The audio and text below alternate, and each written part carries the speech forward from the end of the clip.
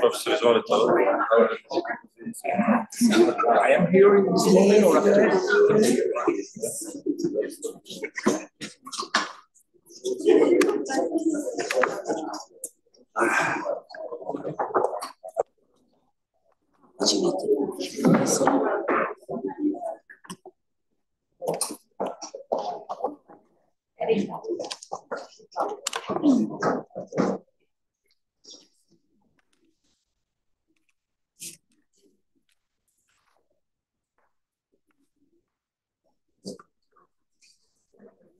Yeah.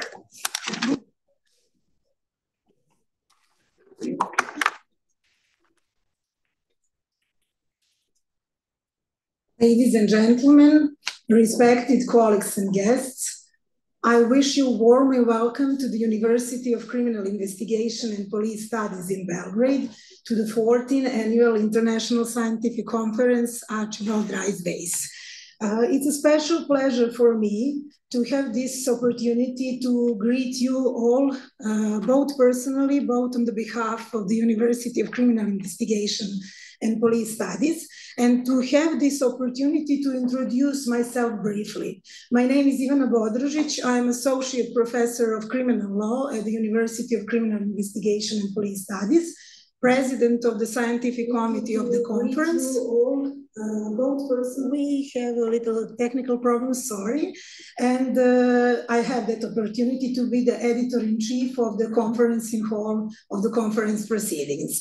From that point of view, I would like to share with each and every of you one very interesting thought and a feeling. There are really days in one life when one knows why they are work so hard.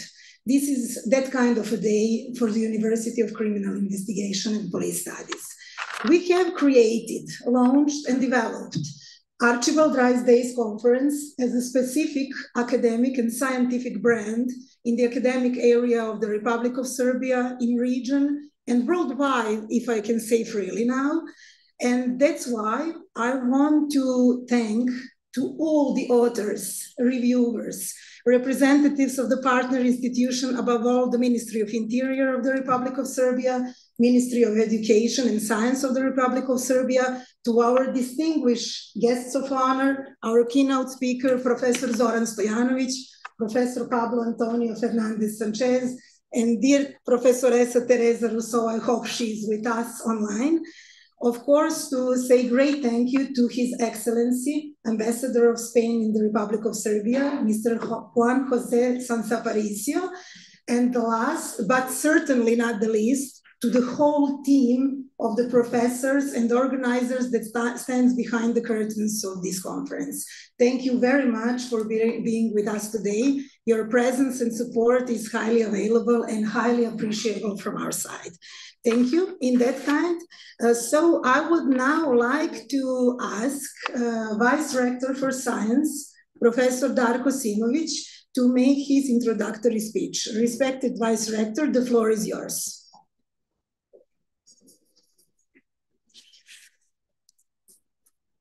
Ladies and gentlemen, dear State Secretary from the Ministry of Interior, dear colleagues and representatives of the scientific and professional community, dear friends from Bosnia and Herzegovina, Croatia, France, Hungary, Italy, Moldova, North Macedonia, Romania, Serbia, Slovenia, Spain, Turkey, and Uzbekistan.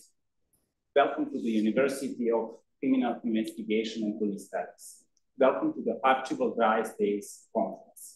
It is my duty and also pleasure to address you on behalf of our rector, Professor Zoran Đurđević. Archibald Reiss Days Conference provides an important forum to bring a research community together and serve as a platform to disseminate knowledge and forge collaborations. As representatives of the scientific and professional community, the question for all of us is whether we are sufficiently focused on researching the most pressing social problems and whether our influence is sufficient in identifying solutions to these problems. I believe there is a room for us as representatives of the scientific community to ask ourselves how much our scientific papers and research help to understand problems of crime more objectively, and how much our proposals help to improve the functioning of state bodies. With the desire of developing high quality, inspiring, and fruitful debate throughout these 2 days, I would like to emphasize that the purpose of science is not merely to criticize existing solutions. Our role is to identify problems, to provide new, better solutions, to create new work models, to create strategies to improve safety and security. In the hope that the conference conclusions will include recommendations on how to improve the current work models of law enforcement authorities, how to improve their cooperation at the national and international levels, and what steps we must take. I wish you successful work and a pleasant stay at the University of Criminal Investigation and Police Studies. Thank you.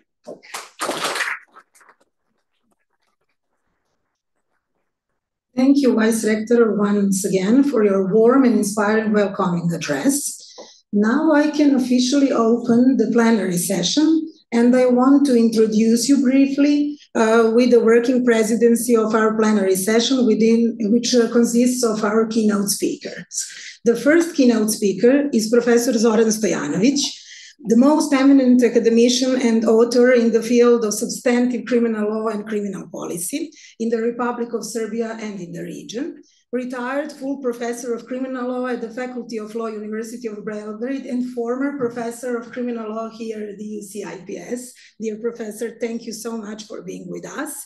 He's also a member of a Scientific Society of Serbia, member of the Montenegrin Academy of Sciences and Art, and as well as most cited author in the field of law science in the Republic of Serbia, my mentor, and I can freely say the guru in the field of substantive criminal law. Our second keynote speaker is Professor Pablo Antonio Fernandez Sanchez, full professor of public international law and international relations at the University of Seville. Professor is the director of Institute of Latin American Studies at the University of Seville, author of 27 books and more than 150 academic articles and studies. He was a holder of a Jean Monnet Chair of the European Union, substitute judge of the Supreme Court of Justice, and the United Nations expert, also the guesting and visiting professor of a lot of European and US universities. And our third keynote speaker is my respected colleague, dear friend, Professoressa Teresa Rousseau, Associate Professor of European Union Law at the Department of Legal Studies, University of Salerno, also the chairholder of the Jean Monnet Chair, EU Promoting Public Awareness on Enlargement, EU Values and the Western Balkan Secession, and the editor-in-chief of the international journal EU Valbleb Illegal Essays, Perspectives and International Global Perspectives. Now, I would like to kindly ask Professor Zoran Stojanović to take the floor and make the short presentation of the main idea and the purpose of the paper that we have written together as co-authors. The pleasure will be mine to continue after his free word. Professor Stojanovic, the floor is yours. Thank you. Ladies and gentlemen, dear colleagues, I am really glad to have the honor of being the first speaker today. I want to greet you all and to say a few sentences about the topic of our paper without intention of going into complex issues of environmental crimes.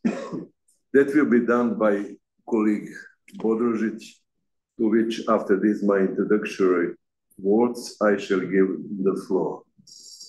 You are probably familiar with the fact that environmental crime is the fourth largest criminal activity in the world, with a serious percentage increase every year.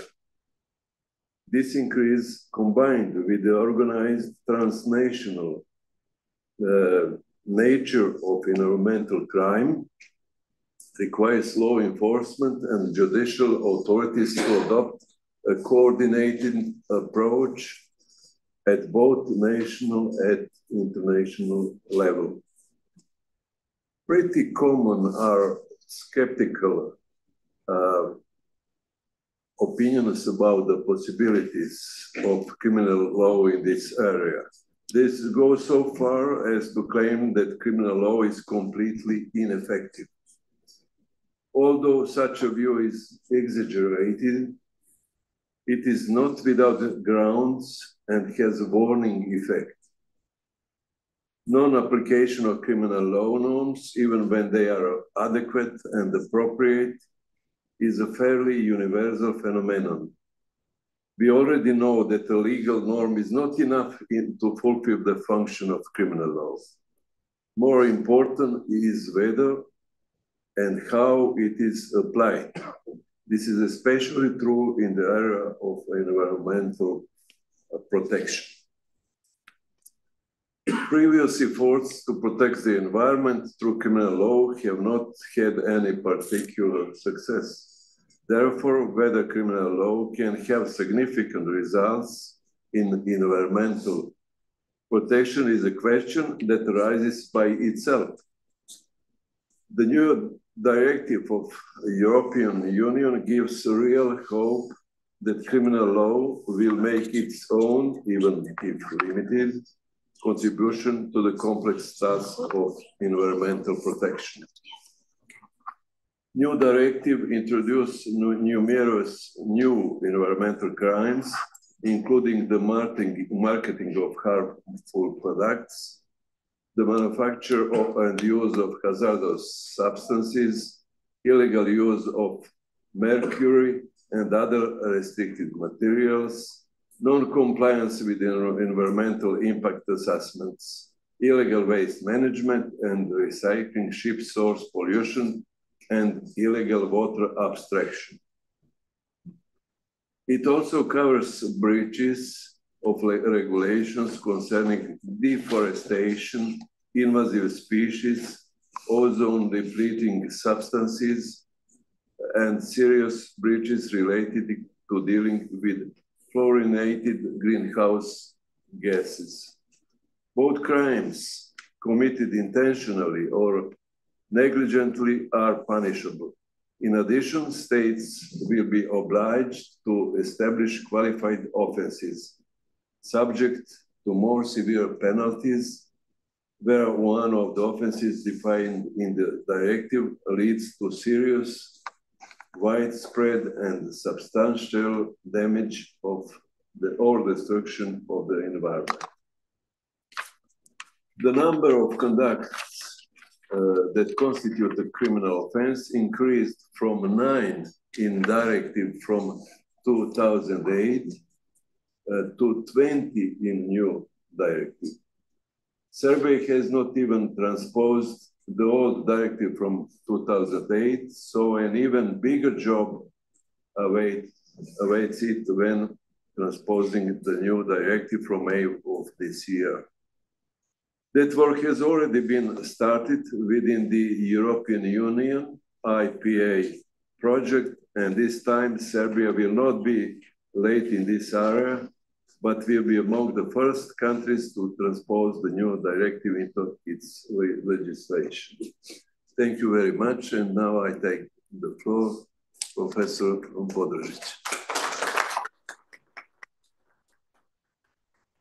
Thank you, Professor Stojanovic. I will just try to briefly continue with the main idea of the research and the paper that we have written together.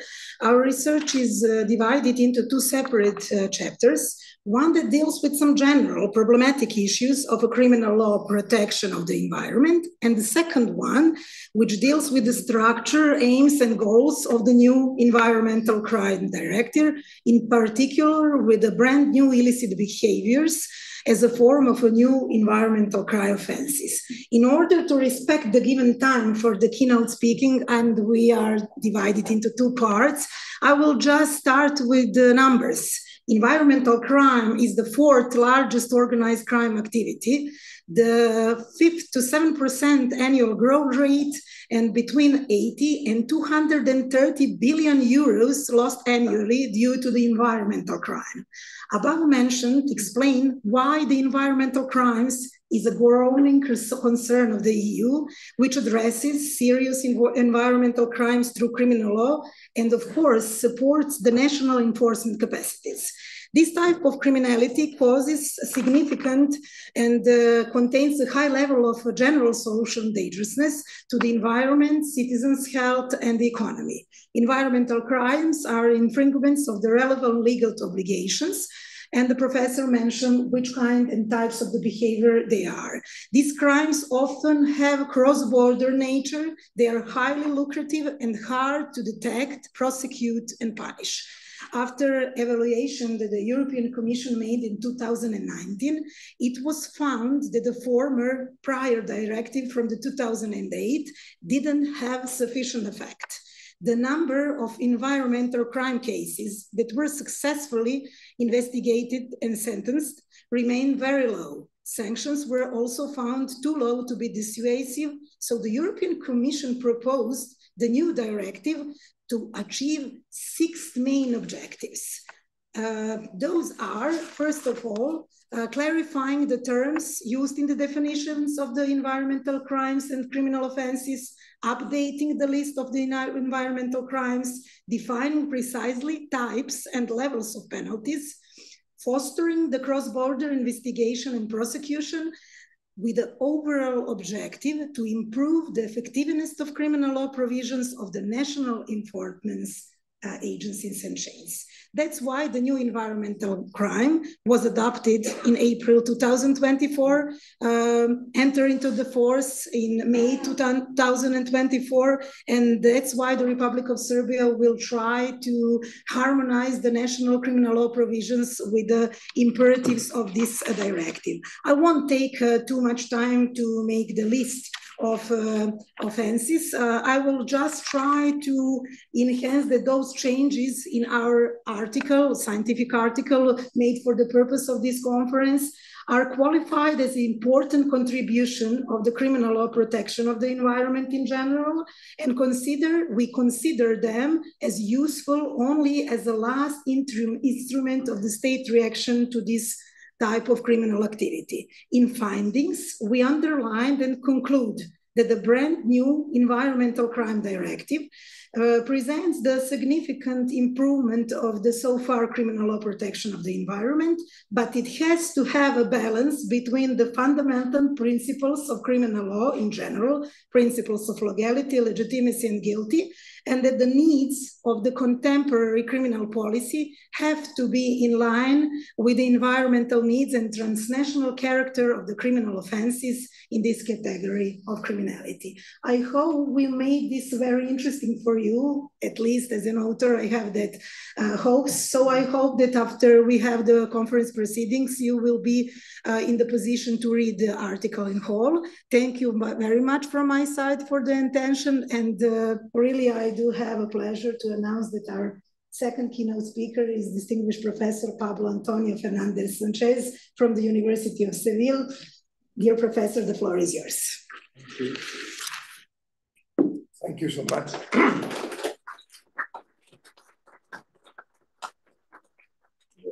Better, I hope. Okay. Thank you so much, above all, to the organizers of this University Center in order to give my lecture on the applicability of the rules of international crimes in outer space, especially to Professor Ivana Podrosit that I have met in Salerno this year, and we met a very good connection in order to have many in the future, many relationship between my university and this center. Well, the objective of these reflections is the analysis of the applicability of the rules of international crimes in outer space. I must be taken into account that in principle, international standards, even in their complexity, are designed to be applicable by states in their territorial spaces or taking into account different variables to their citizens in spaces outside the jurisdiction of the state. However, nothing prevents them from being applicable in the future as long as their applicability can be verified. In order to structure the purpose of this work, a systematic method would have to be used, which allows all possible applicable standards to be framed. To do this, we must start from the considerations of general international law, including the scope of application, ratione materiae, ratione personae, ratione loci, and ratione temporis. Interconnected with general international law, the contractual obligations of a state should be considered, including special norms such as the law of treaties, the law of the sea, human rights, international criminal law, including European law. Likewise, the principle of extraterritoriality, extraterritorial application of rules, universal jurisdiction, etc., must be taken into account in addition to national rules, depending on each case. There is a false belief that outer space is governed by existing conventional rules, and that therefore binds each state depending on the obligation undertaken. However, now that the true conquest of space has begun with an enormity of resource and use, which may be contrary to the norms that protect the attribution and criminal liability of international crimes, it is when the set of regulations and criminal liability needs to be articulated. Relevant to approaching these issues, current specific evidence and the lack of a specific regulation require a more detailed treatment of these issues. Outer space has only been studied throughout history as a claim in its territorial conquest. Issues that go beyond these territorial claims, or even the use for resource extractions, or the use to obtain energy sources, or the use of space for armed conflict have not been addressed. An all-encompassing and particularized approach is required on issues that have to do with attribution or criminal liability for the commission, persecution, and prosecution of international crimes, especially for crimes of aggression, both state and individual, genocide, both to state and individual, crimes against humanity, and war crimes. Human activities in outer space are relatively recent, which explains why international law has not historically been interested in regulating the general scope of the obligations of subjects of international law in this space. Therefore, we can see that regulation has been gradual, depending on the activities carried out of the real possibility of carrying them out. For this reason, a specific agreement of a conventional nature have been established and legal principles have been established to govern the activities of states in the exploration and use of outer space. With regard to international crimes, whether attributed to a state or imputable to human beings, what interests us in this reflection is that regardless of the legal status of outer space, there are jurisdictional frameworks for subjects of international law in this space, regardless of their legal qualification. The rules that can generate state responsibility or individual criminal responsibility have their origin in both general international law and conventional international law. I will pay special attention to the context of armed conflicts, where most of the rules of international criminal law are located. Therefore, despite the general prohibition of use ad bellum, such as the principle of peaceful purpose of all space activities, the reality is that international illicit act can occur in this area. The prohibition of the use of force, aggression, etc., as well as the need to apply the rules of ius in bello, the sanction, the violation of its rules, whether within the state or personal framework. I will place special emphasis on the framework of individual criminal responsibility. This will lead me to use a systematic methodology where all the rules are integrated wherever they come from, given that the applicable law must be holistic. Therefore, the set of rules of public international law, whether general, conventional, specific, particular, universal, or regional, as well as rules from national legal systems, will have to be present. Primary and secondary sources are difficult to understand because the subject matter is new and because of the lack of state practice.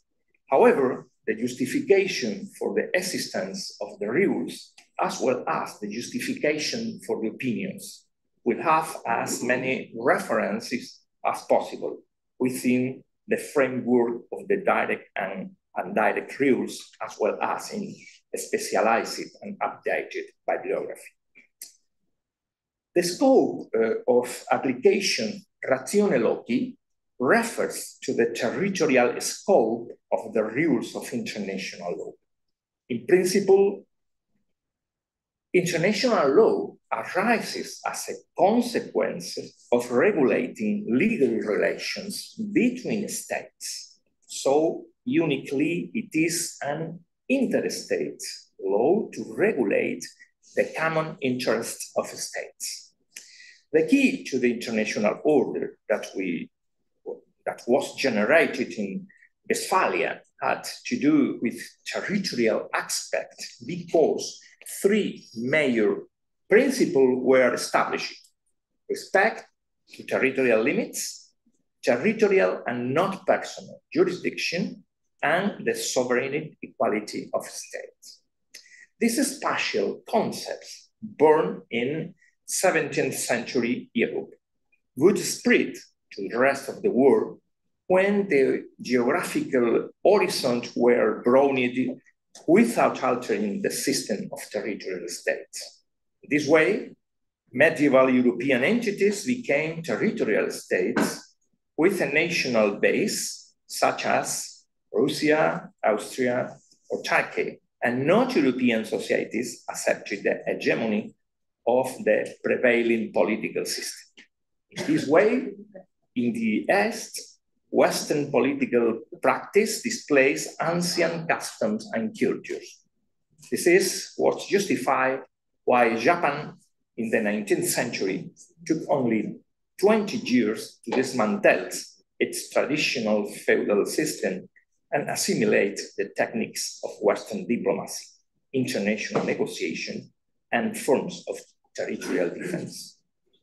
The evolution of the spatial scope of application of international law towards common spaces without a state's territorial base, such as seas and oceans, Antarctic, the airspace overline, these common spaces, non-autonomous territories, and the obligatory framework of states beyond their own territories in matters that affect global public goods, such as the environment, food security, communication network, etc. At this point, we are interested in reflecting on the legal nature of outer space as a global public good, and if so, its dimension of non-appropriable but affected by the general or particular regulations of international law. All the rules of international law are established to generate an obligatory framework in the territory of each state where jurisdiction is exercised in the international sense, that is, where the state exercises territorial, material, personal, and temporal competencies. The territory of the state is therefore the physical framework where the rule of international law are executed. The responsibility for their application is therefore the responsibility of the state, regardless of whether their non-application corresponds to another subject of international law or to the nation of a state in questions. Regardless of the lack of definition of the territorial limits well defined by the recognized borders, by the obligations imposed by international treaties, or by the application of general rules of international law, it's peaceful to consider that the territorial state competencies end at the point where the Earth's atmosphere disappears, with the state having competencies in the space overlying their territory in the atmospheric space until outer space begins. The Outer Space Treaty does not establish a specific limit, so very diverse opinion and criteria coexist. NASA, for example, considers that the limit began at 80 kilometers above sea level, or the International Aeronautical Federation, which placed the beginning of outer space at the Kármán line, 100 kilometers. Other scientific measurements establish the limit at 118, even and below 80 kilometers.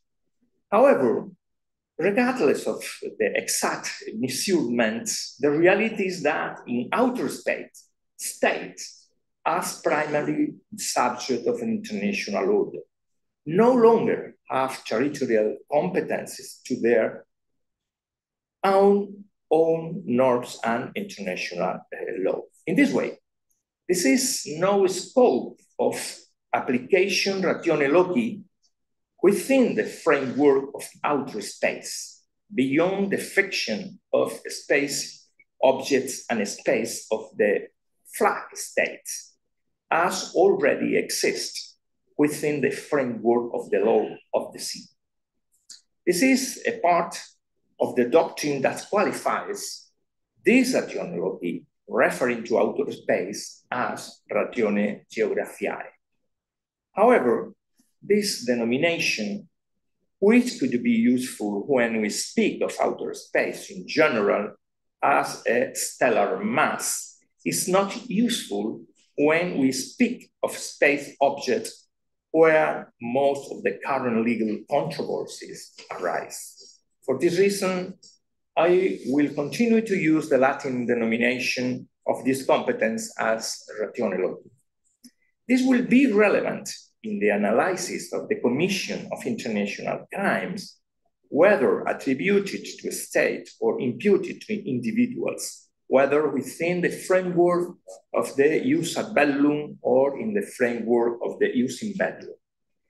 There has been little practice in elucidating the system of legal principle of rules, general or conventional, to determine the jurisdiction of a state over crimes committed in outer space. There is a relatively recent case that was brought to light to the New York Times.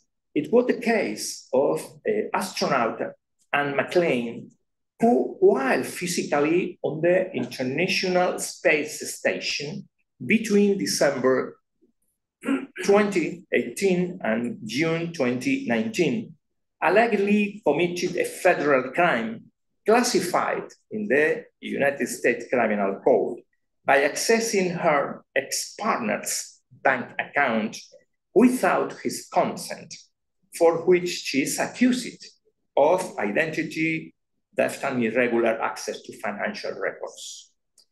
The Treaty of Principle governing the activity of states in the exploration and use of outer space, including the moon and other celestial bodies, expressly states in Article 18, an object launched into outer space shall retain jurisdiction and control over such object, as well as over all personnel on such object, while in outer space or a celestial body. In the specific case of the International Space Station, when the events reported against astronaut Anne McClain occurred, this is an agreement between the government of Canada, the governments of the member states of the European Space Agency, the government of Japan, the government of the Russian Federation, and the government of the United States of America on cooperation, the International Civil Space Station of 1998. Was Article 22 on criminal jurisdiction expressly state that, taking into account the unique and unprecedented nature of this specific form of international cooperation in space, when Canada, the European Associated States, Japan, Russia, and the United States may exercise criminal jurisdiction over personnel within or any flight element that is national to the respective country. It's okay. The time. Okay. Well, the rest of my reflection you can see in the writing paper, because really with 20 minutes is not so much for explaining this complicated subject, but in any case, it is in writing paper. Thank you very much.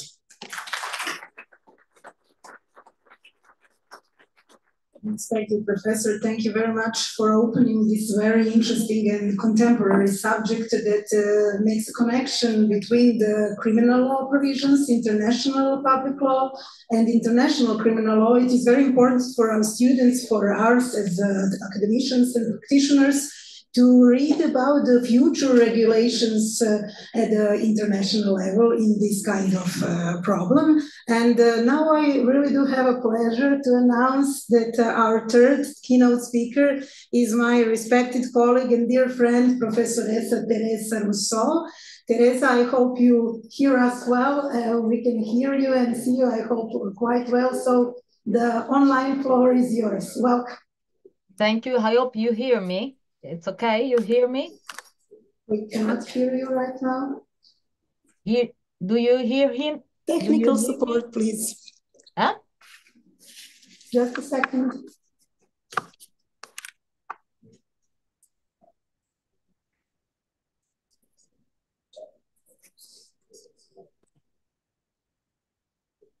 Is it okay now, Teresa?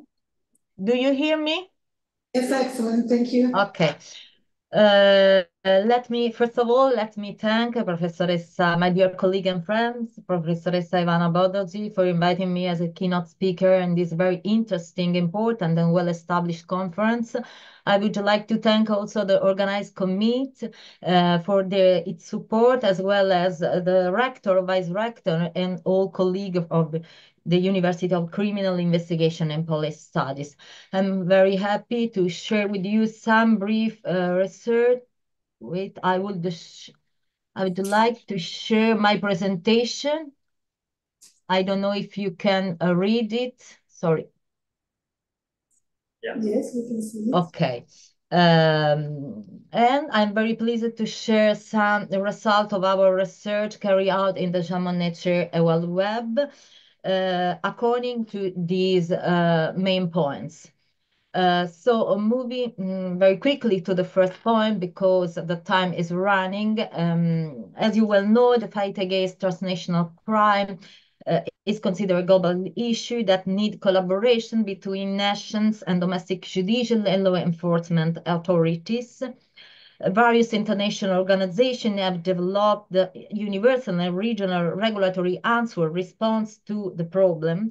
As you well know, within the European Union, the establishment of the European Area of Freedom, Security and Justice, the adoption of the instrument for judicial and police cooperation, and the provision of areas of criminal competence and criminal procedure have all contributed to a deeper level of collaboration.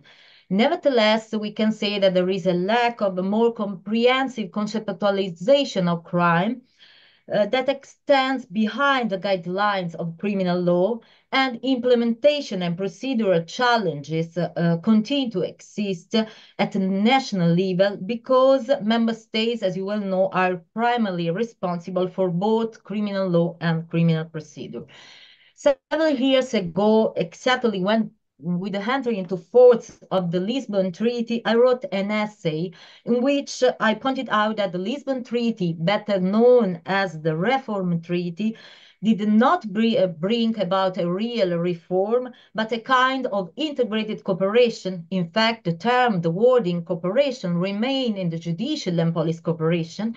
This is because this cooperation is an integrated cooperation within the framework of the European Area of Freedom, Security and Justice, based on the shared competencies among the European Union and member states. As you well know, such concerns were not included in the European economic communities under the Treaty of Rome, but gradually evolved. The Union competences in the criminal in this sphere gradually evolved, first as an embryonic form in the Single European Act, and then within the third pillar of the Maastricht Treaty. This is at least until the Lisbon Treaty, which established this area of freedom, security, and justice in the Title 5 of the Treaty on the Functioning of the European Union. But we can say that the expression of justice and home affairs is still used. It refers to a range of topics, and above all, we have one of the most important council of the European Union, which is responsible for internal security, is still known as Justice and Home Affairs Council. So we can say that while the area of freedom, security, and justice, as you can see, is related more to a goal established by the treaties, according to Article 3 of the Treaty on the European Union, that outline the ideal shape that European integration should take, the justice and home affair is still associated with politics and is still widely used. If we look, for example,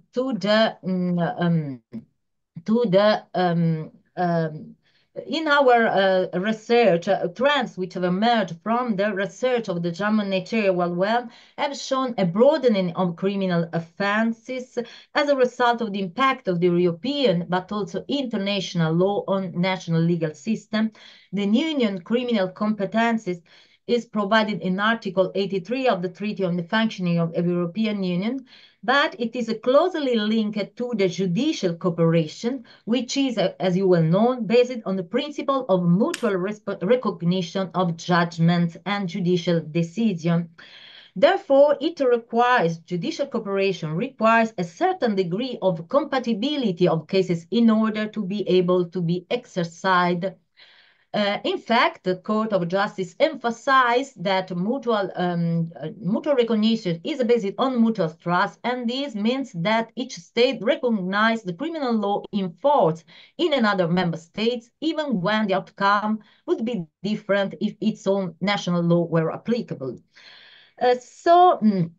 This clarification is based on the assumption that judicial cooperation in criminal matters is supported by a relationship of mutual trust between member states. We can say that it is founded on the mutual trust of member states, and this mutual trust is based on the respect for the common value of Article 2 of the Treaty on the European Union, but also pursuant to Article 67, paragraph 1, that is to say, the respect for fundamental rights for the different legal system and legal tradition of member states. So if we look, for example, to the Council Framework Decision concerning on the European arrest warrant, we can say that the prohibition of the double criminality concerning the list of 32 offenses is the proof, unquestionably, of a deeper convergence of the member states' criminal law. And we can say that this is an unprecedented achievement in the process of establishment of a single European judicial area based on a mutual trust in the decision of the other member states, allowing transnational crime to be targeted more effectively. And the characteristic of this list of offenses is to certify that the different effect they may result for criminal proceeding in a first state is indeed considered acceptable by the second state. Nevertheless, this does not mean that there is an harmonization of criminal offenses. The law applicable is always the law of the issuing member state. The framework decision, as you can read in the judgment of the Court of Justice, does not seek to harmonize the criminal offenses. Nevertheless, the application, the execution of the European arrest warrant has given right to additional has applied a number of additional procedural criticalities due to the diversity of national criminal procedural system, and above all for the protection of fundamental rights, human rights. In fact, some most recent judgment of the European Court of Justice broadens the grounds for optional non-execution of the European arrest warrant, such as in the case of a systematic or generalized deficiency concerning the independence of the judiciary, as you can read, or in the cases of a real risk of inhuman or degrading treatment for detention condition. But several other problems have emerged with reference to the circulation of the criminal judicial acts, and in particular the circulation of the evidence and more specifically digital evidence. These cases has been widely discussed among scholars, that is the Encrochat case. According to the in response to a request made by the Justice and Home Affairs Council in December 2016, the Court of Justice started the investigation of the use of cryptography in the criminal investigation. As you well know, cybersecurity and safeguarding personal information require the application of cryptography. In fact, the European Union has a specific responsibility to guarantee sufficient security for processing personal data according to Article 32 of the General Data Protection Regulation. Nevertheless, on the other side, we can say that in context of criminal investigation, law enforcement and judicial authority frequently face the difficulties brought about by criminal use of encryption, which undermine their capacity to gather the data required to be used as evidence in criminal investigation, as well as to prosecute and convict offenders. EncroChat system, the data from EncroChat system was gathered by a joint investigation team led by Europol with the support of Eurojust and made up by French, Dutch, and Belgian investigators from April 2020 to June 2020 as a part of Operation Emma 95. Specifically, the authorities had been able to get into the servers and devices and decode the language, which allow investigators to access a significant amount of data. After this operation, it became evident that EncroChat users were associated with illicit operations, specifically drug trafficking. And consequences, as a result, the French authorities declared the method of data acquisition and to be secret, and proceeded to distribute the data in response to requests from the judicial authority of the other European states, which were received through a European investigation order. So, as you well know, this instrument was introduced by Directive 2014 number 41, and is a decision according to Article 1 is a judicial decision which has been used or validated by a judicial authority of a member state, the issuing states, to have one or several specific investigative measures carried out in another member state, the executing states, to obtain evidence in accordance with this directive. This instrument may also be used for obtaining evidence that is already in possession of competent authorities of the executing states. It may all be refused under specific conditions established in Article 11, such as vital national security interest and respect for fundamental rights. Above all, member states are required to recognize and carry on an European investigation order promptly within the short deadline specified in Article 12 and without additional formalities. Nevertheless, the directive include a number of additional safeguarding to protect the right of defense, specifically according to Article 1, paragraph 3 and 4 and Article 14. But there are two conditions for the emission of the European Investigation Order. The first, European Investigation Order is necessary and proportionate for the purpose of the proceeding, taking into account the rights of the suspected or accused person, and above all, the investigative measure indicated in the European Investigation Order could have been ordered under the same condition in a similar domestic case.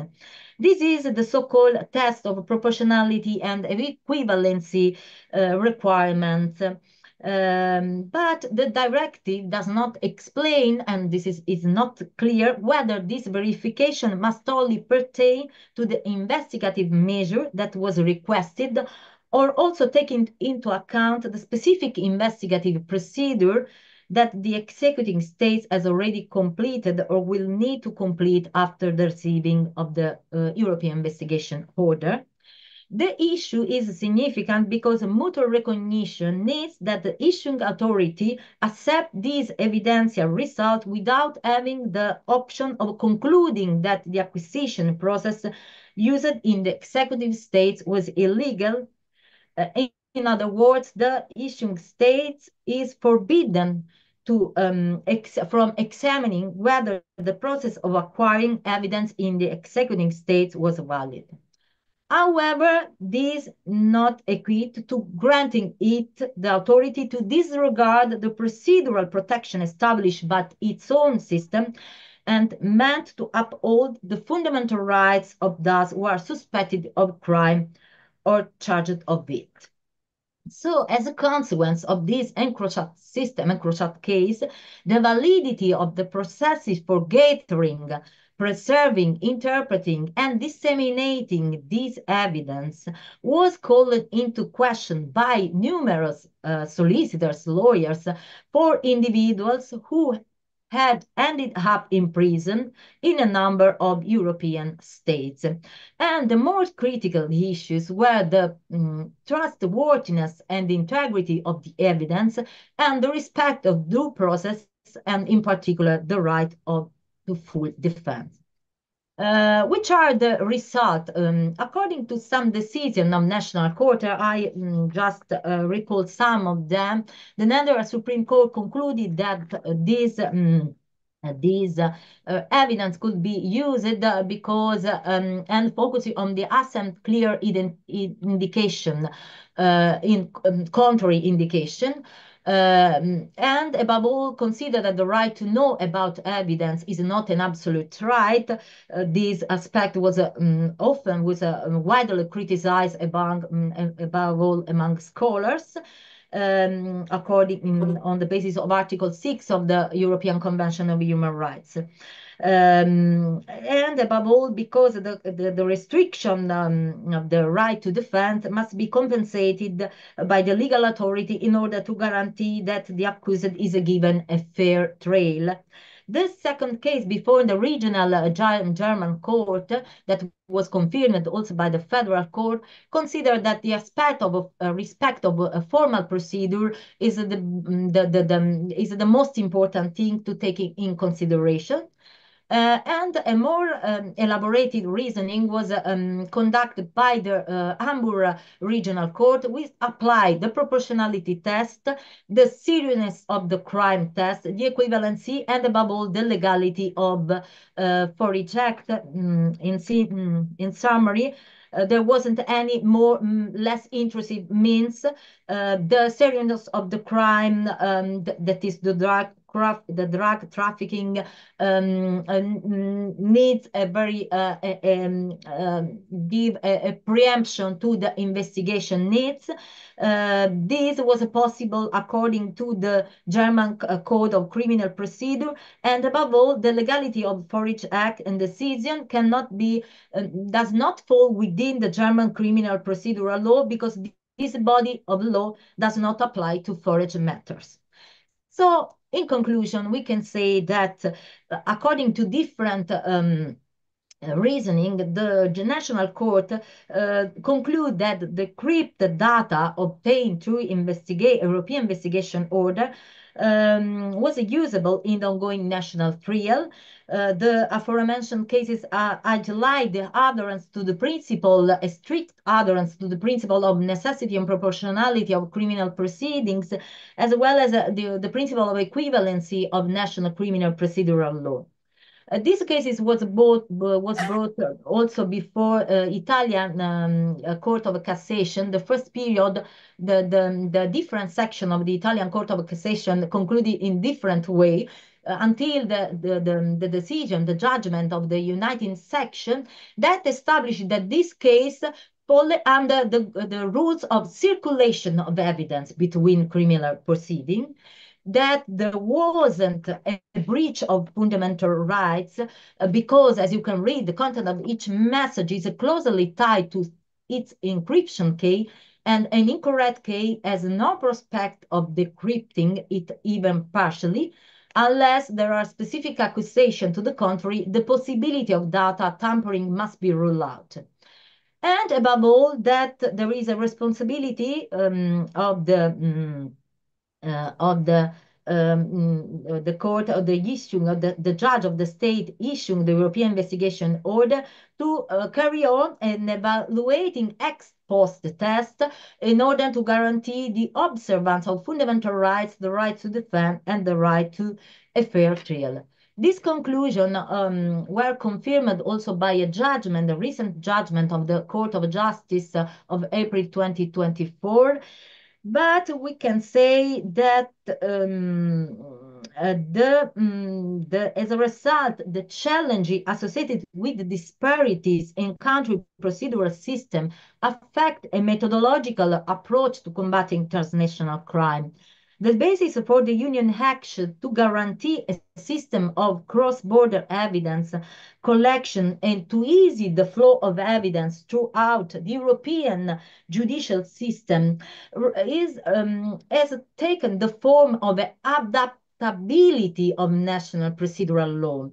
Furthermore, the lack of even a minimal level of uniformity in the regime regarding the admissibility of evidence and its use forces national authorities and lawyers to closely follow the core tenets, the core principle of their own constitutional system and procedural system, and give rise to case-by-case solutions. We can say that the conclusion, I finished, the conclusion are also not yet totally definitive because some cases are still pending before national and European court, but I recall my written paper and I will hope that you will read, and I hope that you will read it. Thank you very much for your attention.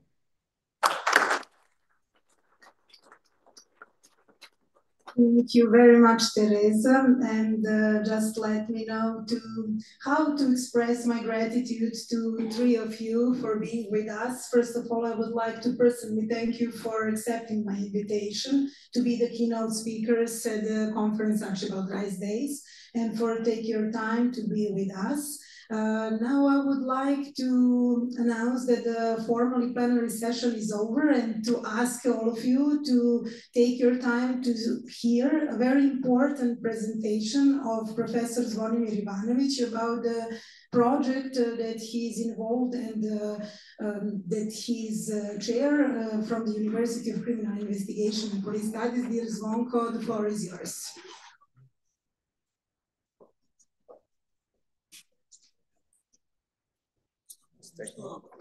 Stay here. Thank you very much. Hello to you all. I actually have a pleasure to duties.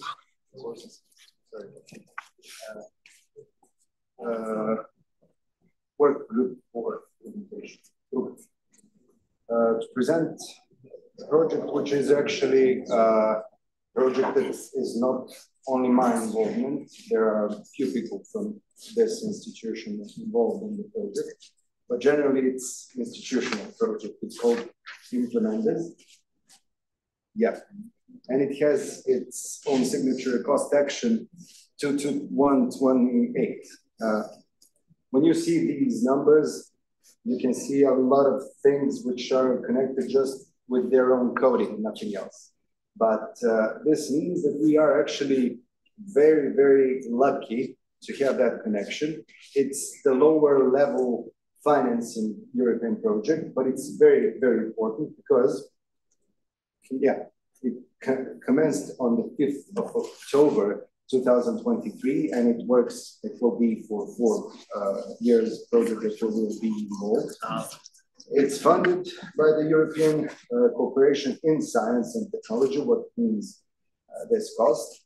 And it's about interviewing and interrogation principles, which are called Mendes principles, which are actually adopted by the United Nations on a specific conference that was actually not only for that occasion, but others. But this means that the whole world has commenced its own possibilities, its own abilities and different activities to fight some kind of torture or pressure, which is done by the state agencies to the suspects and to the, what of stage?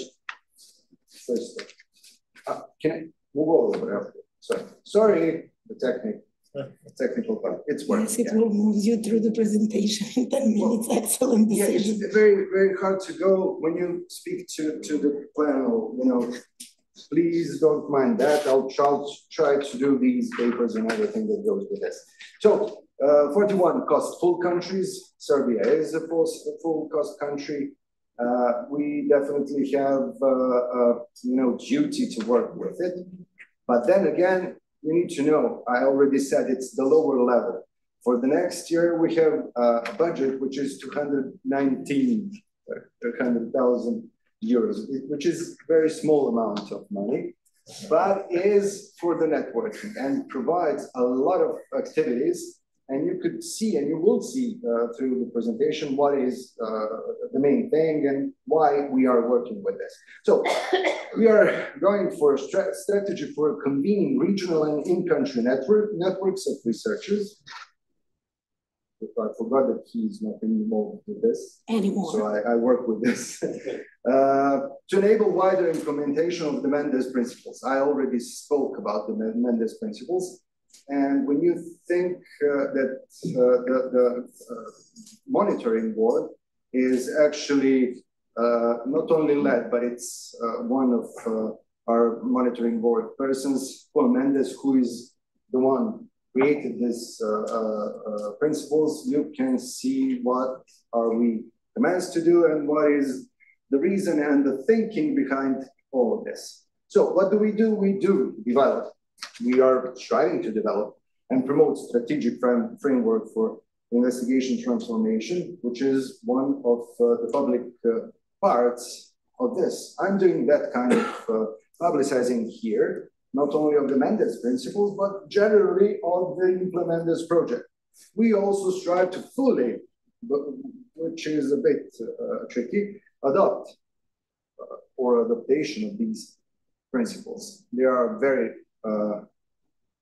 great reluctances and resistance for adopting those non-invasive principles, because it's actually projected not to do any kind of pressure, meaning even the psychological pressure. But we did write an article on that, and it's in a session tomorrow at 1 o'clock. So if someone wants to hear more about the principles and other aspects of the not only the project, but the principles itself and connection with Serbia, feel free to be there. I will be moderating that session.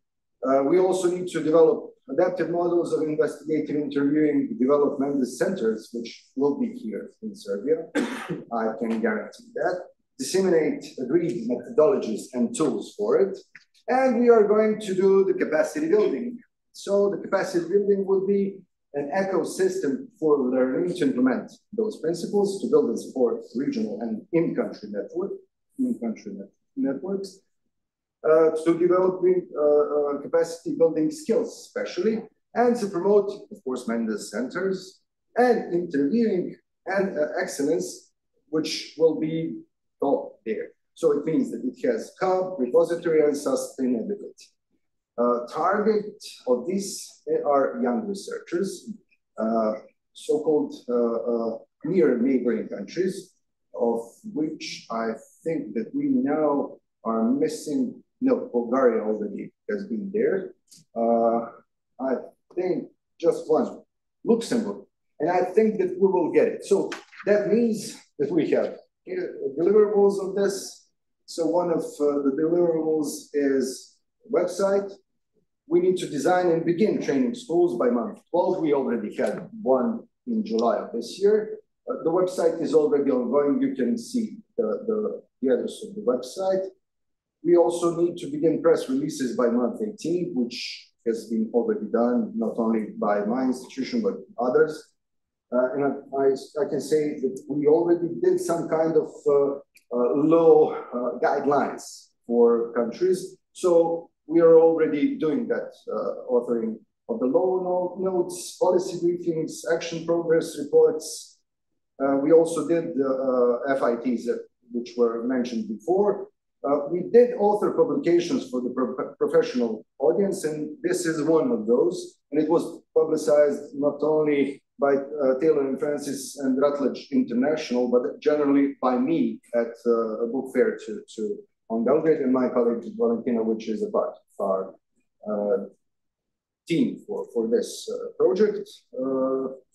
We also we will produce edited book, but this is already one of those. So we had that obligation on the month of 48 of the project. And this is already 18 months.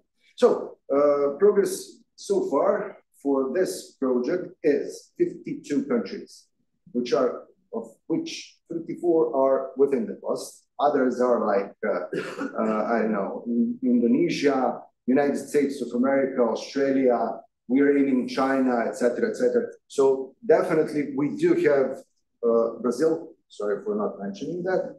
We have 19 of 25 inclusive targeting countries. We have already more than 260 members, 40 young researchers, 49 management committee members, which are more than 60% female, and 4 working groups, of which one, the state and institutional leadership, is mine.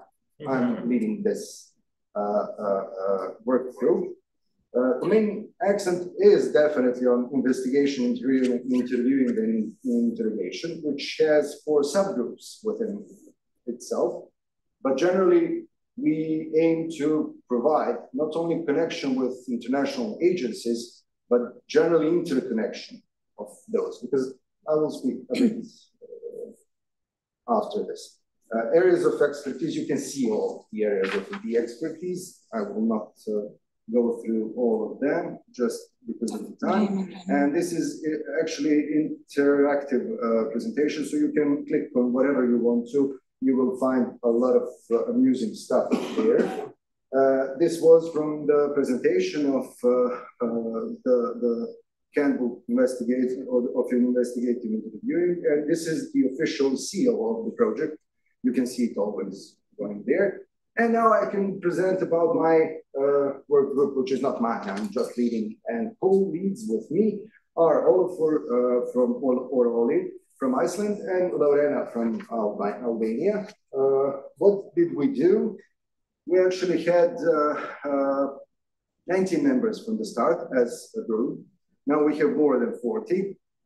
First work group meeting was on 30th of January of this year. Now we had over 40 meetings, especially connected with different international, national, etc., agencies, which are some of them definitely listed here, like Association for Prevention of Torture, which is United Nations Association, CPT, which is Committee for Prevention of Torture of Council of Europe, which has its own relationship with Serbia. 2 minutes. Online, I will finish, no worries.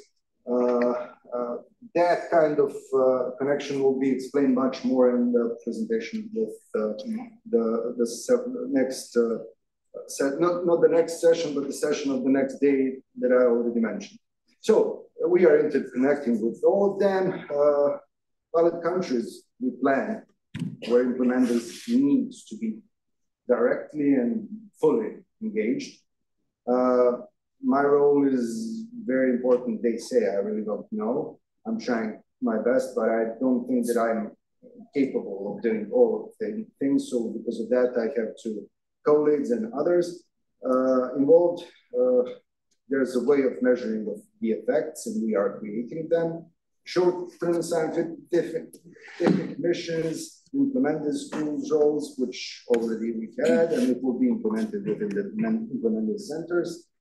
And that would be it. If somebody wants to, future is looking bright. If somebody wants to connect, please feel free to do that. It's free, and you can do it by yourself, not by your institution.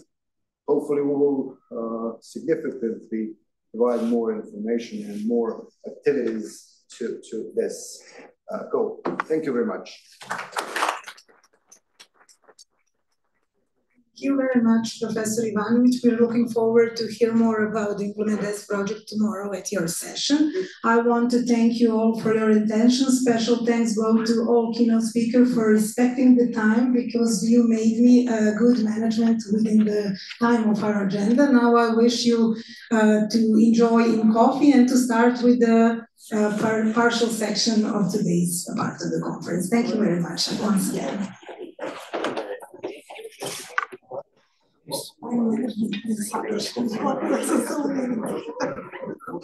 Odlično.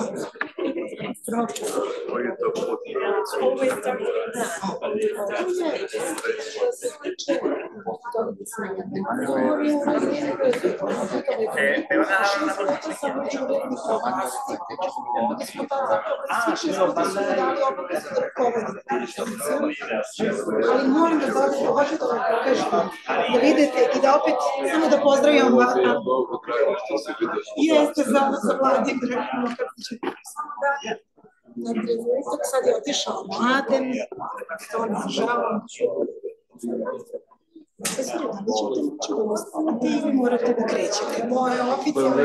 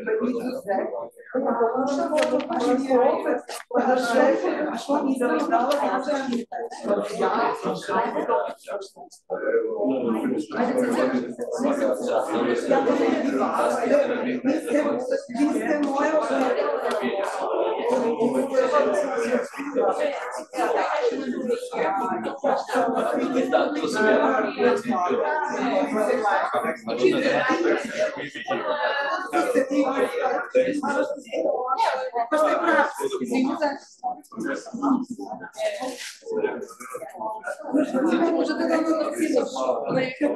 naravno.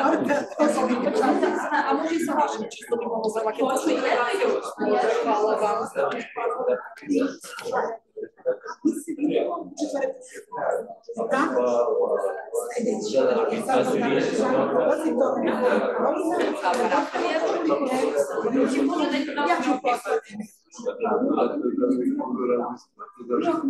Ja ću poslati svakom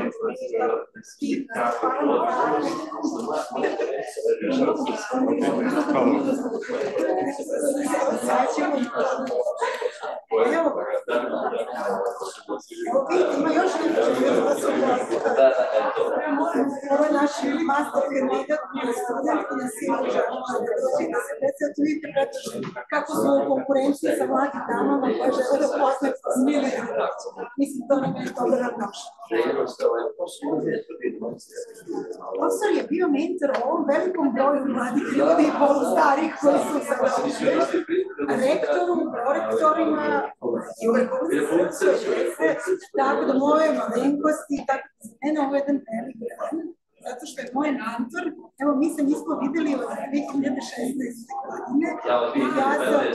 godine, meni je srce na mestu.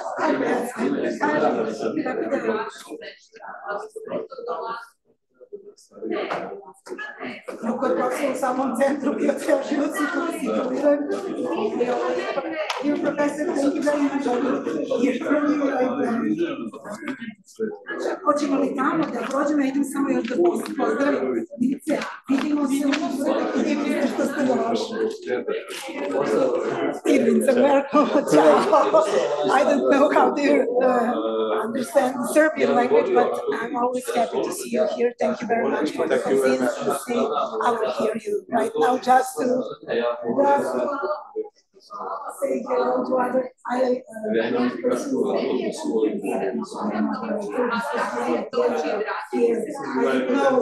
or 7 years. Thank you very much. Now you have a book. Yes, I think it's because I started and I already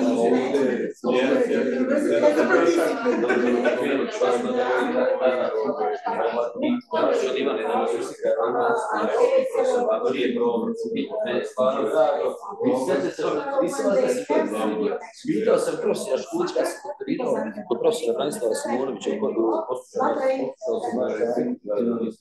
bio Škulić, bio je predsjednik komisije, ja pitam Škulića, gdje je profesor Zoran Zdravanović, rekao nisam ga 100 godina vidio.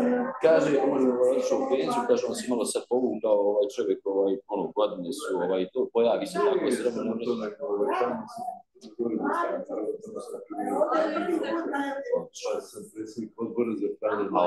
A ovdje vas nisu primili.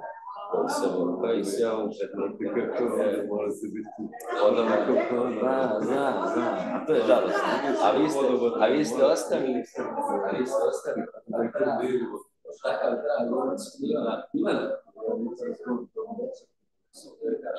Svi molim, da stanemo ovdje, možda je ovako na usvjetu. Hoću i profesorica Vasiljević.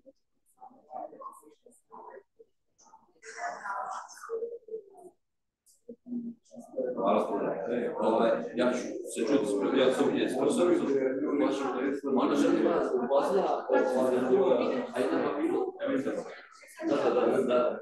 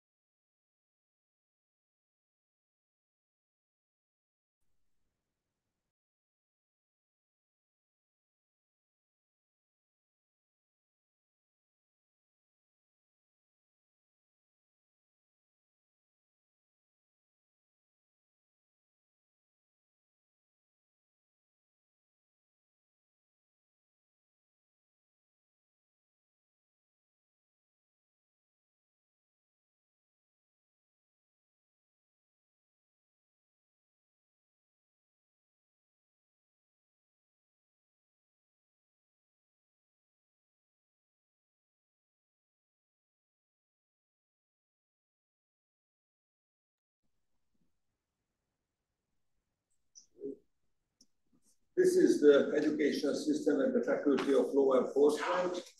After the secondary school, the students are coming here and they have a 5 weeks basic preparation. And after they started the normal student's life, and one of the education is starting here and they finish at the 8th semester. And we have a part-time and full-time program for the non-commissioned police officers. We provide a good career for them, and they have only 6 semesters. And every education, we have a common public service exercise. This is at the last semester. In the last semester, the students are very well prepared, and they have appropriate knowledge to be a commander of these problems. And after that, the students can learn more than 2 years practice at workplace. After they can apply to the master education, we have 5 master education programs in the university, and we have a doctoral program. It's 8 semester long, PhD education. And this is very good education system. And as I mentioned before, the end of the education, we have a common public service exercise. The Ludovico University of Public Service is one of the leaders of the common public service exercise. And during the COVID, we use the virtual tools, but it was not very effective, but we use that, but we can use that in the future. Yeah. Okay.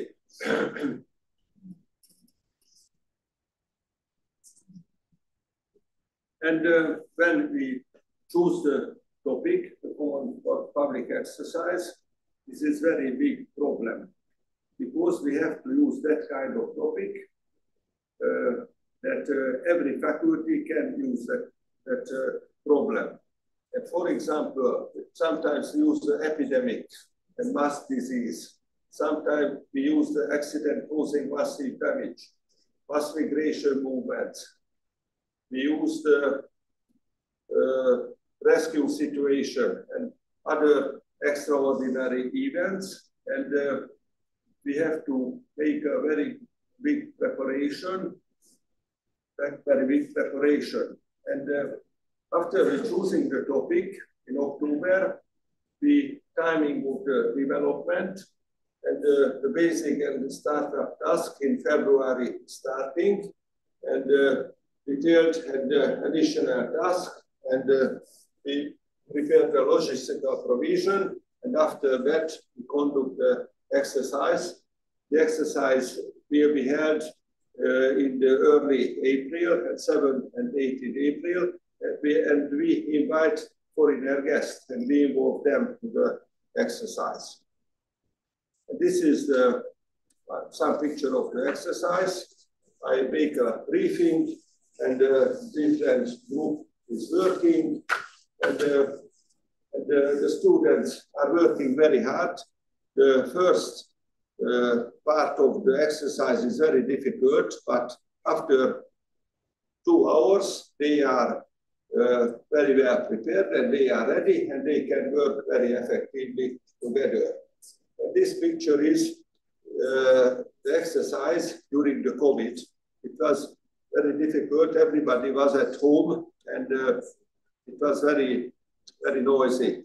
We heard the dog was barking and the children was crying, but it was very interesting exercise. And these are the students for the disaster management. And this is the picture of that. Next slide, please. And we always organize the 4th phase. The first phase is the 0, management of low intensity sporadic migration. For example, this is a topic of the migration. And management of low intensity sporadic migration, phase 1, or mass migration, mood management and preparation of the reinforcement of Bács-Kiskun country police headquarters. The phase 2, organization and implementation of the reinforced service of the Bács-Kiskun county police, and preparation of tasks related to the declaration of refugee crisis situation. And the last phase is withdrawal of the reinforcement forces, and we go back to the peace situation. And of course, we support very strongly our students. We use the Moodle system, and we elaborated the students' guide. This is the derivation plan, law enforcement task, and the students' guide to supplementary law enforcement task. And of course, we provide for them the map. Can use the Google map on the internet, a list of training location and assignments, because they have to find each other in the real place in the cyber space too. And the order of sending email with sample, and the public service operation and management system. This is a book. Everything is written for the students, and they have to use that. This is the manual and operation plan, and everything is here inside. And the students can prepare for this exercise.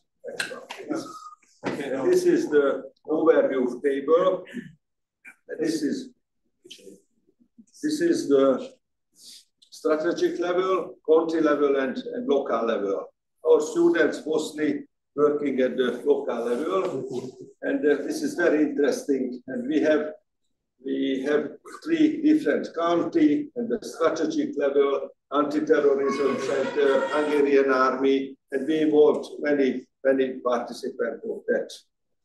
And this is a little bit difficult. This is a system and organization, and we use the Microsoft system.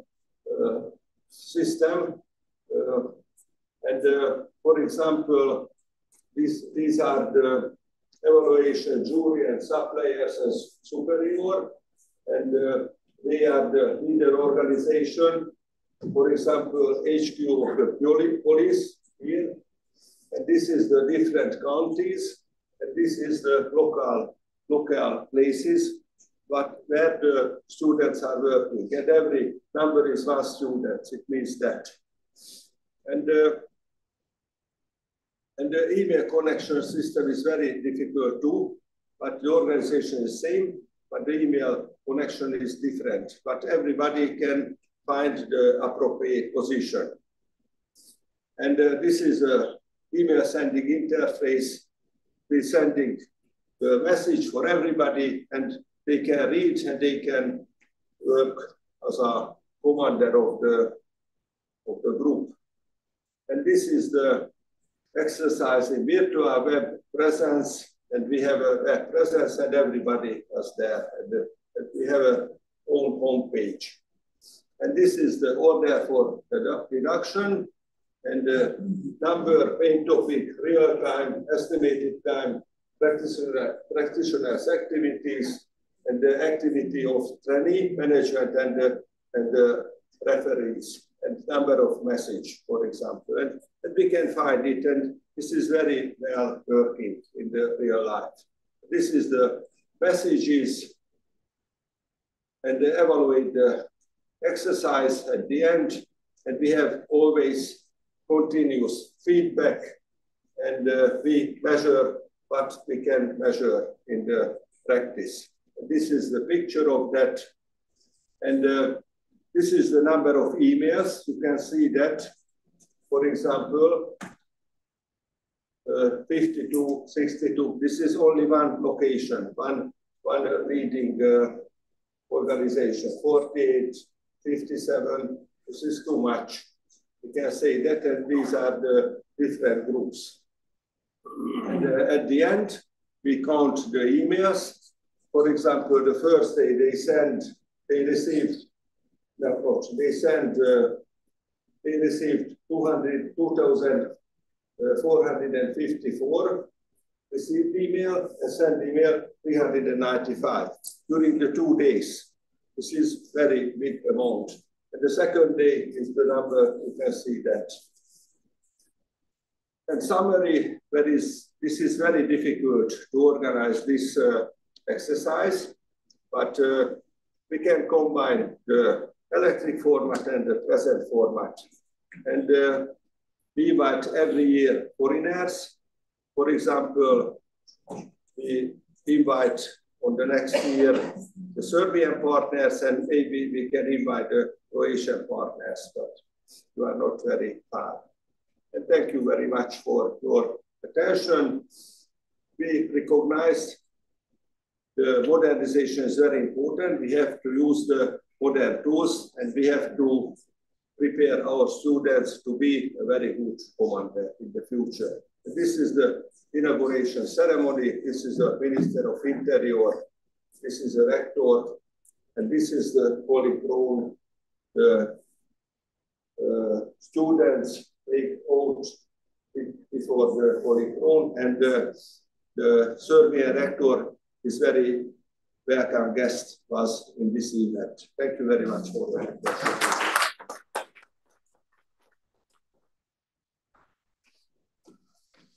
Thank you very much, Mr. Dean, for this spectacular and informative presentation. It was really many pictures and many tables and many other interesting facts. And now I would call my co-moderator to present her presentation.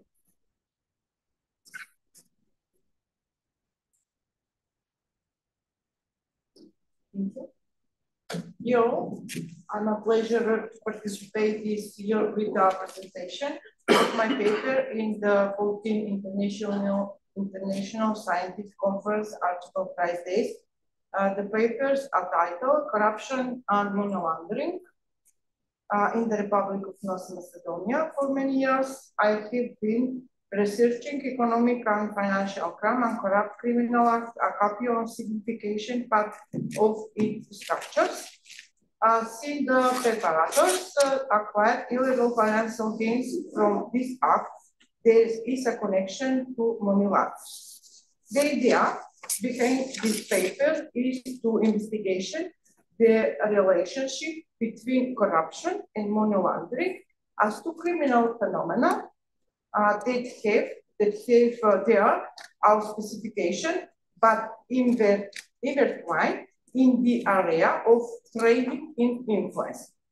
This means engaging in criminal activity and acquiring criminal proceeds and their implementation in the illegal financial system, using position, power, and influence within the structures and authority. Methodology, purpose, and findings. The purpose of this paper is the analysis in the emerging forms and forum corruption in the Republic of North Macedonia through specific corruption crime in the risk of connection with money laundering. In the Macedonian criminal code, several corrupt crimes are incriminated, and since the motive for the execution and the acquisition of illegal property benefit, an analysis is made for the mass common connection with money laundering. This is the money that was acquired through corruption is shown as legally acquired money. The research period is from 2014 to 2022. These are serious crime, the case serious financial implication where the damage is influenced of the state budget, and the benefit is for personal or family enrichment that is not possible acquired legally.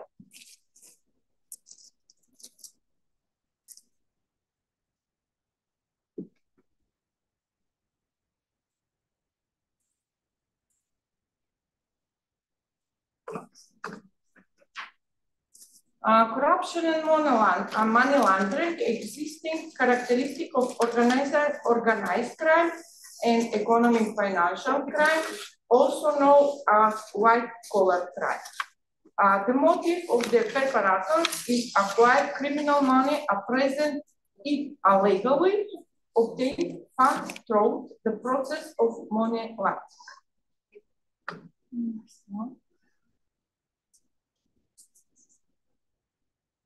This association of form of criminal behaviors carried out by individuals to hold the status of public official, responsible person of their performing work of public interest, involves corruption through the abuse of their official duty.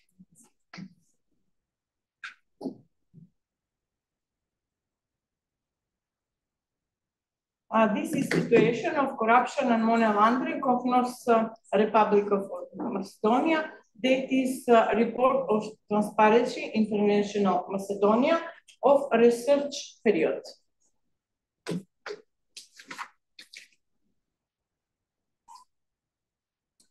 In the situation of volume structures and dynamics of reported, acquitted, and convicted preparators of corrupt criminal offenses of the period 2014-2022 is a research period.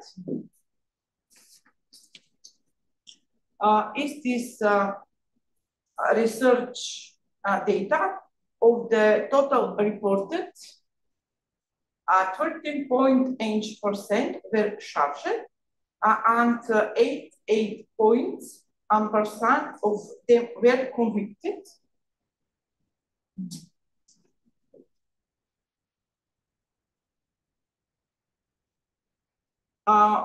These volume structures and dynamics are reported accounts from convicted preparator of corrupt criminal offenses of the period 2021-2022 period.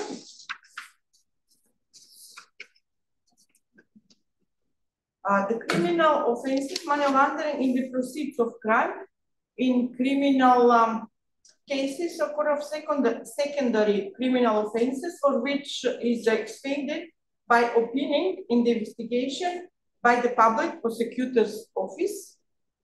And the most common predicate of is the corrupt criminal offense. And that is a predicate crime of the money laundering. It is abuse of official position and authority.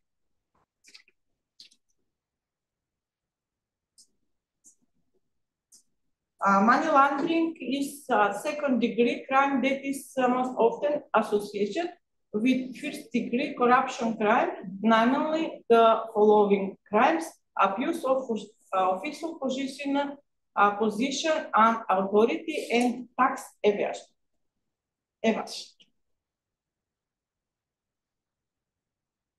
In the conclusion, high corruption is a serious problem, and the most commonly committed crime is abuse of official position and authority, where the preparators are persons with official duty and powers, and they act criminally for the acquisition of illegal property benefit on the determination of the state budget.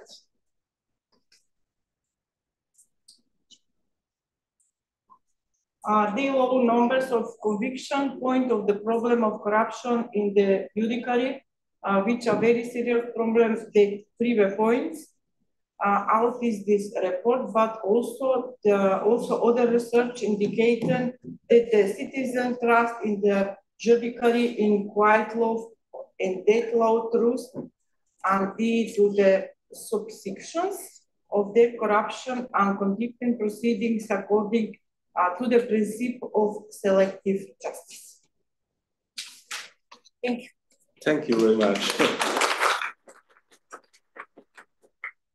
It was a very good presentation. You can kept your time limit. It's very good. And so the next presentation will arrive from North Macedonia as well. And it's very strong associated with this topic, because it's says about the financial investigation of environmental crimes in North Macedonia. I would like to call Professor Marina Marić-Sadowska to make a presentation. Thank you. First of all, I want to congratulate the organizer for this conference and the pleasure to be here in Belgrade this year. And I want to start with my presentation. The title is Financial Investigation of Environmental Crimes in North Macedonia, but I must stress that here with me is my colleague co-author, Professor Marina Mitrska from Faculty of Philosophy in Skopje. We choose this theme because environmental crime is on the high level on environmental institution and international organization. When I started working on environmental crime with my PhD thesis in 2007, I was part of one small community who works on this issue. But today we have speakers on the opening ceremony for this theme. So we are on this issue, an actual theme today. When we spoke about environmental crimes, we must say that this type of crime today is high level on the list of Interpol, Europol, United Nations, etc. Environmental crimes is one of EU priority. So in all countries, we must have some effort from combating this type of crime. According to Europol, we can stress that this type of crime is breach environmental legislation from one side and cause significant harm of risk of environment from other side. For this method, for this paper, we have some methods for analyze this type of crime. In Republic of Macedonia, we have special chapter in our penal code, chapter 22, about environmental crime. And we can say that we have different types of these crimes in our penal code and in our crime code. But we must stress also that we have ecocide, like the latest crime, according to European legislation. And this is now part of our legal system. But we will see the agencies will deal with this kind of crimes.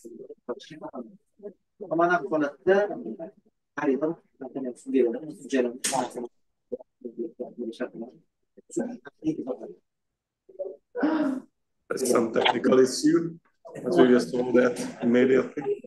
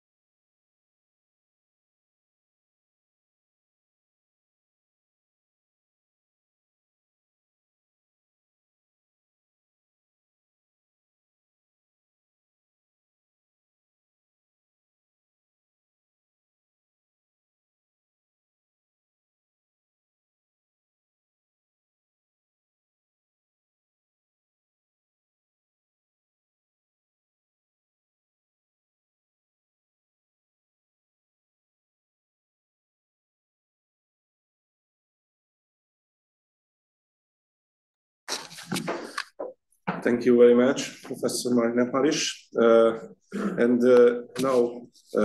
I would like to call the next presenter, Professor Maria Jurovsky. We talk about the coordinated resolving cross-border. Mitko, oh, sorry. Yes, yes, that was the change. Sorry. It was Mitko Arnaudov, PhD researcher fellow, and he will speak about today the coordinated resolving cross-border criminal activities as a determinant in the process of further Western Balkans integration, case study Serbia and North Macedonia. Thank you very much. Dear colleagues, since I am representative of the political science society, probably the minority in this hall, I will try to explain the role of criminal and security cooperation between states in the context of regional cooperation and how cross-border criminal cooperation contributes in the field of regional cooperation, synchronization, coordination, as well as integration. As you already know, modern security challenges, both at the global but also regional micro level, require cross-border cooperation in the domains of dealing with risks and threats that potential modern security challenges can produce. It is actually about modern challenges that do not recognize national and state borders, that do not recognize even physical barriers, but their potential dangers are all pervasive.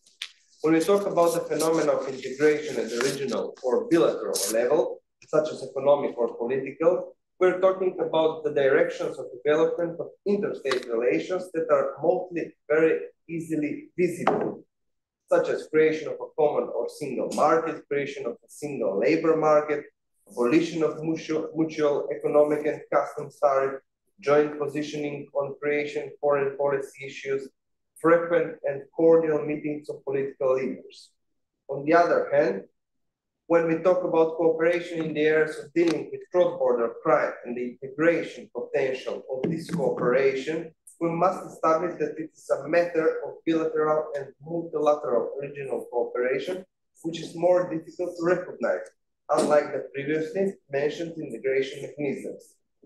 It is actually a matter of cooperation that implies the exchange of sensitive information and data, as well as experiences that are mostly not visible or known to society as a whole. But this does not mean that cooperation in the areas of dealing with cross-border crime is isolated in the processes of regional integration, just because it is difficult to recognize or establish that it exists. In fact, the contractual basis at the bilateral and regional level is a sufficient de jure indicator. On the case study of cooperation in the field between Serbia and North Macedonia, we have found out that there are following agreements: agreement on legal assistance in civil and criminal matters, memorandum of cooperation in the field of European integration, agreement on cooperation in the field of combating migrant smuggling, and agreement on cooperation in the fight against human trafficking. Provisions of this agreement are a textbook example of what essential regional integration actually represents, which is not only focused on the synchronized action of certain states' institutions, but to the unified actions of institutions of different states, which implies a much higher degree than any coordination and synchronization on a bilateral or regional level. From the other academic side, in the theoretical context, it is important to point out that the limited resources and capacities of small states in modern international relations, such as Serbia and North Macedonia, is possibly compensated with synchronized political, foreign, economic, security actions by these political entities. Actually, the bottom line is that the neoclassical realists are completely right, respectively, that modern international relations represents a struggle for the acquisition of power between states, but it is about struggle that also assumes numerous forms of cooperation between states on a regional and international level, which in essence, it represents the basis for gaining power in various domains, including in the context of dealing with cross-border crime on a national basis. It could seem unlogically, but in practice, if we analyze the mechanisms of contemporary international society in the process of power gaining, we will reach a conclusion that in different senses, power at the same time represents cooperation and integration in different areas of interest. Thus, regional cooperation on matters related to cross-border criminal at the same time contributes at two levels, providing essential contribution to the efforts for enhancing regional integration and at the same time providing additional power to national states included in these regional frameworks in their capacities in facing with cross-border criminal activities, especially it is the case with small states. In fact, cross-border criminal cooperation at the regional level provides double contribution in theoretical sense. From the point of theory of regionalism, it recalls the importance of regional cooperation and further integration, while from the point of the positions of neoclassical realists, it confirms the thesis of continuation of the battle for power between states, but in contemporary context, through different mechanisms based on cooperation. For realizing such mechanisms for regional cooperation in the field of security, precisely in the field of cross-border criminal activities, we have also proposed following practical measures in the process of enhancing regional integration, followed by cooperation, especially to the cross-border criminal activities domain. Establishing cooperation exclusively with professional staff, constant political support for cooperation in this domain, released from the burden of bilateral and regional disputes, synchronization of legislative frameworks in this domain as a mechanism for greater efficiency and effectiveness, further unified database and exchange on data on cross-border criminal activities, creation of centers with 24/7 coordination capabilities, creation of mixed prosecution teams in order to prevent the potential of corruption phenomena, and at the end, inclusion of other political entities in the region in order to create a unique space for dealing with the security challenges by cross-border crime. Thank you very much. The next presenters, my colleague moderators of Vincevari. The papers of title, The Age Rules of Criminal Discretions in Hungarian and the International Criminal Procedure, arguments and counter-arguments in favor of ever decreasing age limits. Thank you very much. And try that to step on. Okay. Today I will talk about this long title, but it's not so different because if you see just the essential of this question of this title, it's very easy because I want to talk about just the adulthood because when we'll start the adulthood and when we'll the end of the childhood, if we see that the point of view of the criminal liability. This is the main topic, which is very interesting in every country, I think, because it's already the current changes of this question it's very, very wide and very quick. And you can see and read two interesting quotes, and it can express the essential and the crucial things of this topic. And I would like into the trickiest age-old questions: when should the teenager actually be treated like an adult? Today we are looking the criminal liability with Hungary and international examples to see how the legal system approaches the almost adults and buckle up its worldwide through some debates and statistics. We can see here the purpose and the methods. Why did we tackle this topic at all? Simply put, the juvenile crimes is growing all over the world. And so are the debates on when they should face the maturity and the legal and the consequences of their decision. It's very important. I combined in this research and my graduate students. We write this topic together. We combine this criminology and law and lots of statistics to understand how different countries set and argue over this age limit. This flow chart outlines the main steps of our research methodology, from defining the goal and collecting the analyzing data, and it demonstrates our structured approach to understanding juvenile criminal liability. It is the problem. The juvenile offenders are on the rise, especially, this is Hungary, you can see that. Among the 30 years old, not quite adults, but clearly old enough to get into trouble. This uptick has everyone saying, should we rethink these age limits or not? This slide shows the increase in juvenile crime rates, especially among the young teens, aged 13 and 14. It highlights an upward trends, underlying the urgency of addressing juvenile crime effectively. Why? On the one hand, children's biological development has accelerated.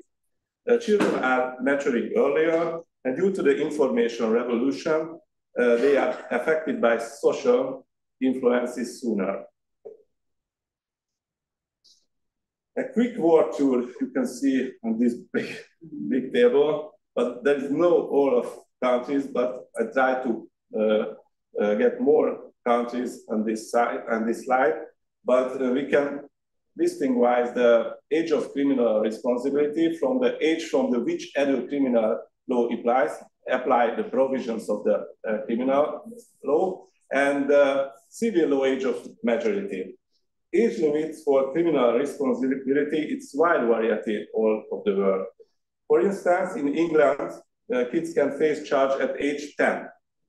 Hungary's limit is 12 for certain very serious criminal acts.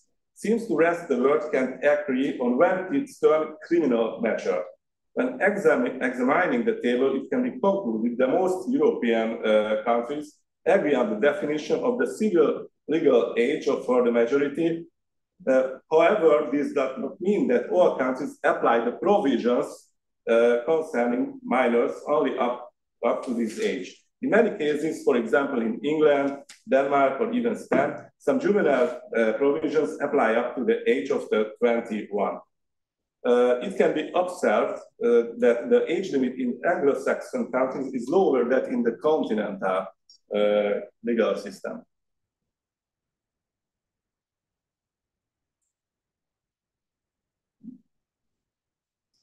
Okay, thank you. In the legal world, we have two schools of thought. One sees juveniles as fixable, as educate and rehabilitate. The other is all about justice. If they did the crime, time to time, they will get it again and again. Hungary has a bit of both. The mixed approach, educational versus justice model. Two opposing views in we can find that in the juvenile law. Educational model focus on rehabilitation and the character development. The justice model emphasize of the gravity of the offense and the societal protection. Educational model promotes rehabilitation and the positive social impact and tailor the individual needs. Addresses root causes and but risk of the gentle handle of the juvenile crimes, and there has a very high cost and resources and social institutes very required for this. And there are so many potential risks to public safety. And of course, longer time to me to show the result. You can see here the role of the United Nations and the European Union. And like the wise grandparents reminding the countries in the European Union to set the age limits too low. They say things like, think of the children and consider their maturity. The slide highlights the key points from the United Nations and the European Union guidelines on juvenile justice, which promote rehabilitation over punishment and the importance of the fair treatment. For example, the Beijing rules provide global guidelines for juvenile justice, which mainly prioritize protecting fundamental rights, education, and reintegration into society. Here in Hungary, the general rule is that no one under 14 can be punished unless they commit certain serious crime, and it's game on 12. All legal code even consider whether they knew what they were doing, like a mini criminal physical evil. The line chart visualizes the trend in juvenile crime rates in Hungary from 2000 onwards. It illustrates fluctuation in juvenile offenses, reflecting shifts in crime trends and potential impact of the policy changes. We can say that the question has become a honest religious debate in which opposing parties use the same data series and statistical tables to support their arguments according to their conviction. Therefore, the legislators wanted to meet society's expectation, which is why they entered, and the theory is primarily psychological and professional.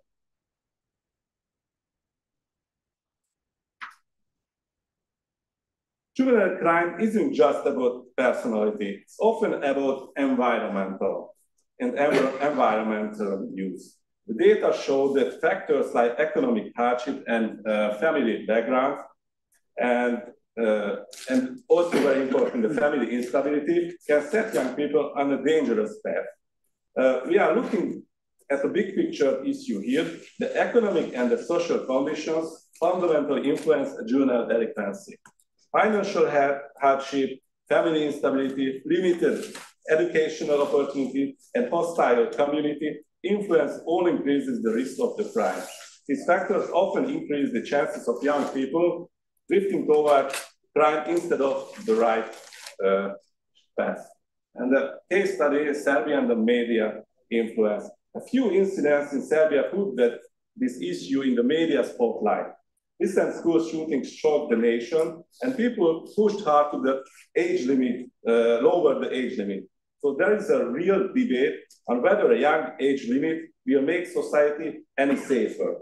This summary highlights a specific case study from Serbia, where media coverage influenced public opinion and legislative discussions on lowering the age criminal responsibility.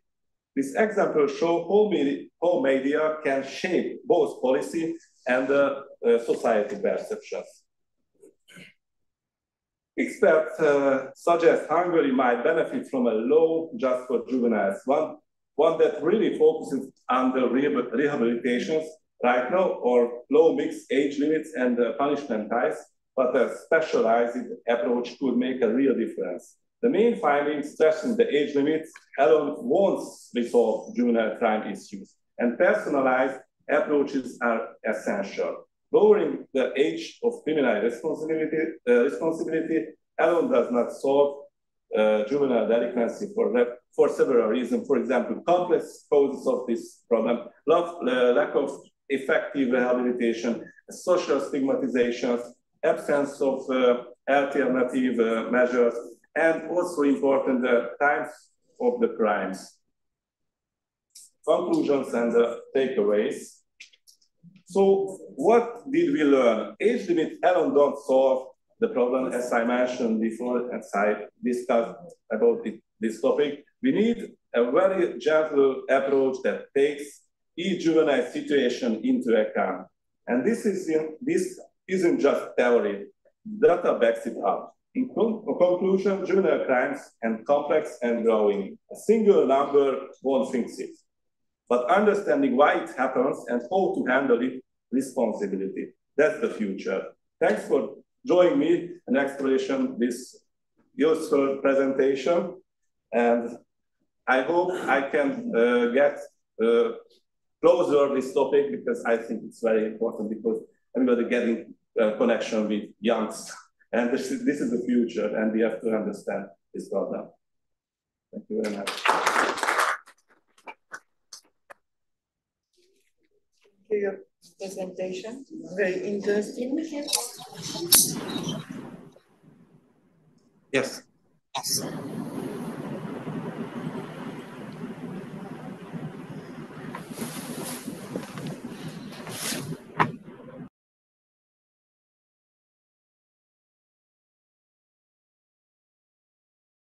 But the most serious crime,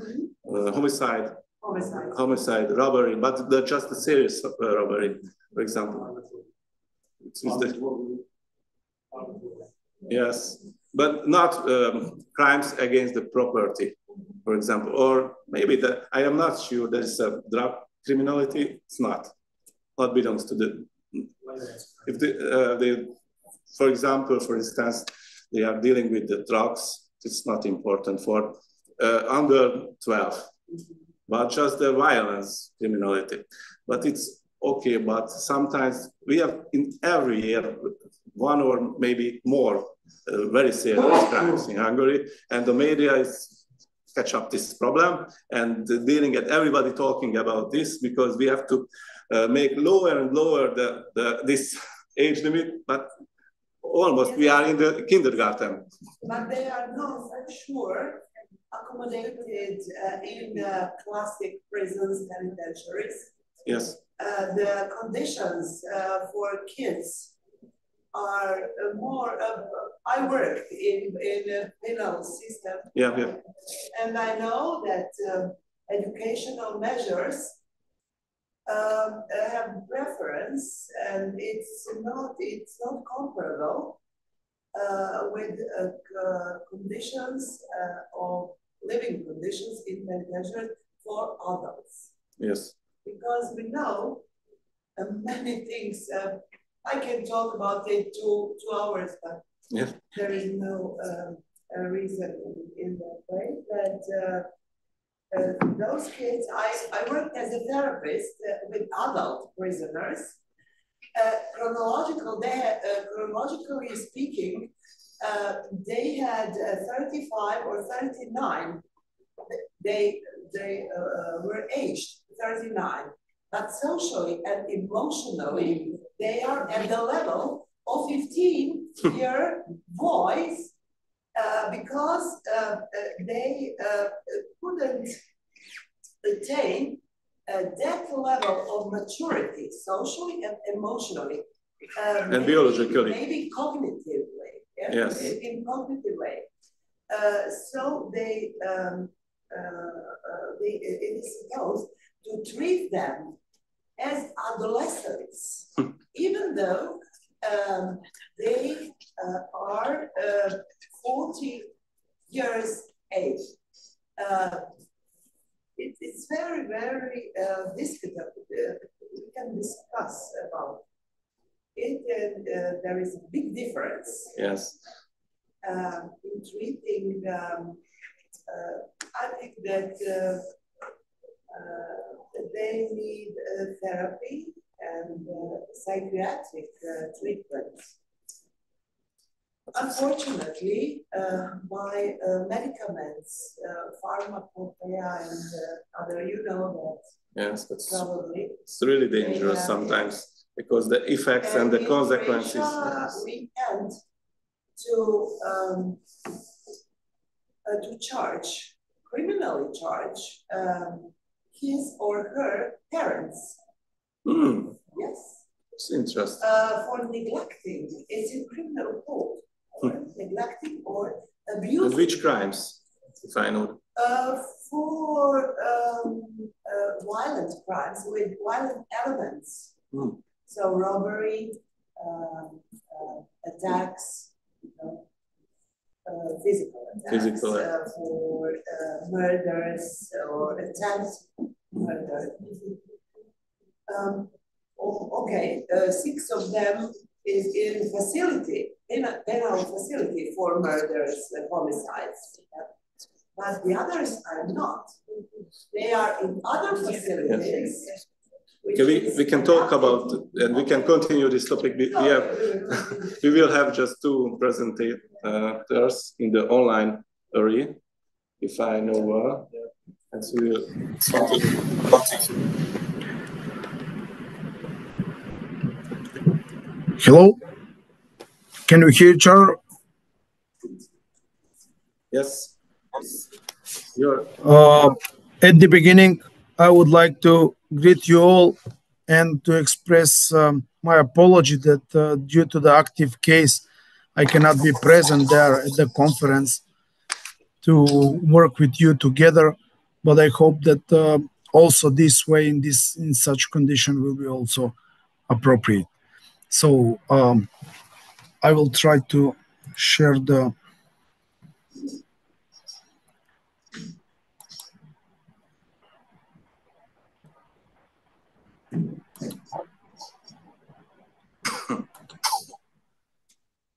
I hope that everything suits well with the presentation.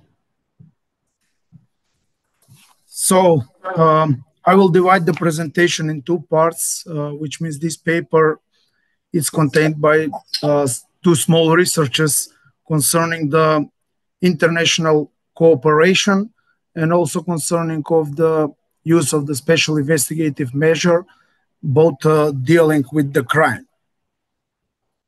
At the beginning, we will say which are the reasons for the international cooperation. The crime globalization. We know that in the past decades, crime preliminary from home society problem became more global and international in its nature.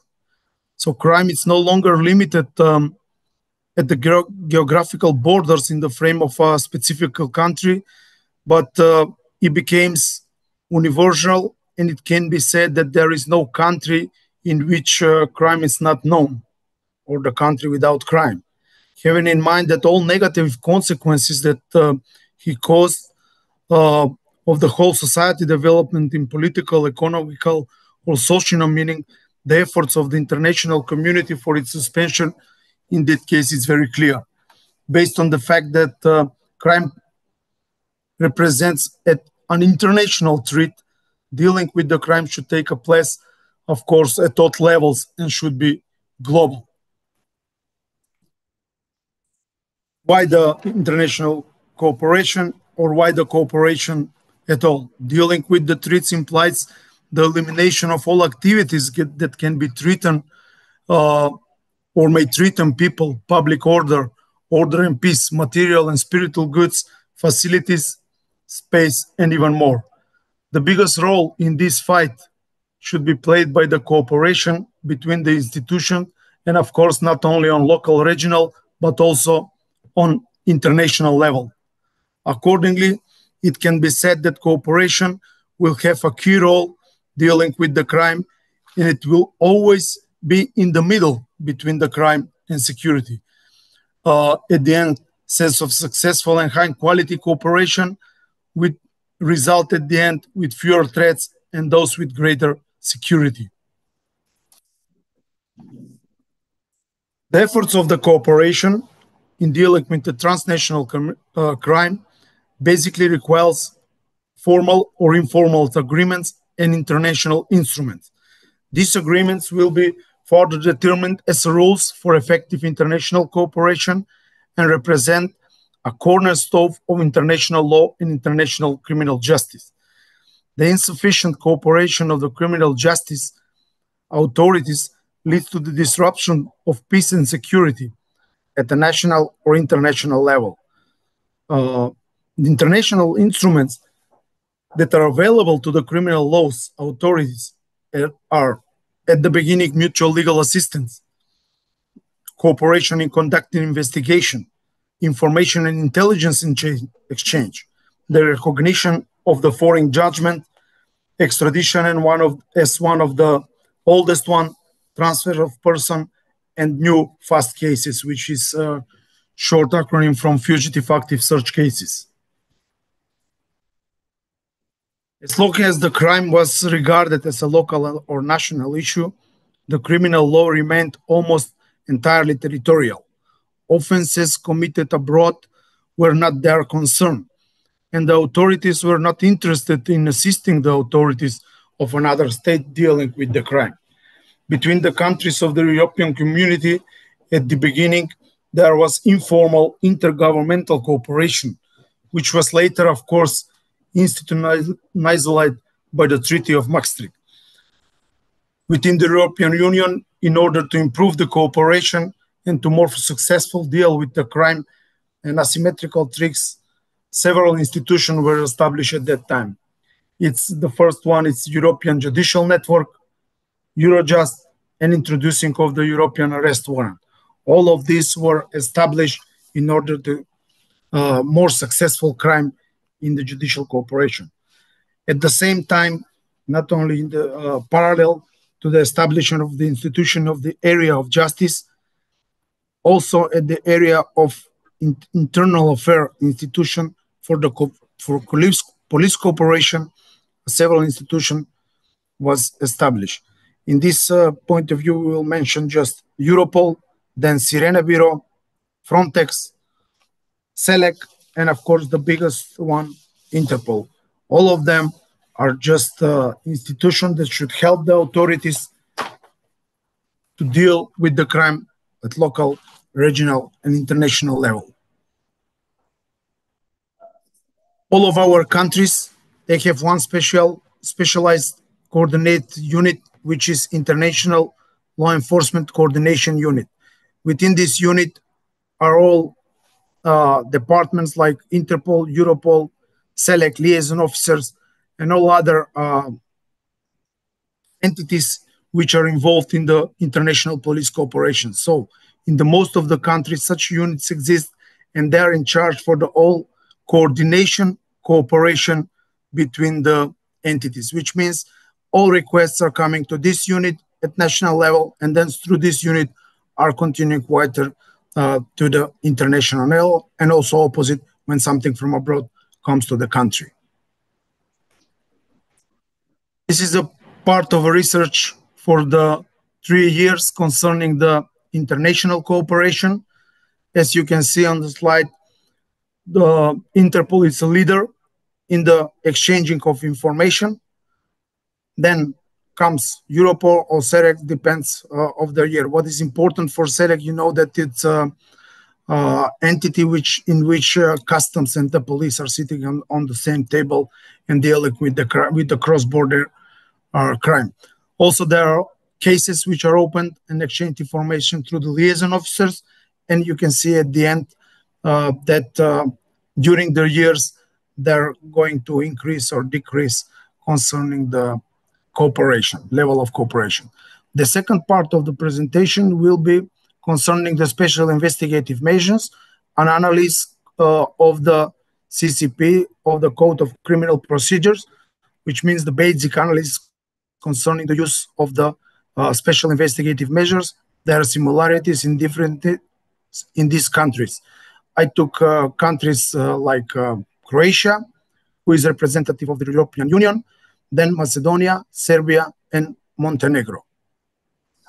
The main goal of special investigative measures, as we all know, is collecting of evidence on a legal basis for the successful conducting of criminal proceedings, which cannot be collected on another way. And the second one, in the part of the countries, searching for the person who are internationally wanted. So when we speak about the numbers of the special investigative measures that can be used in the countries, in our country, Macedonia, there are 12, Croatia, they have 10, Serbia, 6, and Montenegro, 10 of the measures. Analysis will be conducted concerning the criminal acts for which the special investigative measure can be determined, persons against which, institutions who are ordering, institution in charge for the conducting the sum, and duration of the special investigative measure. So we'll always start with the European Union as a representative Croatia. We can say that the special investigative measure in Croatia are divided in 3 groups of criminal acts. First group is 22 exactly determined by the laws. Criminal acts against the Croatia from the head 2032 and criminal acts against the armed force in Croatia. In the second group are 35 exactly determined criminal acts, and the third group, as you can see, is 27 criminal acts from which are related with the computer system programs and data, and the criminal acts which are related with intellectual property. What is remarkable for Croatia is that some of the criminal acts can be found in more than one group. For example, like kidnapping, pimping children, misuse of an official position.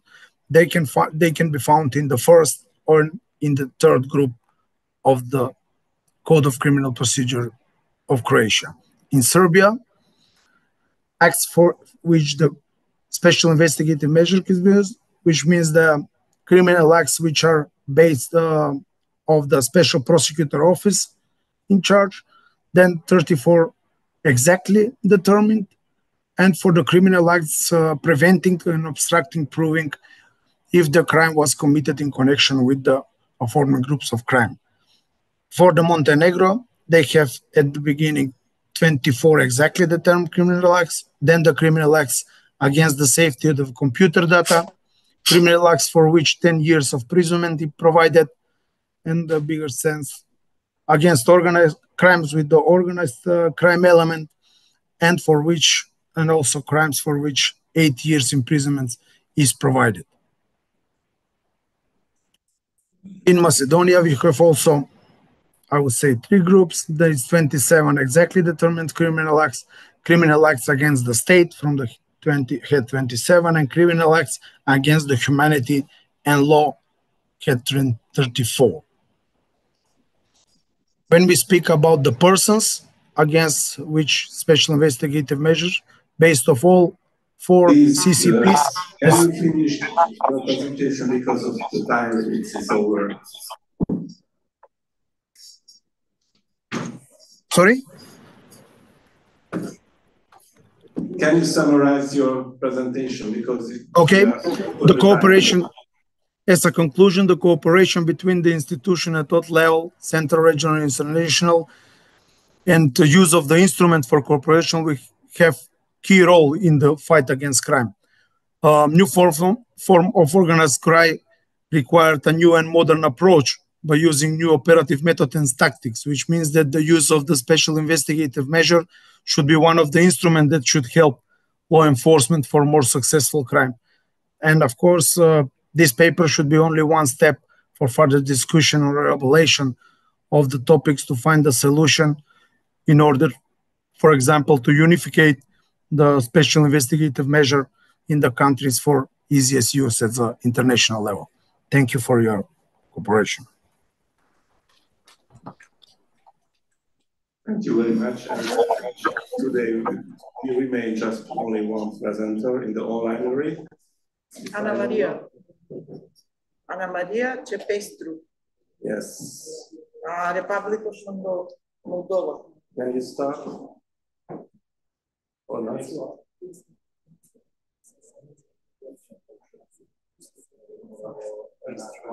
We couldn't contact with her. We're not sure if she's here. We're trying to connect with the NA Quantum.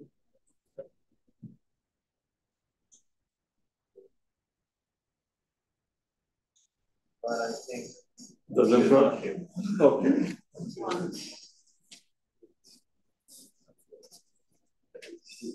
Okay, unfortunately, we can't hear about the last presenters, but so this is the time to finish our session.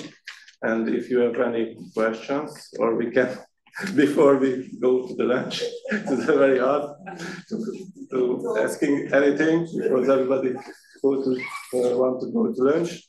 And I would like to finish this session with my co-moderator together, and thanks for everybody staying here and sharing our presentation. Thank you very much.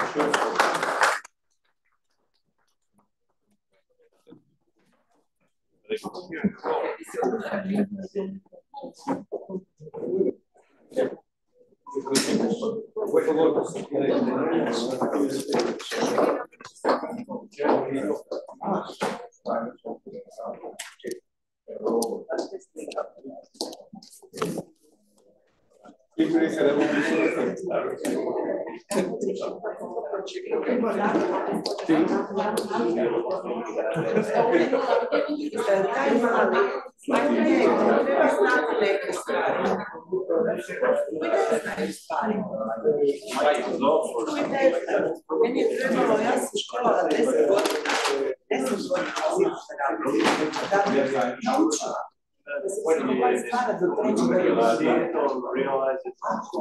Ne, nije razvio sam. Važno je da mora biti biološki. Znači, važno je da se osvijeta.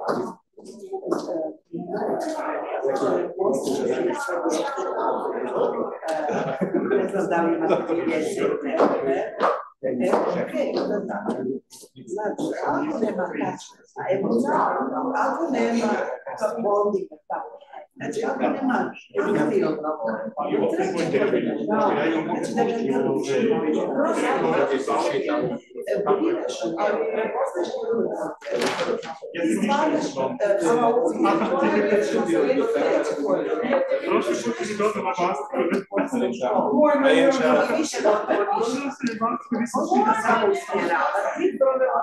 kad budeš možeš njemu biti ne smiješ biti a dijete uči isključivo komunikacijom. Jesmo nasilni, roditelji emocionalno hladni, distancirani. Sve to je ona učinstvo. Ja kad vidim šta dijete radi, ja znam. Kad vidim roditelji, ja znam s kojom kako dijete počiniti. S kojim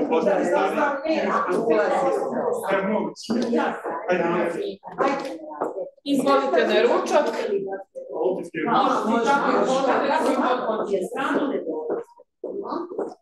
Ja ne sve mi pada, onda nemam gdje ostaviti. Tome živcira, da. Ljudi mogu pričati što hoće, ali ovo je neuroznanost je otkrila da muškarci dolaze u zrelu fazu tek u 35. Znači, mentalno, socijalno, emocionalno. A neko nikad nije odradio. A neko nikada. Ti imaš čovjeka od 65 godina. To je teško.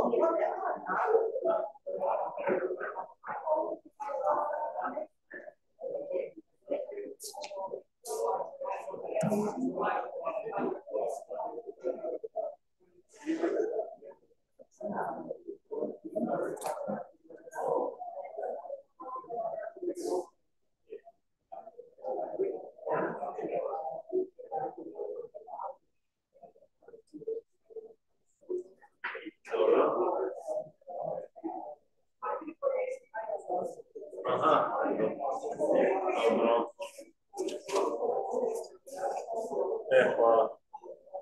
Važi. Više te ne zovem, da znaš. Ajde, srećan put.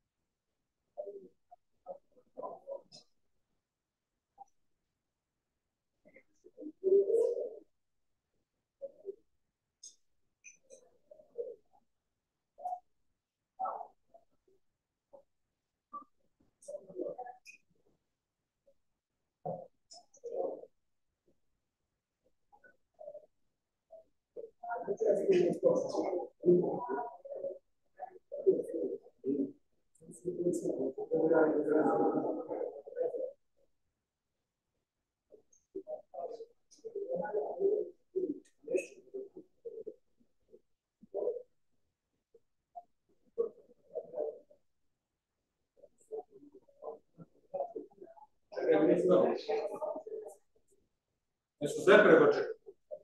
Kada ću ti ja to? Malo.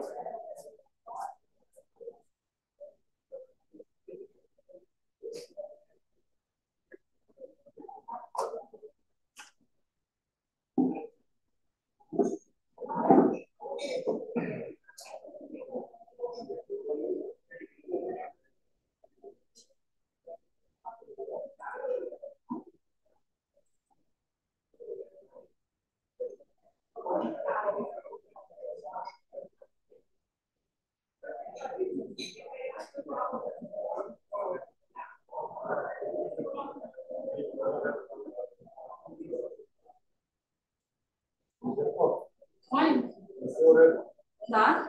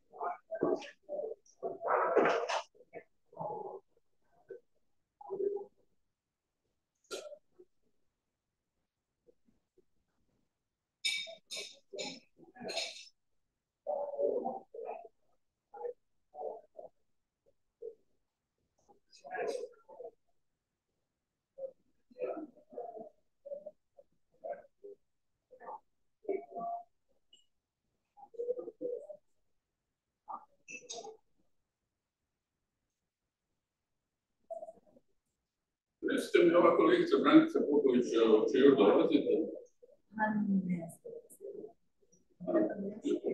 Da, mislim sam je pitati vezano za ovaj specijalni znanje ovog vašeg časopisa. Da, pa to. Možete se pojaviti. Večera.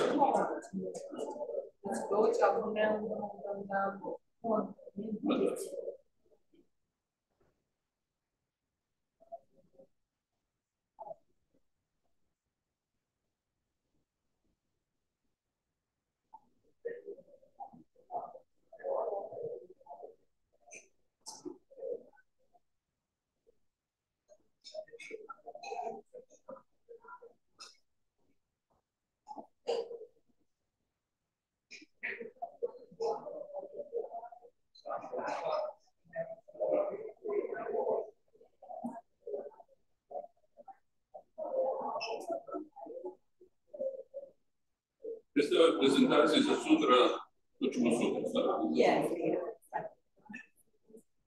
Da.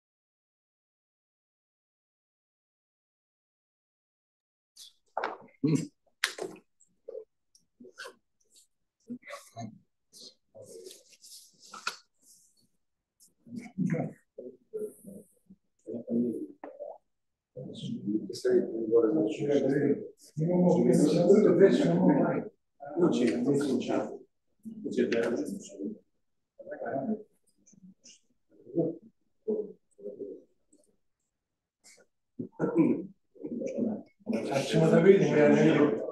Ćemo da vidimo. Dogovarat ćemo se. Sad ćemo da vidimo.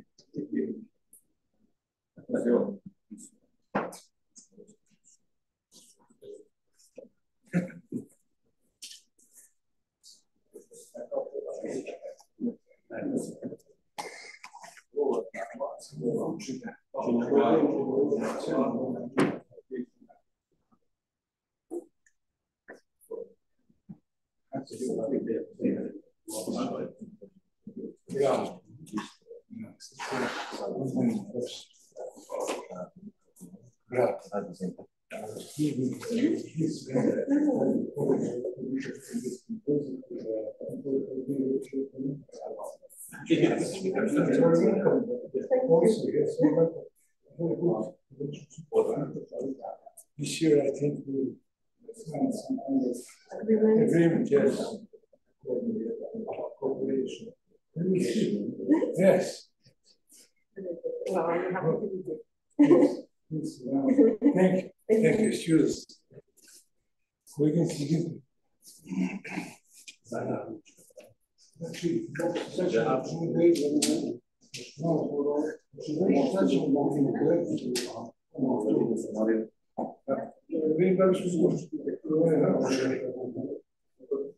Neki Boga mi očići sve teško. Sve čovječe teško.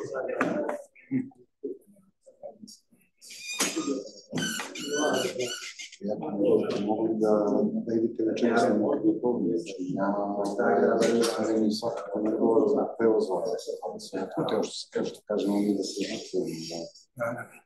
Ako budem mogu da vratit ću se ja posle koga imate. Uči temu. Koleginice, ovo je prvo. Ostali su ljudi. Ja ću je formalno prozvati. Dobro, kako vi kažete. Sad ćemo da vidimo. Ovo mi pustimo predavanje. Pustimo predavanje. Naši zadači izgleda ovo. Da, tako je. Ovdje. Sad ćemo da vidimo ovo je spisak naših. Bravo.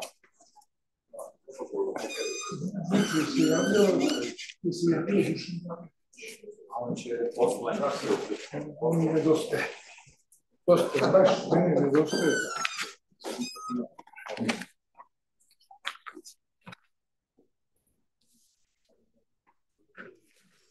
Izvolite. Profesore. Evo dobro, vi. Evo nije loše. Bravo. Stavite tamo na stolicu. Bravo. Znači, mi smo zajedno. Dobro, kažu da ova jedna kolegica nije na vezi.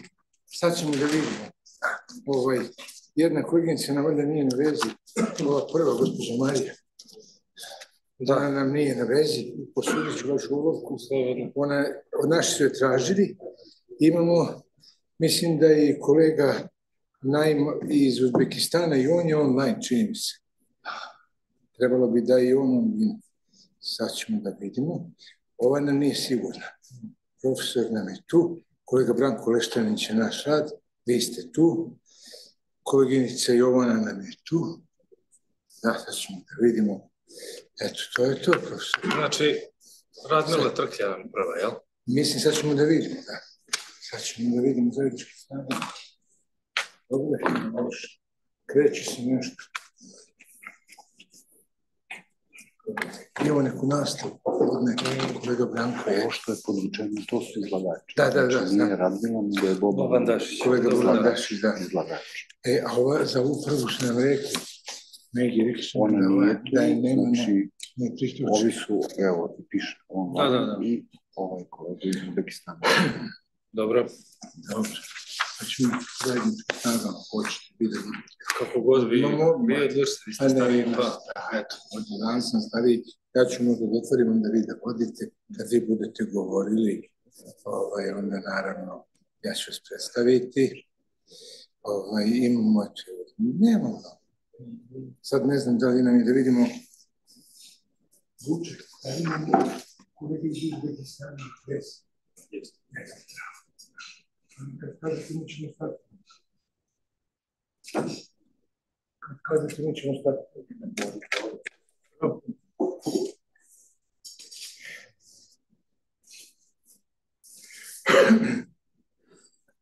Znači, profesore, da možemo ljudi da krenemo. Može, što mene tiče, može. Ladies and gentlemen, dear colleagues, dear participants, it's a great pleasure to have opportunity to be together today. We have several reports. I think 6, maybe the first is problematic from Marija Lučić-Čatić. She's not online, but also... I am online, I'm sorry. You are online, excuse me. My colleagues told me that you are not online. Okay, you are welcome. Okay. Thank you very much. Please excuse us. Don't worry. We have 6 reports. Professor Marija Lučić-Čatić and her colleagues from Sarajevo. Topic about prosecution of hate crime. It is a very popular topic. Next, Professor Radmila Trklja, and online Professor Lovan Dašić about criminal offenses against the economy in the Republic of Serbia. It is also very popular. Next, my younger colleague Branko Leštanin and I prepare a small report about misdemeanor law protection of public order. Next, my dear colleague from moderators, Professor Aleksandar Jazic, PhD Senior Research Fellow from our Institute of International Politics and Economics in Belgrade, Serbia, about terrorism, money laundering, and human trafficking, also very important topic. Next, Assistant Professor Jovan Abanovic from our Faculty of Security Studies, University of Belgrade, also very important topic, classified data and criminal law. And in the end, our colleague from Uzbekistan, Naim Alahrakha, I think he is online. Yes, you are welcome. Topic is jurisdictional challenges of cyber crimes and the role of the International Criminal Court. I suggested to work 10 or 12 minutes from any participants to be effective. And maybe in the end, organize some kind of debate if you want to say something, to ask something if you want to say. After that, we have obligation, for example, my colleague Leštanin and I have classes in our academy. Also, other colleagues have some obligation. The first participant is Professor Marija Lučić-Čatić online, according to the prosecution of the hate crime. Dear Professor, the floor is yours. If you... Thank you very much. I will just try to share my screen. I'm not quite sure because Zoom is not my best window. Okay, this one, share. Do you see it right now? The PowerPoint presentation. I will try to go in a, I'm not quite sure if I'm able to go in a slideshow mode, but it doesn't matter. I hope that this is something that you can use. Okay, you see it? Yes, you're welcome. Sorry, can you just, okay, I see it online, okay.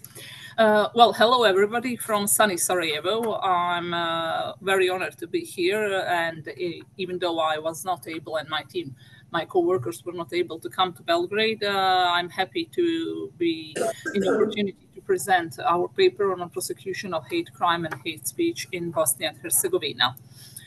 Basically, when we are speaking about hate crime and hate speech in entire world, it's a really ongoing topic, and debate about the importance of and negative effects of hate speech and hate crime really never stops. And especially lately, we can see that there is increasing concern in European Union countries and entire Europe countries in Western Balkan about the widespread of hate speech in general, especially in media and political debate. Bosnia and Herzegovina is a really specific country that is burdened with the last war, the war between 90s, 95, about national hatred, variety of differences, cultural differences, national ethnicity differences, racial differences, different religions, etc., that instead of being used as the richness are being used for raising variety of tensions in Bosnia and Herzegovina society.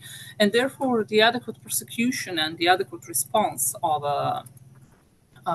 in a legal context and of the judicial system is really important. Therefore, in this paper, we decided to test basically how the judicial response, how judiciary respond on hate speech and hate crime in our legal context. Therefore, I will just briefly introduce you with the legal provisions on hate crime and hate speech in Bosnia and Herzegovina legislation. Basically, we have 3 pillars of the provisions that are related to the hate speech and partially on hate crime. The first pillar is criminal legislation and the legislation regarding the misdemeanor. And in this section, we have a hate speech and hate crime as well.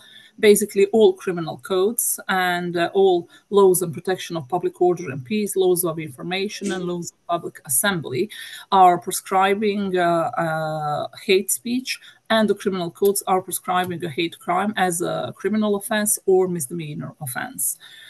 Besides those provisions, we have the other laws that prescribe and provide hate speech as a prohibited kind of the behavior, and we can see that there are law on prohibition of discrimination of B&H, law on gender equality in B&H, law of freedom of religion and religious status of churches and religious communities in B&H, and election law. And we also, beside the law, we have institutional mechanisms that follow those laws and that they prosecute and react on forms of hate speech. And in the last pillar, we have the variety of documents that are related to the hate speech in media, radio, television, press, and online media. Now I will go just one step back and just explain a little bit about the legal provision of hate speech and hate crime in criminal codes.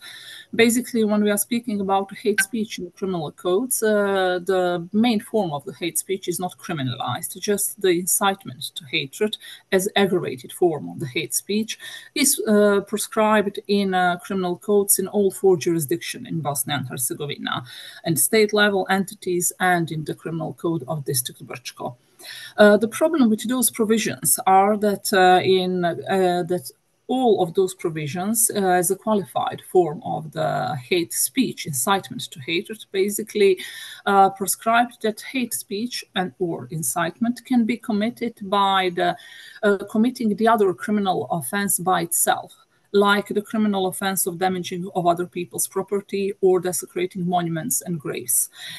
In that manner, the provisions of incitement to hatred are overlapping with the provisions of hate crime, because basically hate crimes in Bosnia and Herzegovina criminal codes are prescribed as committing any criminal offense where the hatred will be used or as a qualified criminal offense or as the aggravating circumstances in those cases where it is not prescribed as a qualified criminal offense. And therefore, there is a really huge question for prosecutors when they have to decide should they charge certain offense as the misdemeanor, or should they try it as incitement to hatred as a criminal offense, or if it's the case of the destroying or damaging other people belonging or desecrating monuments, should it be hate crime as it is prescribed in the criminal codes in Bosnia and Herzegovina. Therefore, we conducted a research where we tried to determine the extent of inadequate application of existing legal framework by prosecution and judges in Bosnia and Herzegovina. We use absolute sample of hate crime and hate speech court cases in the period of not last 10 years, but from 2012 to 2022 in all 4 jurisdictions in Bosnia and Herzegovina. And to analyze those cases and adequacy of prosecutors' response, we used the 6-element test of Article 19 or Rabat action plan. It doesn't matter which variation we use. Basically, in those 10 years, we had, as you can see in the table in front of you, we have 47 cases at all that were indicted for incitement to hatred or a hate crime, where out of the 47 cases, 39 were the cases of incitement to hatred and 8 cases were the cases of the hate crime. We used the Rabat plan of action or Article 19 that provide us with the 6-element test upon which we can check does the certain statement reach the amount for a threshold test to fulfill threshold test and to be classified as the criminal offense. We decided to use the Rabat plan of action instead of recommendation from European Union recommendation number 16 also offers this test, but it is a little bit shortened versions, and therefore we decided to use the Rabat plan of action to test all cases that were tried in Bosnia and Herzegovina. I will just shortly show you. I will not explain you step by step this method because of the lack of time, and I will be here for the discussion if you have any question. But we took every indictment and we read the description of the case, and later on we put it through the hypothesis of the test. The hypotheses are the context of the expression, who is the speaker of the expression, intent of the speaker or the proponent of the expression. We weighed content of the expression, extent and the magnitude, and likelihood of the advocated actions occurring, including its imminence. And therefore, we tested each indicted case of incitement to hatred in the last 10 years. And unfortunately, I can say that the results were really at least worrisome. Basically, we came to the conclusion that approximately 77% of all cases that were incited for incitement to hatred do not reach a necessary threshold to amount to a criminal offense. Basically, out of the 39 cases, according to our results, 9 really are the incitement to hatred, while the rest of the 30 cases are not. Out of those 30 cases that basically do not reach the threshold, 9 cases represent different forms of hate crimes, like criminal act plus bias motive or hatred motive, rather than the hate speech, while the rest of them could be some form of the misdemeanor, basically violation of some other provisions, such as the law of public order and peace.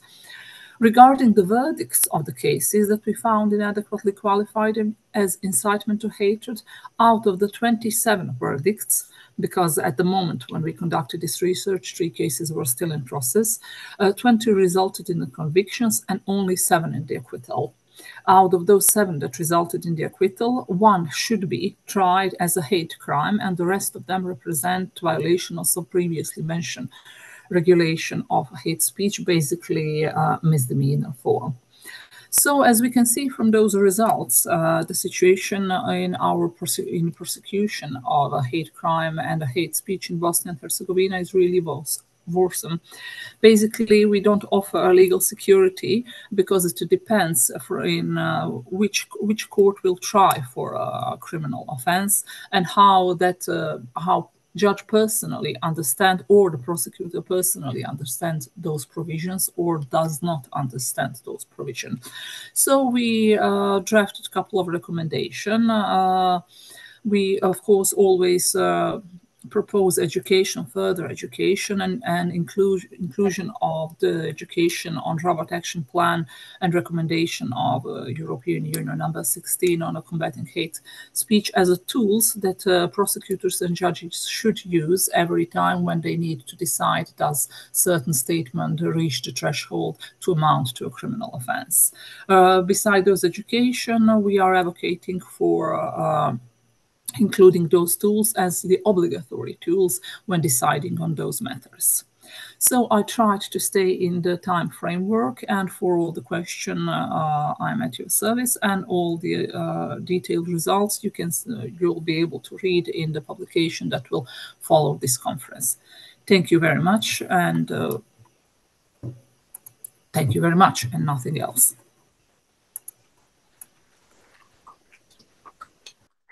Thank you very much, dear Professor. Your work is very good. I think you are a very interesting presentation. And I think we will see more in conference proceedings after this conference. The next participant is colleague Boban Dašić with his colleague Radmila Trkulja. His topic is about criminal offenses against the economy in the Republic of Serbia. Professor Dašić, do you hear me? We will see with technical support.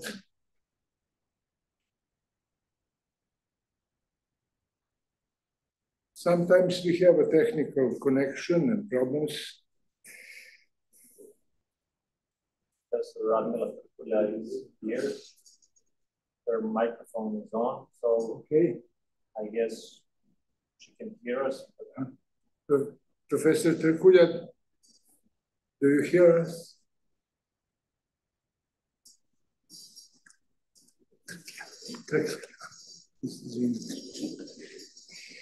Okay, we will see. Maybe to try again. Or continue with the other participants. Yes. The next participant is my dear colleague Branko Leštanin, major from Ministry of Interior, Republic of Serbia. We prepared together a report about misdemeanor law protection of public order. You can sit or stand, never mind.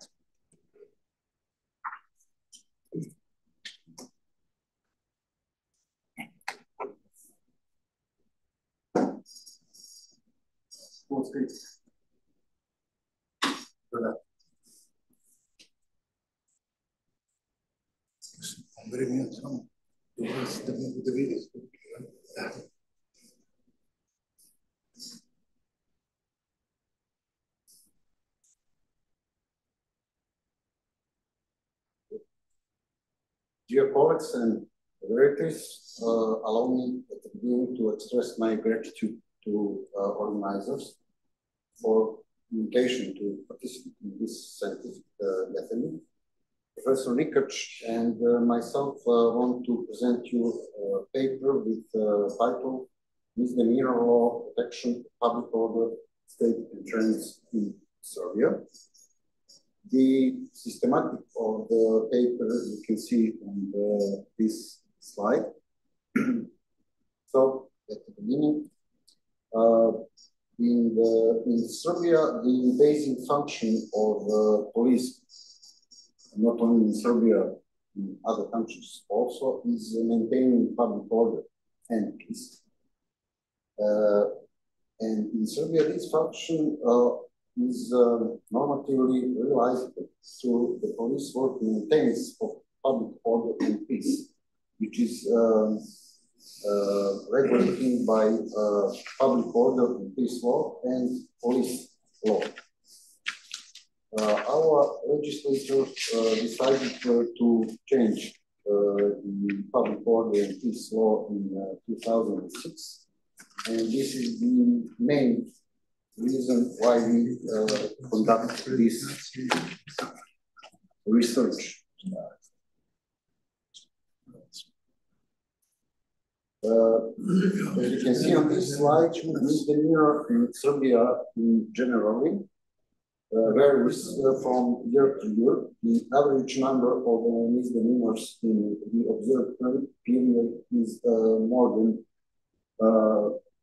56,000, where only in 2012 we can see a huge increase, about 20%.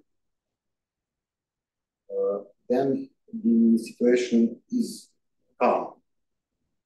Generally speaking, we through this slide can see that the number of this kind of offense is decreasing. If you look at next chart, we can see that the total number of public order offenses are decreasing in nominal numbers. This kind of decrease can be observed before new law and in Serbia, and it can be also observed in Croatia as our neighborhood. The average number of public order offenses is about 22,000, almost half less than previous period, and this kind of numbers can be observed also in Croatia, but significantly less. On this slide,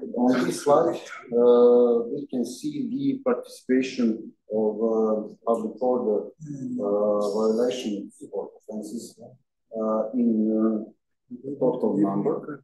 Also, the participation also is decreasing, and average participation is 40%. In order to obtain the complete picture of the state of public order in Serbia, we connected the trends of nominal numbers with the number of inhabitants in Serbia. So we get a rate of offenses. And this rate is about 300, which is very less than, or only half or less than previous period before the new law. On this slide, we can see the spatial distribution of public order offenses in Serbia. Nominally, the highest is in Belgrade and Novi Sad, Niš, Kragujevac. Also, other police departments are very much less than the Belgrade. But if we look at the rate, we will see much more different result where police department Zrenjanin and Šabac have highest rates of public order offenses. The chart next is offenses which is in public order law. We can see that dominant offense is insulting, violence, and threatening, with more than 60%. Next slide. This is the perpetrators of misdemeanor by gender and age, and you can see the profile of the perpetrator is male, adult, very much minors, very less minors and females are in this. Interesting thing is that we observed that in Croatia, the minors participated with only 1% in perpetrators. Of course, we also observe the ports, and this slide shows us that 50% of initiated proceedings end with convictions, and other decisions of law you can see on the slide. And the next chart is about the types of sanctions where the fine is most likely imposed. So that's it. We also have several conclusions.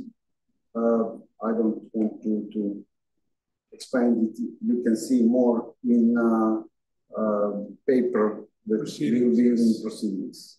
Thank you.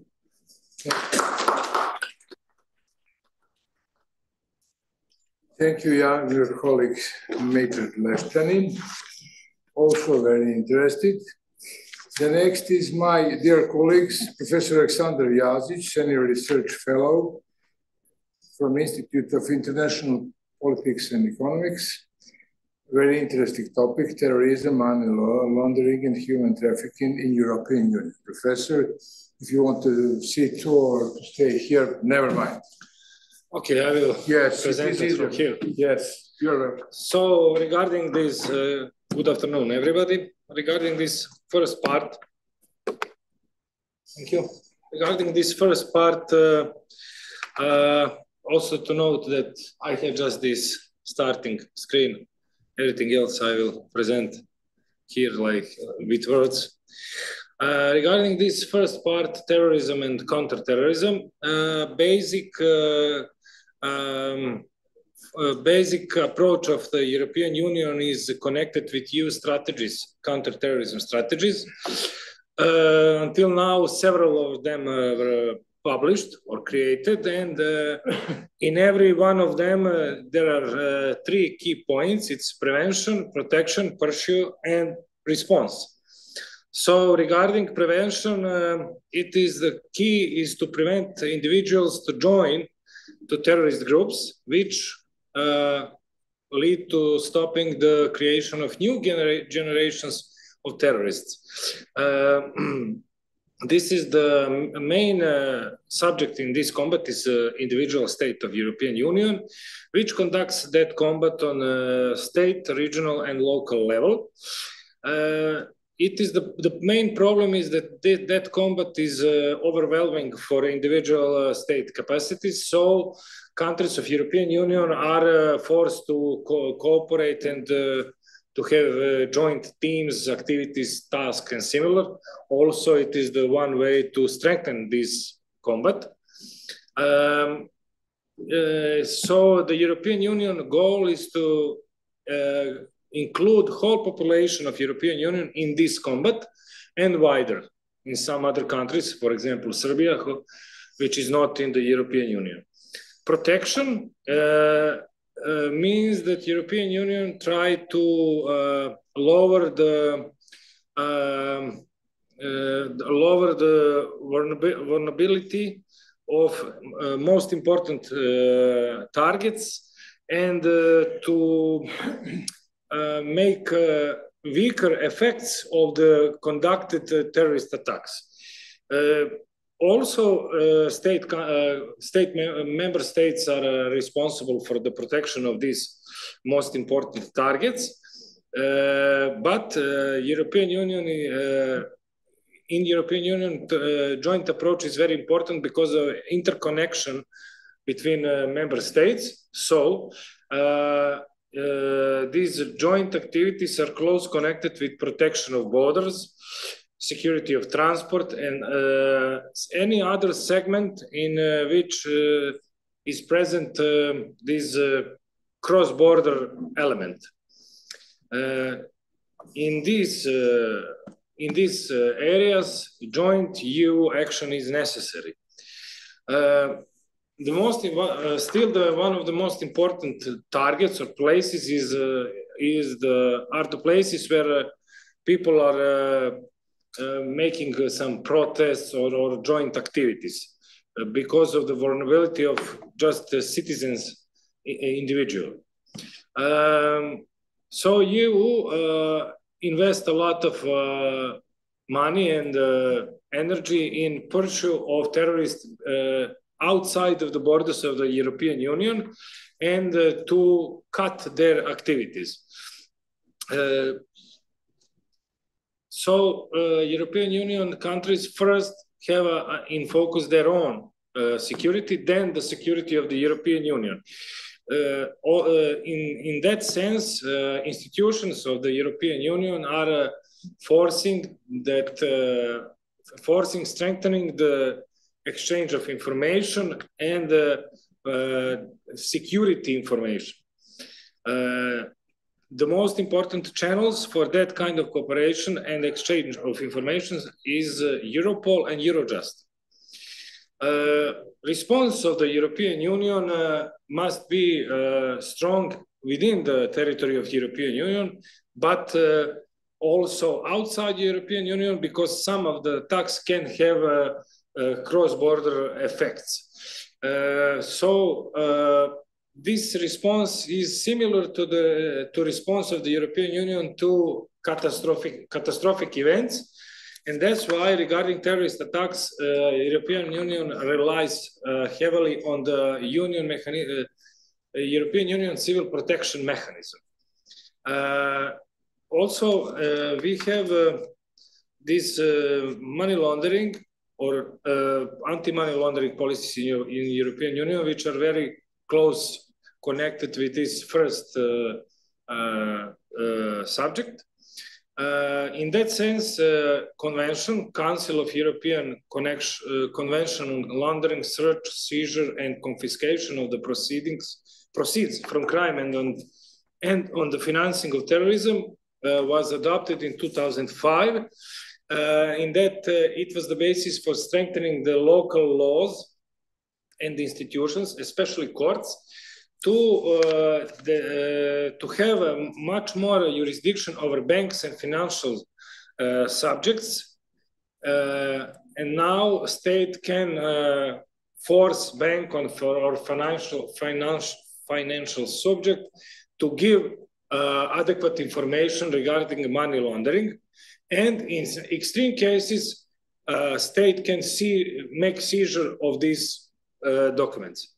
That's why states adopted new laws which allow state to research some perpetrators who, not by accident, by purpose, made some crimes regarding money laundering. It is important to say that the states of European Union are very good in cooperation regarding courts and other legal subjects in the activities whose goal is to, at the end, take property which is made from the money laundering. It is very important because in that way, criminal groups can have their own property, money, and to invest it in some other legal activities.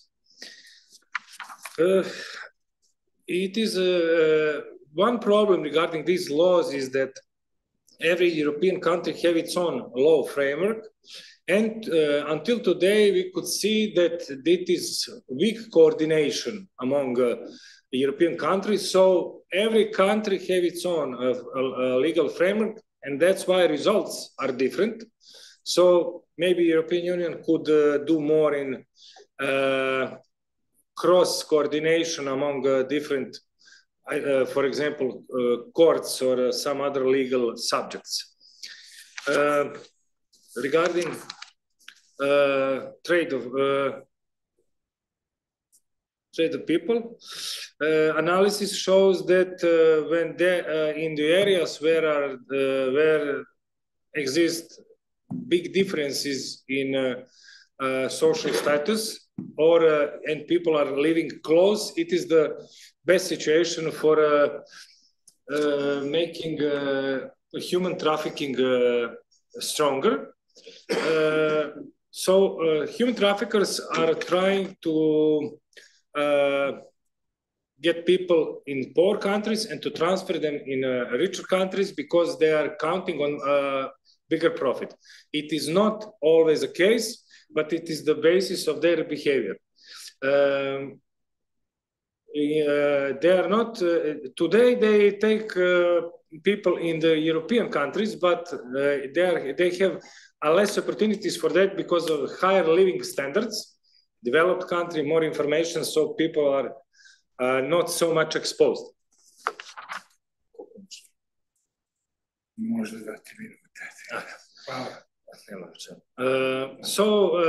Regarding human trafficking, in Warsaw was also 2005 adopted one convention. It is the convention that could strengthen the coordination among subjects in the European countries who are dealing with this human trafficking problem.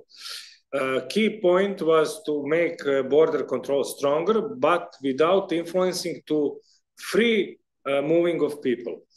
So in that sense, European countries specialized different units or legal subjects and individuals in this area of human trafficking combat.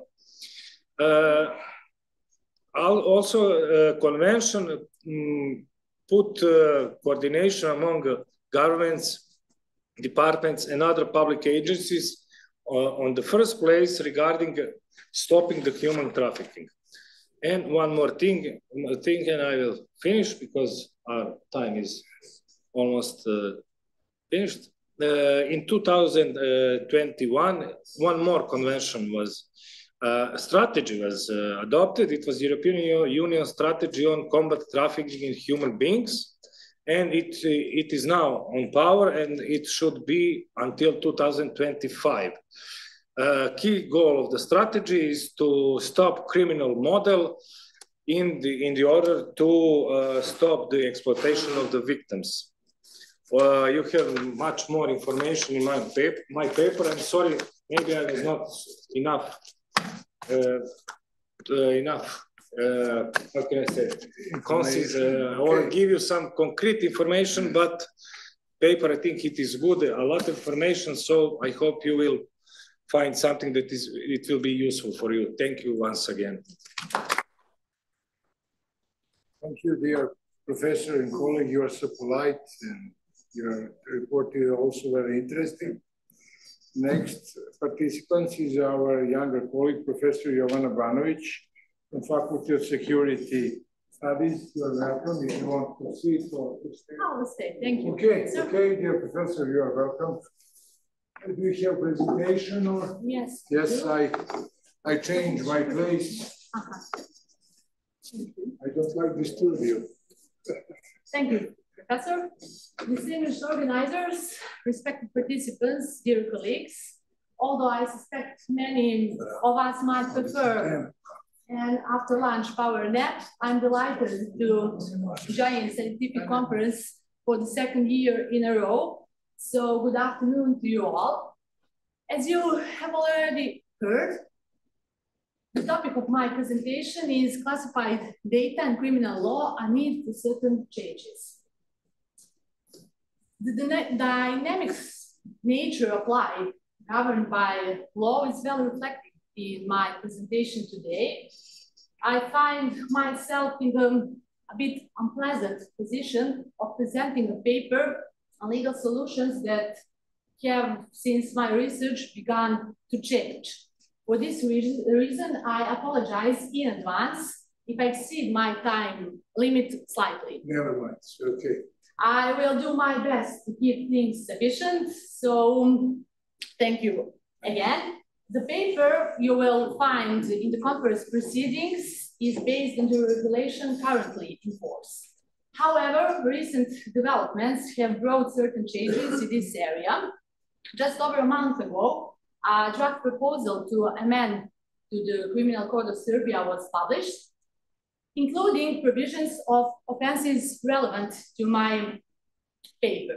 I will use this opportunity to discuss them, as these amendments are likely to be adopted soon. At the outset, it is fair to say that it is promising that the legislature has recognized the need for changes in this field, although the approach has been somewhat inconsistent. But let's take it one step at a time. The central focus of my paper is the analysis of offenses under Article 316 of the Criminal Code, specifically the disclosure of state secrets, and the offense under Article 98 of the Data Secrecy Law, which, while formally unnamed, essentially involves the disclosure of classified data. Other categories of secrets under criminal law include official secrets, military secrets, and other or so-called general secrets. Trade secrets are outside the scope of this paper, so indeed one might say there are many secrets in the normative C here. The analysis suggests certain changes, some of which align with amendments in the draft proposal for the criminal code. Since the data secrecy law was enacted as the primary law in this area, there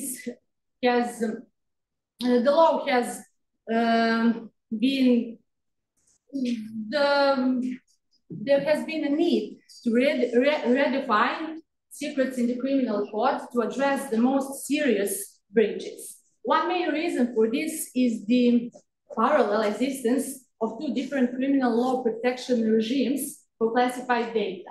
One before 2009 and another after the DSL, or data secrecy law, after the 2009, when this law was enacted.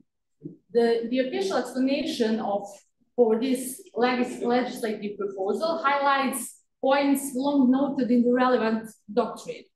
The proposal harmonizes the provisions with the data secrecy law, which establishes a unified system for categorizing and labeling classified data applicable across all public authorities. In this context, the existing offense under Article 98 of the Data Secrecy Law, which addresses classified data in general rather than specific types of secrets, has been transferred to the criminal code. Here, the previous offense of disclosure of state secret has been replaced by disclosure of classified data. Furthermore, the existing offenses of disclosure of official secret or disclosure of military secrets have been removed, as they are now encompassed under that general offense, disclosure of classified data. Furthermore, I need to emphasize that this new offense that is transferred from the data secrecy law use terms such as top secret, secret, confidential, or restricted instead of certain secrets. So we now have not state secret, official secret, military secret, just those levels of secrecy. Also, the act of obtaining classified data is now also punishable, which was not the case before. Notably, these amendments were delayed due to pending criminal cases involving the disclosure of state, military, or official secrets, as well as the need for additional bylaws to implement the data secrecy law. These criminal cases have now concluded, and the necessary bylaws are in place. So Serbian state authorities have also established a new system for handling classified data. However, certain inconsistencies remain within proposed draft amendments. So under the draft Article 316, paragraph 4, an aggravated form of disclosure is defined when the offense occurs during a state of war or emergency. Depending on whether the level of confidentiality is confidential, restricted, secret, or top secret, prison sentences can be imposed from 6 to 5 years, from 1 to 8 years, or even from 5 to 15 years. On the other hand, Article 321, paragraph 3, prescribes the most severe penalties for crimes against Serbia's constitutional order and security. And this aforementioned paragraph 3 of this article, among other provisions, stipulates that a prison sentence of at least 10 years or life imprisonment will be imposed for the criminal offense under Article 316 if committed during the state of war, state of emergency, or armed conflict. So, if a disclosure of classified information occurred during a state of war or emergency, the applicable penalty is unclear. This is because the legislator, likely due to an oversight, prescribes different sentencing ranges. The first, if judged under the Article 316, paragraph 4, and the second, if judged under the Article 321, paragraph 3. This inconsistency creates uncertainty about the appropriate punishment if classified data is disclosed during such periods. Just last week, I participated in a roundtable as part of the public discussion on these proposed amendments, where I raised these points. So we shall see if they are really addressed. Moreover, a significant number of bylaws are in force in this area, further triggering or challenging the principle of legality, as this offense has a partially blanket nature due to specific definitions of various levels of confidentiality. Apart from these offenses, I also covered Article 141 of the Criminal Code, which pertains to the unauthorized disclosure of secrets. The recent proposal redefines this offense by introducing the concept of so-called professional secret, broadening the scope of potential offenders and clarifying type of information involved. If these amendments are adopted, the offense would apply if committed by an attorney, public notary, enforcement officer, doctor, or other professional who discloses information about someone's private or family life acquired through their profession. Although consulting bylaws may still be necessary, given the unauthorized or unlawfulness nature of this offense, the proposed changes provide clearer legal description. In any case, current roller coaster of present versus future solutions underscores the importance of secrecy protection. We conclude that an adequate normative framework is essential and effective enforcement is urgently needed to ensure comprehensive protection. Additionally, strengthening a culture of security in managing classified data is a crucial aspect of secrecy protection. So I will end this presentation with a quote from Jovan Dučić and his masterpiece, King's Radovan Treasure, who once said, I will read it, "Silent people pour their trust into those they work with, as many see their own security in the silence of others." He's smarter than me. So thank you for your attention, and keep calm and keep your data safe. Thank you again.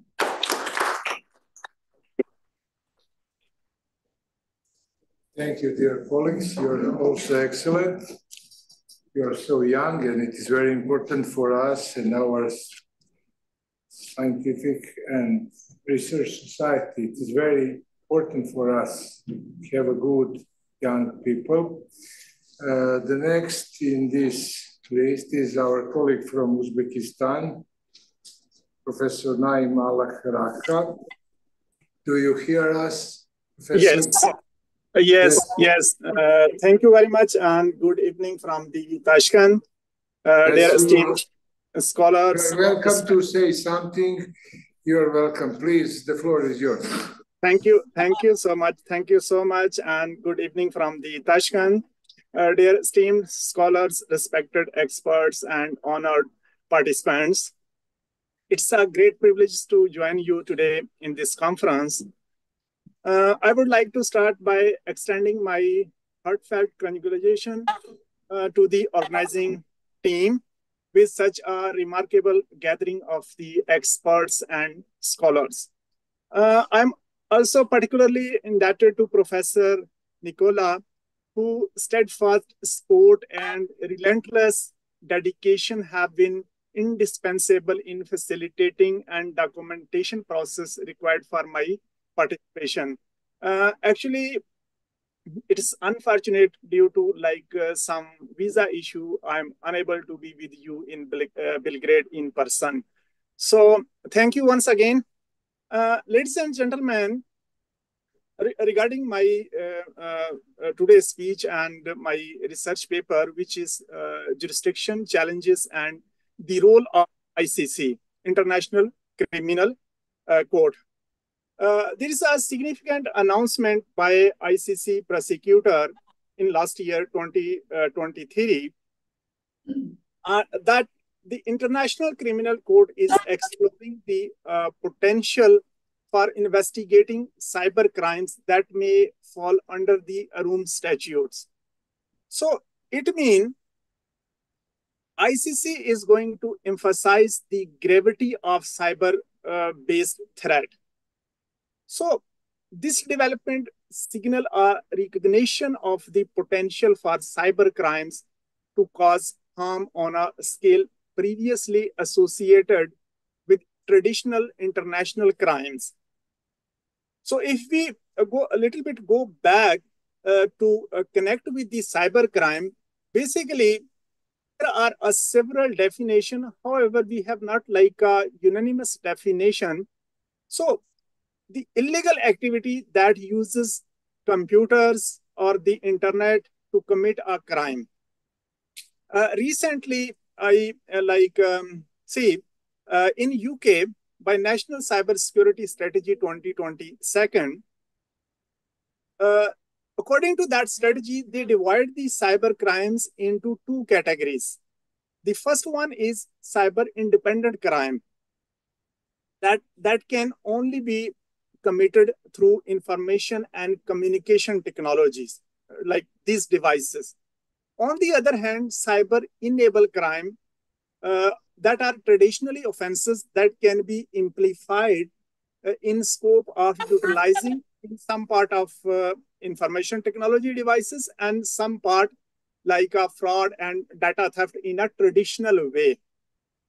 So this is more up-to-date definition. So the fact is that recently the Identity Theft Resource Center in 2023 data breach report stated that 72% crime are increased, especially in data breaches since 2021. So in this regard, here I want to discuss a famous case, which is Kivimaki case, belong from the Finland. Actually, in this case, why it's more interested, because this guy is a teenager and he is convicted previously hacking a crime in the age of just 17 years. And more interesting thing is, initially he received only a suspended sentence. So just imagine in that case, like now he's again sentenced 6 year in the beginning of this year, where he like a breach sensitive data of 33,000 patients. So their tactics is very interesting. He like blackmail only for ransom, and by the amount of just like 200 euro, and if somebody is like refused if they didn't meet the deadline that he like imposed like within 24 hours, then he up to $500. So this is like a very small amount, and most of the people like don't bother to make like a complaint against that.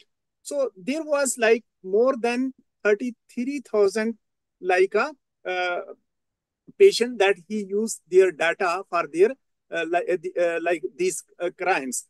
So in this case, what the Finnish authorities did, they dedicated more than 200 officers to that case, and it is the largest in the like Finland history. And the person, this guy, was arrested in France in the this year, and by a domestic violence report where he using a fake ID when he's stay in the France. So after that, he sentenced for like 6 years. So in this regard, in this context, the question is expanding the ICC jurisdiction to incorporate cybercrime will enhance its capacity to prosecute international crime committed through digital means. Like how this expansion align with the Rome Statute's core principles. Secondly, what types of the cases will be ICC investigate and prosecute, and on what ground will these cases be based? And in the last, what international legal mechanism will be here like to adopt for ICC to enforcement of sentence of cyber crimes? So to discuss a little bit, definitely there is like a short time, and I just go to like and give you an like just overview. So if we will go for like my first question about the regarding the expansion of ICC jurisdiction. So in International Criminal Court in The Hague, prosecute those accused that are involved in the war crime, crime against humanity, and genocide. And that is, there are more than like 60 countries that signed in 1998 the Rome Statute. So this is a treaty that founded the International Criminal Court that was adopted in the same year in July 1998. So the question is, the court's power is limited by their jurisdiction conferred to it only for the genocide, crime against humanity, war crimes, and crime of aggression. However, according to their statute, there is one article which is like very famous article 9, that state that amendment are possible in like in the statute by any party, judges acting by the absolute majority, and such amendment shall be adopted by the 2/3 majority of the member of the these states. So here again, the main question is, we can implement. For example, there is a principle of complementarity, which is a fundamental principle of even in the ICC that govern its relationship with national courts. So it states that ICC has secondary jurisdiction to national courts and can only act when national courts are unable or unwilling to prosecute crimes. And these these principles are implemented in the Article 17 to 53 of the Rome Statutes. So it means that it can be possible what the ICC want, what the announcement of the ICC, it is possible, but there is, let's move to our question second.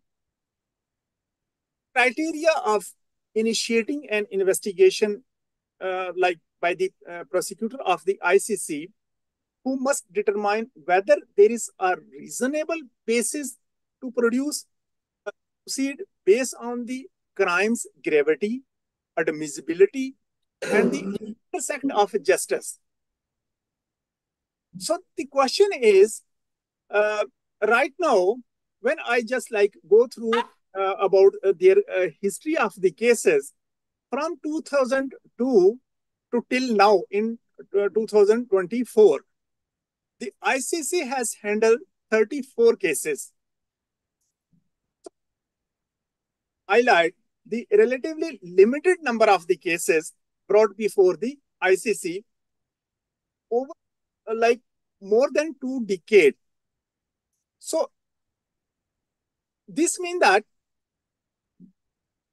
there were 6.9 billion crimes committed globally by the cyber criminals. So this staggering number of crimes suggests that ICC's capacity to investigate and prosecute is significantly constrained, particularly in the face of sheer volume of global criminal activity. Like what I present about, there is only 30 cases.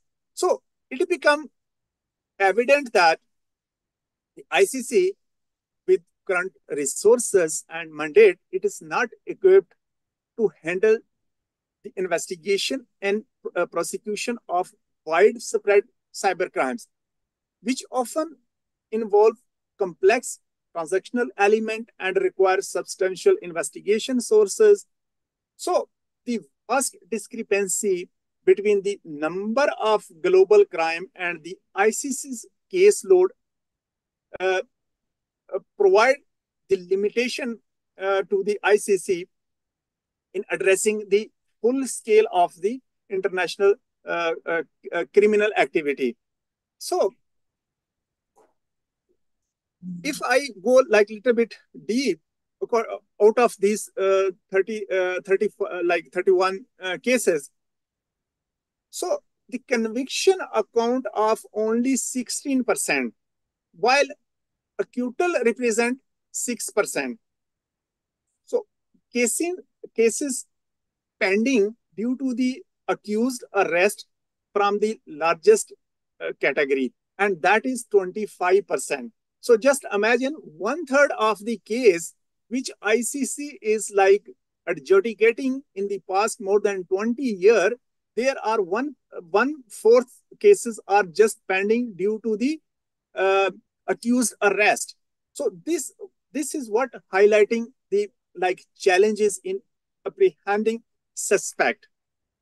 Similarly, case terminated due to death of the accused against more than 22%, which is again 1/3 cases are just terminated due to the death of the accused.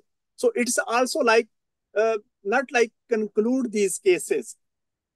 So that is reflecting the impact of occurrence on judicial proceeding.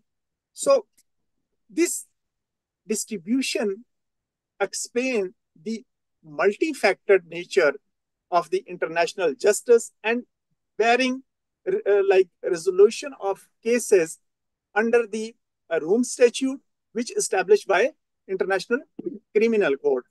So I think time is going up. So thank you very much.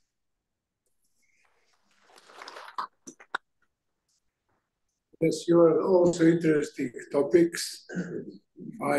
When I was young, I learned something about ICC and Roman Statute 1998, but we don't have enough time. Now we have less time, maybe for some question or discussion. Sure.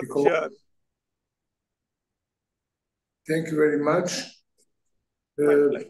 We finished. Yes, you would like to say something.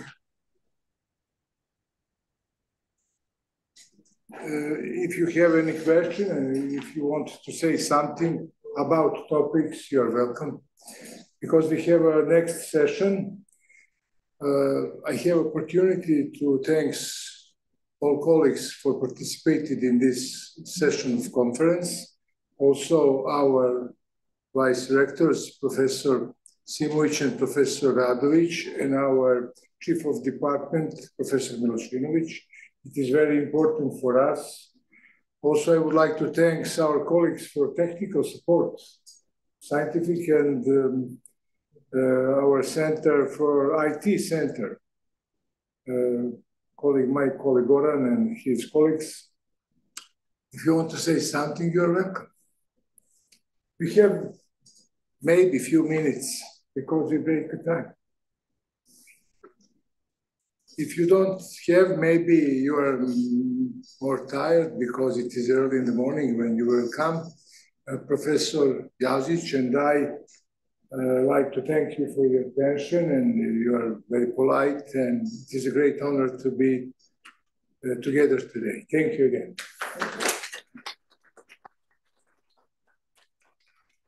Profesore, završili smo nekako i ovo kod čovjek. Znate šta? Vi ste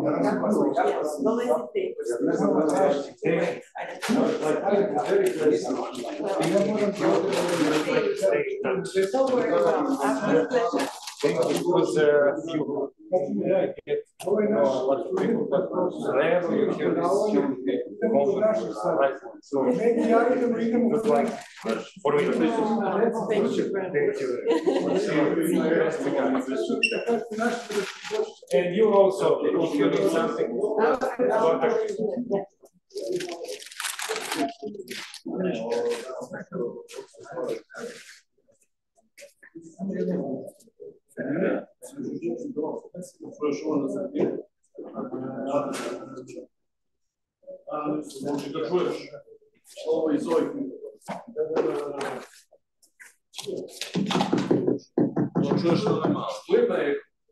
Ne. Ali to jutro sve je krenulo još na plenarnoj sa vodnim snimio.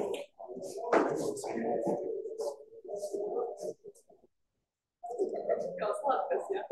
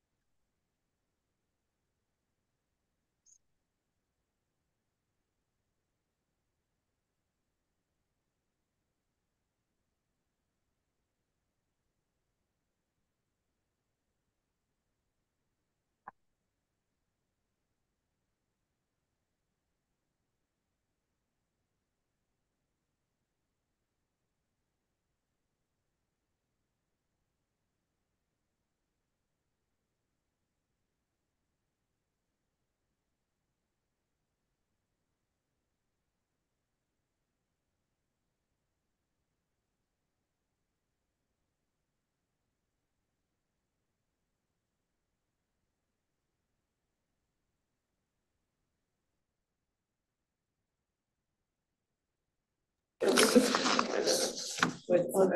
and I have the abstract from your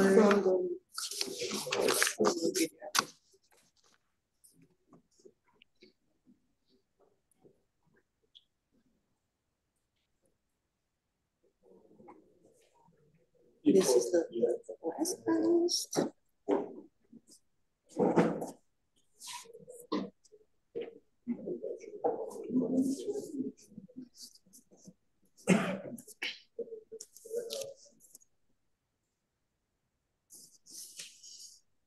Do you want to start?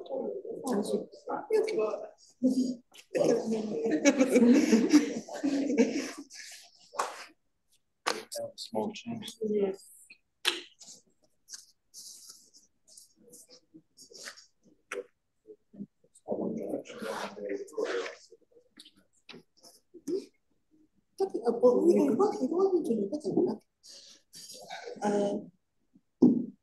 Okay, welcome to the last session for today. Thank you very much for your patience. And we will have 5 papers because unfortunately one of our panelists wasn't able to attend, but we will summarize their abstract and you will be able to read the full paper in the proceedings. So there was a slight change in the program for a very and we will start with our esteemed colleague from Department for Emergency Situations of the Ministry of Internal Affairs from Romania, Ioan Alexandru. Yes, please. He will speak about innovative solutions for security challenges integrating natural and applied sciences in the emerging threat of AI-driven cyber attacks. Please. So hello, everybody. I'm Archibald, and today we will discuss innovative solutions for security challenges, mainly as a framework for future scholars or researchers in order to have a starting point in their work. This is a short summary of my paper, an abstract, some keywords, and the 7 sections of the paper. We can pass to this because of the short time frame. The introduction, we have 3 main areas: the proliferation of artificial intelligence in cybersecurity challenges, and also the convergence of natural and applied sciences in cybersecurity. So, as we know, artificial intelligence increasing growth enhances efficiency across all sectors, including cybersecurity, but also facilitates some security risks because some adversarial attacks expose system vulnerabilities and that highlight the need for some robust defenses with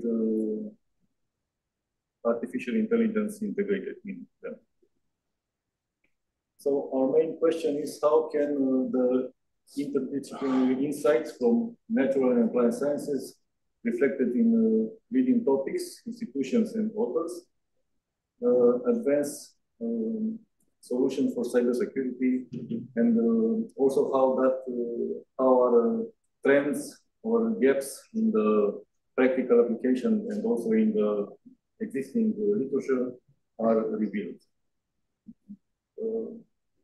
These are 2 definitions. One's for cybersecurity, that means the practice of protecting systems, networks, and data from digital threats, also ensuring confidentiality, integrity, and availability of information, and also the definition for applied sciences in the light of cybersecurity. That means applying scientific principles and techniques to develop practical solutions of protecting network system and data for cyber threats. Okay, so regarding the integration of natural and applied sciences in AI-driven security, I have conducted a bibliometric analysis of the existing literature The purpose of that was to explore some innovative solutions to security challenges, the integration of natural and applied sciences in the context of cyber attacks that are powered by artificial intelligence. This is the approach that I used. I have examined scientific literature to identify trends, works, and research intersection in those key terms: artificial intelligence, cybersecurity, and natural applied sciences. And as area of focus, we have those fields that regards biology, chemistry, physics, computer science, engineering, mathematics, and so on. We have discovered some research trends, some influential works and authors also. We have managed to discover collaborative networks. We have a map in the paper. Also, we have uncovered some research gaps, and we have assessed the practical value of combining those scientific perspectives in the impact of disciplinary approaches. Okay.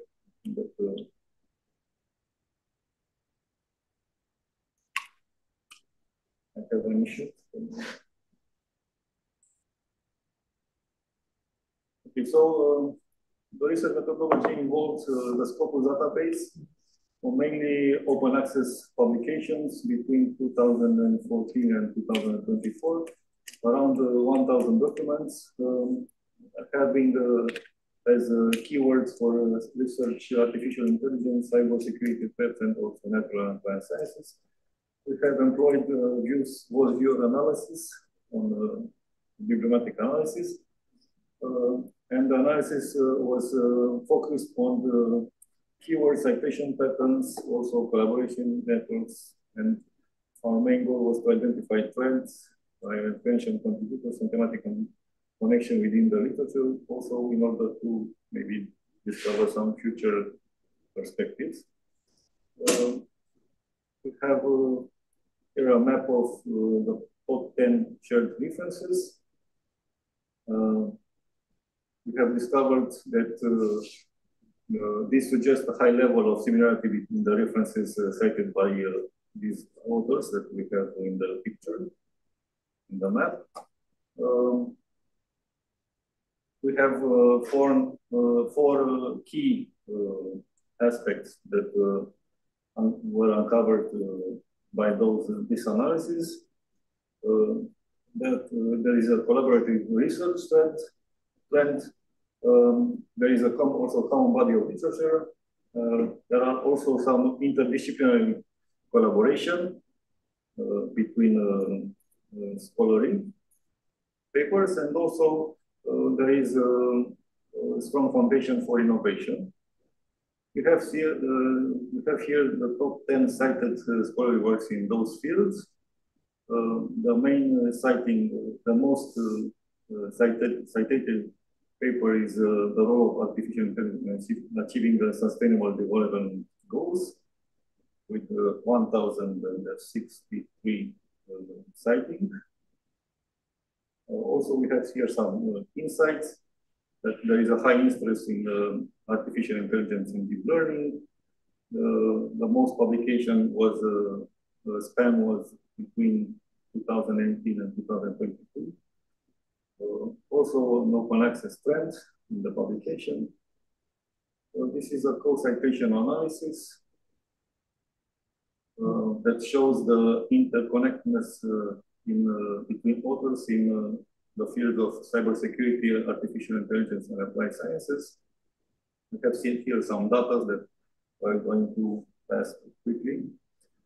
Here are some key takeaways that central authors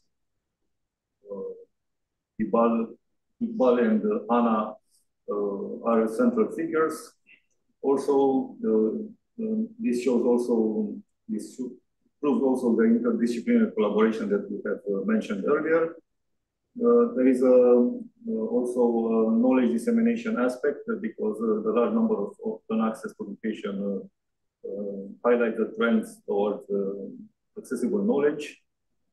And There are also some emerging new researchers, and we have found some research gaps between disciplines that we have mentioned there. These are key findings, some thematic insights also from the paper, and also some critical insights. We are going to go straight to critical insights because there are some gaps in the literature, meaning a limited focus on international collaboration and also on ethical challenges of artificial intelligence-driven attacks. There is also an opportunity for innovation, also by addressing gaps to deeper international collaboration and ethical research, and also ethical frameworks. There are also some trends, some application, and some future directions based on the gaps and the key findings mentioned earlier. As a conclusion, interdisciplinary collaboration across fields such as applied science, cybersecurity, and artificial intelligence is essential for developing holistic AI-driving cybersecurity framework that address also technical and ethical challenges. And the answer that was obtained to our research question mentioned previously is that by analyzing leading topics, institutions, and authors, and also interdisciplinary insights from those fields, we can advance some AI-driven cybersecurity solutions and also highlighting trends in collaboration, reveal gaps in ethical consideration. Thank you for your time, and I hope I have managed to fit in the time. Thank you very much. Our next speaker is online, and that's Professor Aybüke İzbir Turan from the Turkish National Police Academy Institute of Forensic Sciences in the Department of Science at Ankara. Thank you for joining us online, and the floor is yours.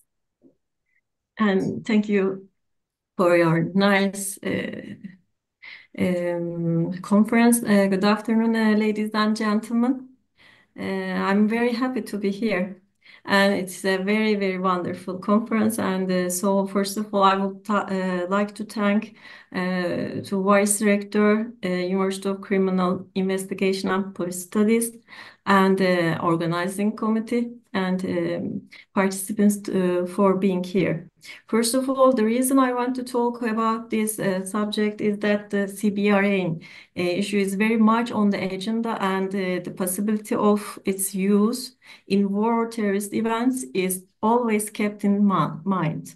So today, I'm honored to talk about a pressing issue that affects our society, CBRN threats, which encompass chemical, biological, radiological, and nuclear dangers. So I want to share the presentation with you.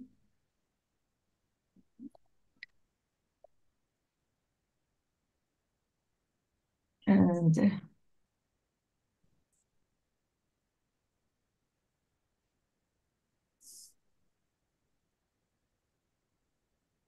yes. The first subject is about evolving landscape of CBRN threats. There's a historical presence. CBRN threats have existed throughout human history, so continue to pose risks today. The growing diversity of these threats necessitates continuous attention and awareness to safeguard society.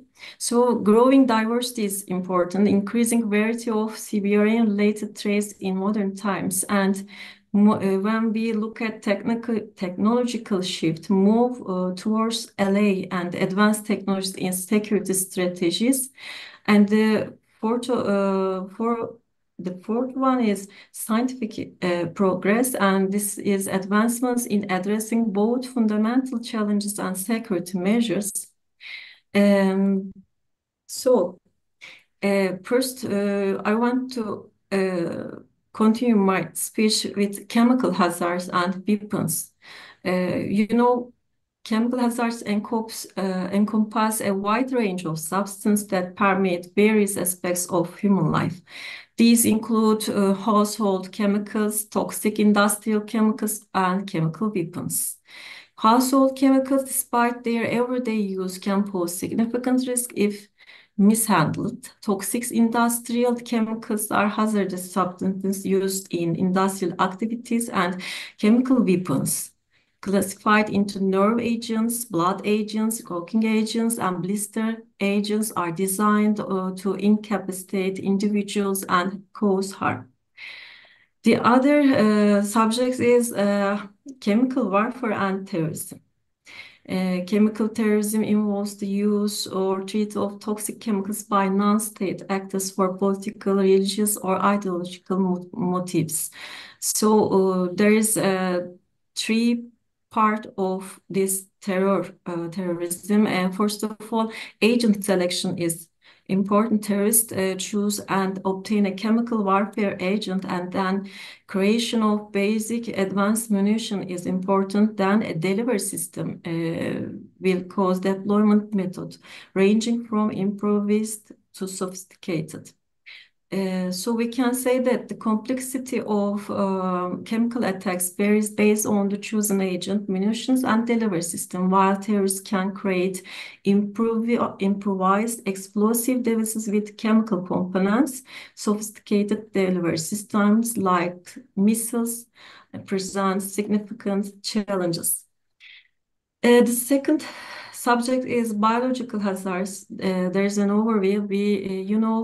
COVID-19 pandemic has heightened awareness of biological threats and their potential use as weapons. Biological hazards include human endoparasites, cell cultures, and genetically modified microorganisms capable of causing poisoning, allergies, or infections. So highly contagious, easily producible microorganisms that can be readily disseminated pose significant risks. The other subject is the classification of biological agents. The Centers for Disease Control and Prevention in the United States says that there is three categories about this subject, this biological agents. First of all, the first one is category A, highest priority agents that pose a significant risk to national security, and category B is moderately easy to disseminate with moderate morbidity rates and low mortality rates. And the last one is category C, emerging pathogens that could be engineered for mass dissemination in the future. So understanding bioterrorism, there's three parts. First of all, the first one is historical content. Biological warfare traces back to 18th century with advancement in bacteriology in the 20th century, enabling more sophisticated attacks. The World War era, during World Wars I and II, various nations experimented with and deployed biological weapons despite international efforts to regulate their use, and the modern incidents, recent events such as the 2001 anthrax letters in the United States highlight the ongoing threat of bioterrorism. The last one is radiological and nuclear hazards, and we can say that this 20th century saw significant advancements in nuclear technology, both for warfare and peaceful applications. The deployment of nuclear bombs in Japan at the end of World War II marked a turning point in warfare strategies. This led to a global race for nuclear armaments despite the devastating consequences. Today, nuclear and radiological technologies are widely used in the medical sector. It's crucial to distinguish between radiological and nuclear weapons. Nuclear incidents involve the detonation of a nuclear device, while radiological incidents produce radiation without nuclear fission. Then I can say that while the trade of large-scale nuclear war has diminished since the Cold War, the risk of nuclear terrorism and proliferation remains. However, the challenges in acquiring nuclear weapons make their use by terrorist groups unlikely. Radiological weapons, while still requiring advanced technology, are relatively easier to obtain and deploy. So terrorists may attempt to manufacture or steal nuclear materials, then significant technical and resource barriers to creating nuclear weapons, and then higher likelihood of radiological weapon use by terrorists, and enhanced security measures and non-proliferation efforts is the last section. So the role of fundamental science in CBR and security, what is the role? There's detection technologies, development of advanced sensors and analytical methods is important. And protective equipment, innovation in materials and design for better protection from CBRN is important. And decontamination is important. Research into more effective and efficient decontamination techniques in fundamental sciences, and the trade analysis, scientific modeling, and risk assessment of potential CBRN scenarios is important. So fundamental science is very important and play a crucial role in identifying and mitigating CBRN threats. And evolving roles of science and technology, we can say that advanced detection is important. I mean, cutting-edge sensors and real-time monitoring systems, autonomous systems is important, drones and robots for safer response operations, and artificial intelligence-powered trade prediction and data analysis, and cybersecurity is important, protection of digital systems and critical infrastructure. The training and development for police and security forces, comprehensive training for police and security forces on CBRN threats is essential.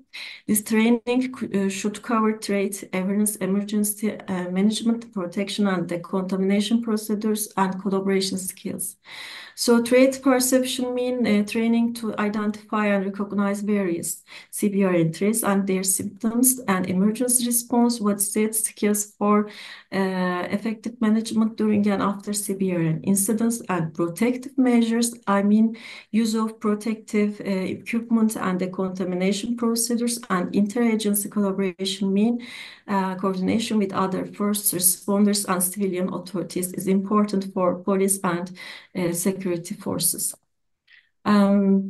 So we can say that international cooperation and information sharing is important because there is many agreements, for example, Geneva Protocol, Biological Weapons Convention, and Chemical Weapons Convention at the past, and interagency cooperation and public awareness is important.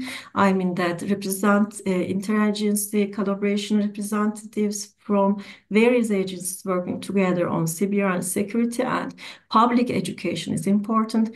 Initiatives to increase public understanding and preparedness for CBRN threats. And the last, next GAN detection. Cutting-edge technologies for rapid and accurate threat identification is important, and VR training is important. Immersive training experience for more effective preparedness, and global collaboration is very important for preparedness. Enhanced international information sharing and coordinated response systems. So for the last, I want to say that this presentation analyzes the critical role of fundamental sciences, police and security forces in addressing chemical, biological, radiological, and nuclear threats. It emphasized the persistent nature of CBRN dangers and the need for continuous vigilance and proactive measures to ensure societal safety. The presentation also highlights the evolving landscape of CBRN threats from household chemicals, biological agents, nuclear or radioactive agents to potential warfare agents, and stressed the importance of research, collaboration, and interagency cooperation at local, national, and international levels to effectively manage these risks. In the end, I would like to thank to organizing committee of conference again, and on the occasion, I would like to say that Turkish National Police Academy is always open to scientific and academic cooperation with institutions and participants. And finally, I would like to thank to all you participants for your interest and attention. Thank you very much. Thank you very much.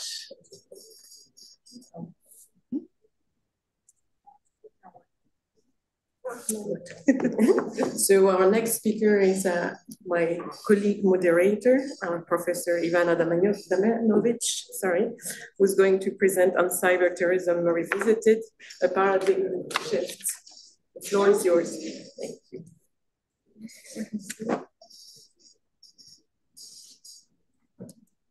Okay.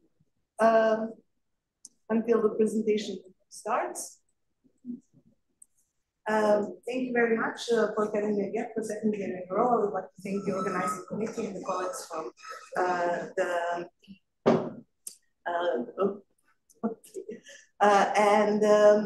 my topic today is cyber terrorism revisited, the paradigm shift. This is because some 15 years ago, I wrote actually a paper on cyber terrorism because it was then a very, very hot topic. And I was very enthusiastic about it. But a couple of years after that, I decided that there are other maybe more interesting things to do, and I will explain why. But in the meantime, several things happened. It seemed to me that after 15 years, it's a good time to see again what is happening in the research of cyber terrorism, and were there any changes both in the phenomenon and the academic perception or academic analysis of the phenomenon. I only have a couple of slides and not much text on them, so I'm just going to present some highlights of what I'm trying to do and what are my preliminary findings, and you will be able to read about it in more detail in the paper, in the proceedings. So this is from Google Ngrams, the diagram showing the frequency of the word cyber terrorism occurring in the body of literature, basically books in English scanned by Google.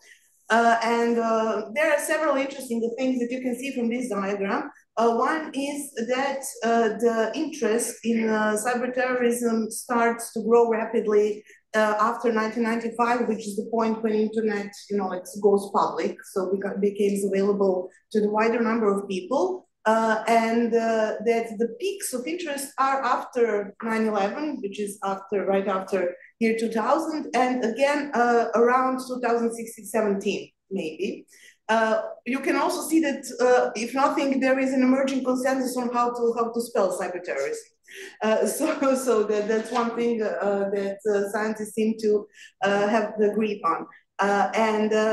There are reasons why this curve is, I think there are reasons why this curve is going this way. You see in recent years, the interest in cyber terrorism seems to be going down. This is data, the last year that they have data is 2022. So the main issue 15 years ago, and to a certain extent still, is how to define cyber terrorism. And the definitional issues are very complex and have several layers. Perhaps when you start reading the literature, the thing that you will first notice is that the definitions of cyber terrorism somehow focus on the word convergence. So convergence between virtual and real world, convergence between cyberspace and terrorism, and so on and so forth. That is a problem in itself, because that focus on the convergence maybe obscures the substance of the phenomenon.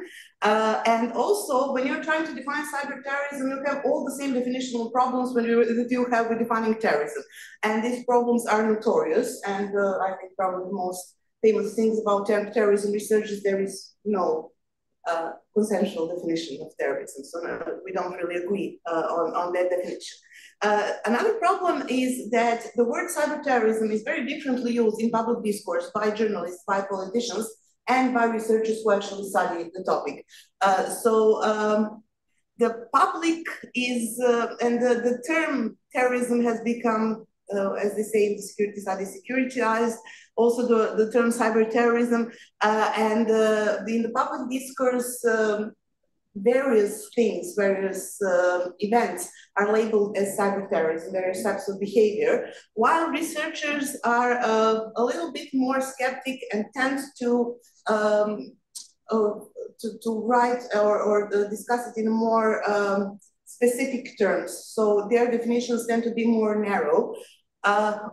Also, there is also the difference between the researchers who come from the fields of cybersecurity, for example, who also tend to see everything that terrorists do on the internet as cyber terrorism.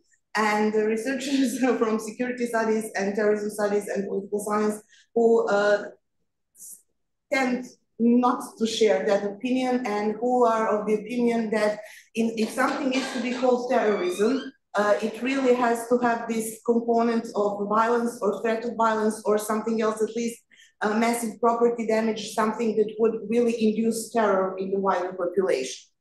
And also has to be politically motivated. That's a very important issue. We have a research on cyber terrorism, sometimes as a research on cyber terrorism, sometimes as a part of a wider research of the ways in which terrorists use and or abuse the internet. And if the question is, do terrorists use the internet? The answer is decidedly yes. But is that the same thing as a cyber terrorism? Most of the researchers thinks no. So maybe there is even emerging consensus among, at least among the researchers from the fields such as security studies, political science, study of political violence, that in order for an event to be characterized as cyber terrorism, there has to be this component of violence, threat of violence, massive property damage.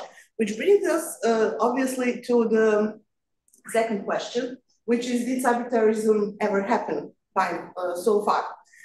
Again, obviously this very much depends on the definition that you're using. And again, the emerging consensus among the researchers is no. So there were no incidents so far that that really fit the definitions, proposed definitions of cyber terrorism. This is partially, I think, why the interest in cyber terrorism research is in a certain decline.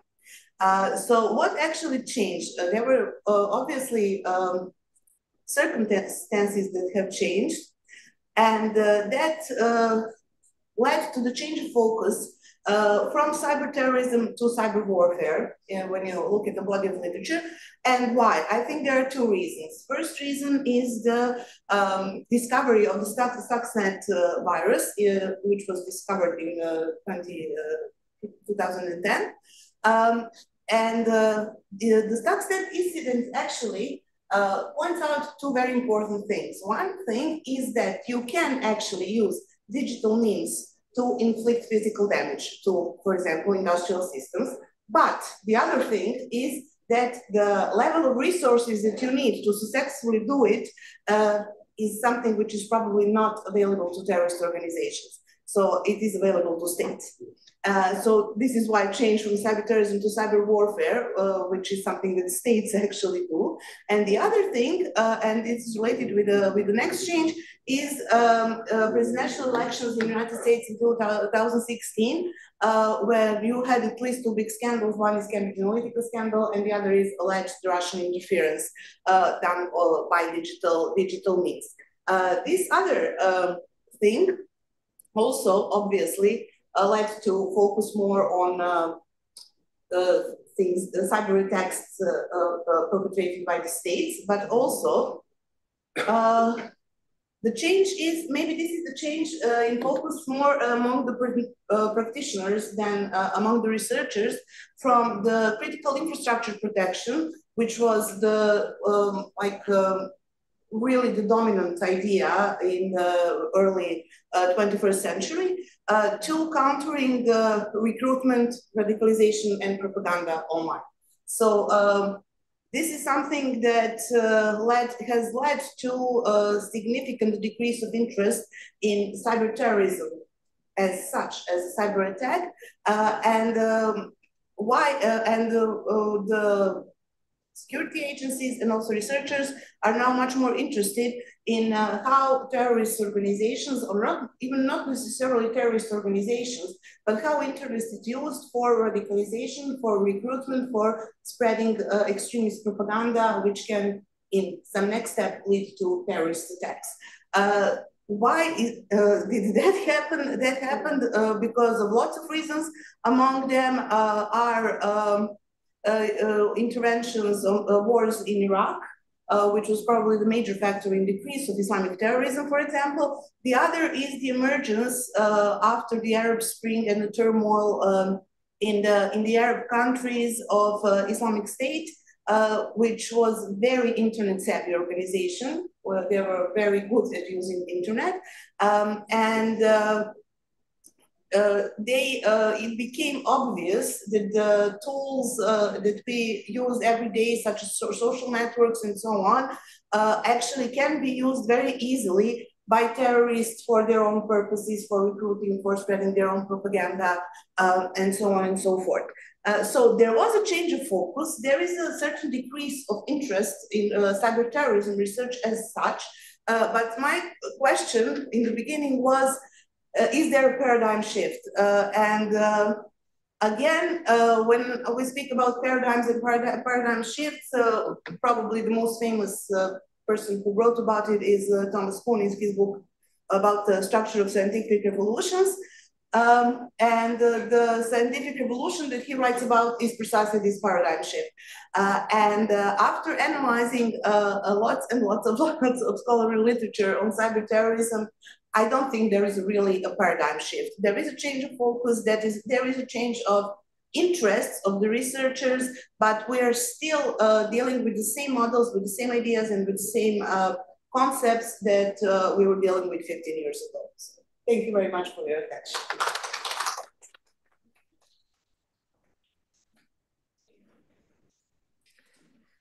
And now it is my pleasure to introduce my co-moderator, Fanny A1, from Bioterrorism Prevention Unit, CBRNE, and Vulnerable Target Subdirectorate, Counterterrorism Directorate of Interpol.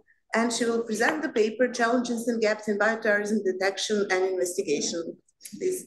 Thank you. So this paper was written with my colleague Chongju Kim, and this paper came about in the context of the work that we do on bioterrorism prevention.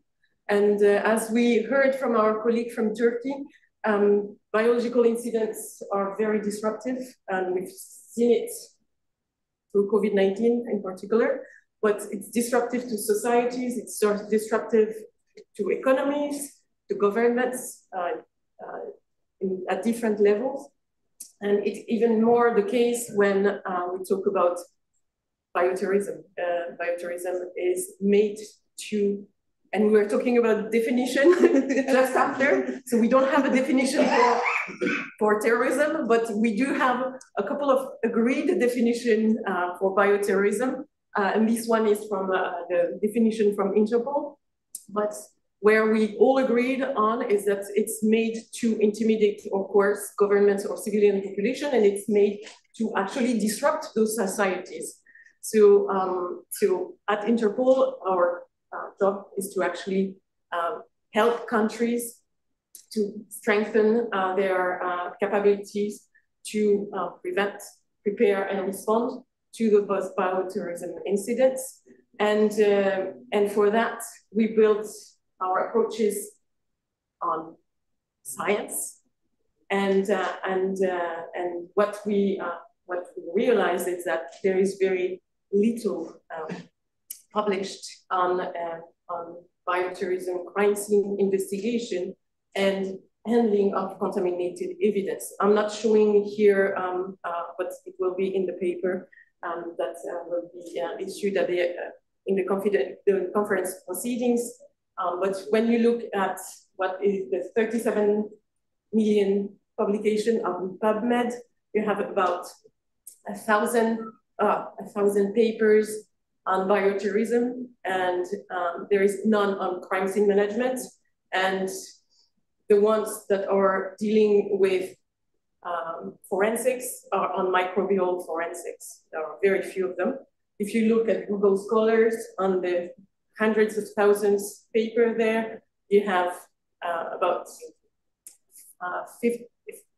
5,000 that deal with bioterrorism, and a tenth of them on, not even a tenth of them on crime scene management. So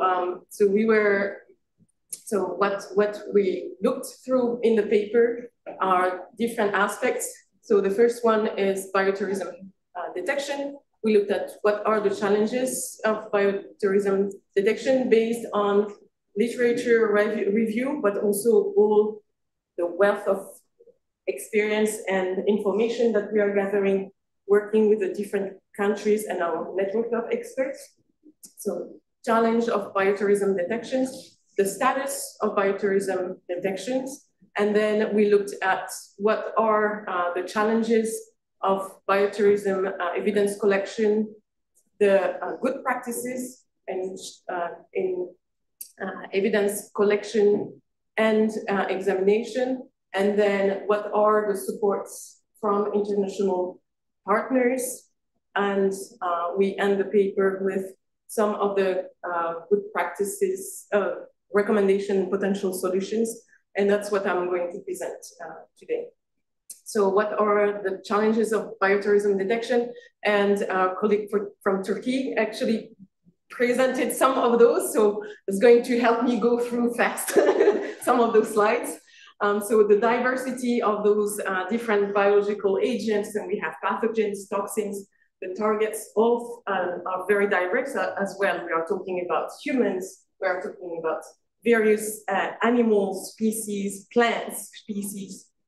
They are very potent. I mean, we are looking at very small quantities that have to be detected in the field. Origin at the beginning of biological incident, we never know whether, unless it's been announced as such, we never know if it's a natural incident, an accidental or deliberate. And if it's deliberate, is it bioterrorism or is it a biocrime? Someone who's spreading the disease for financial gain, for example, nothing to do with bioterrorism. Detecting against background, biological agents are all over the place. Are we above the background or not? Do we have endemic species? How do we recognize specific, non-specific symptoms or signs? Are we in a covert attacks? Do we have a crime scene to examine or not? Are we seeing symptoms 3 weeks after the event occurred? Availability of the agents. The agents are more and more available because we have emerging diseases.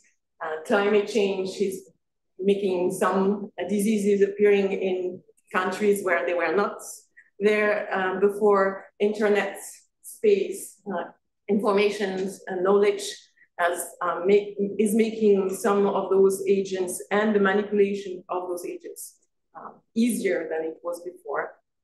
And then surveillance of those unusual events, as we call them, requires a specific expertise, databases, reporting, and information sharing between different agencies. And that's where importance of collaboration between different agencies comes into play as well.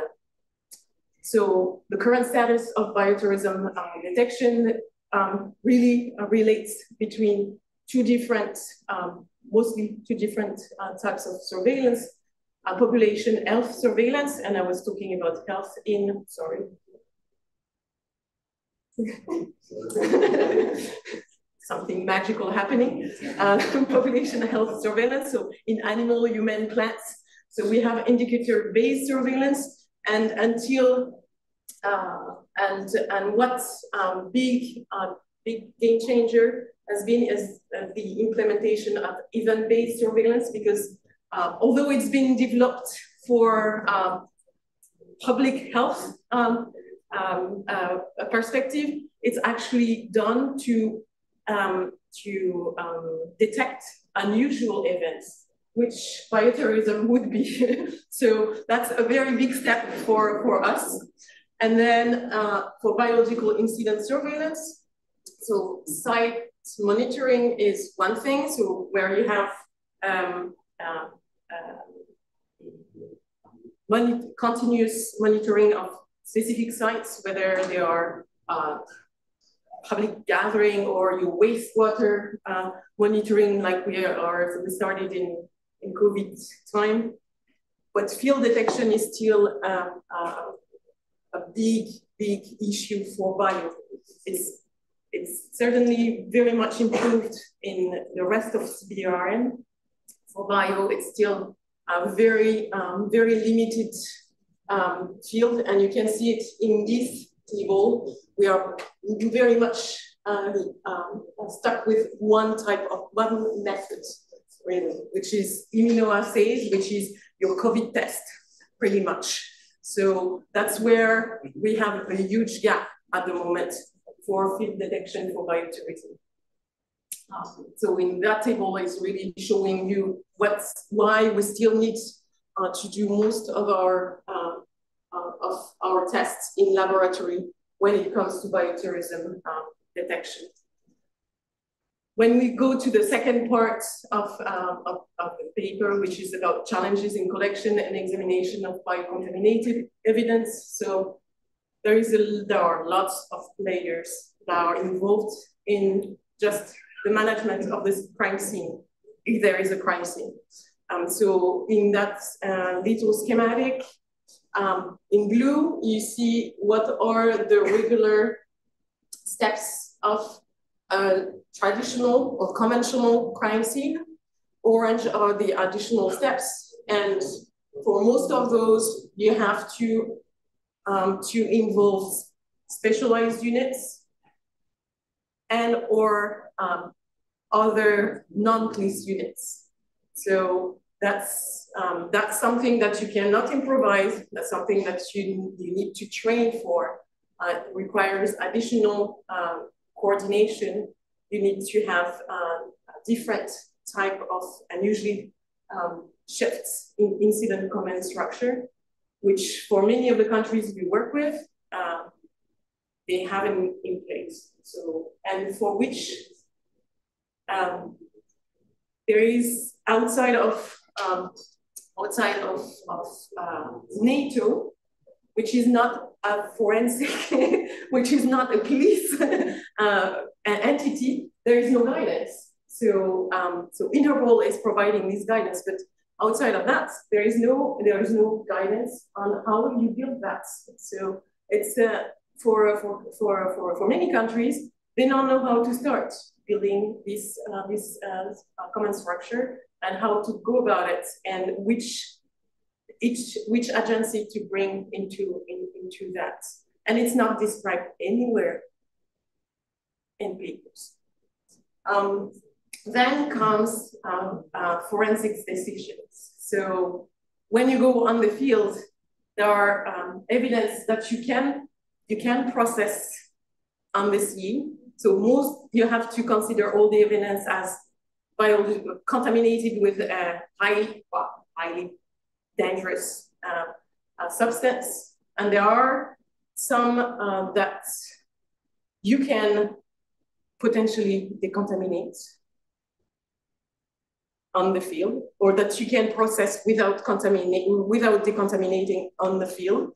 Some that you will never be able to decontaminate, that you will never be able to process in any way, that you will have to destroy, and consider that that has lost, and that's something that you have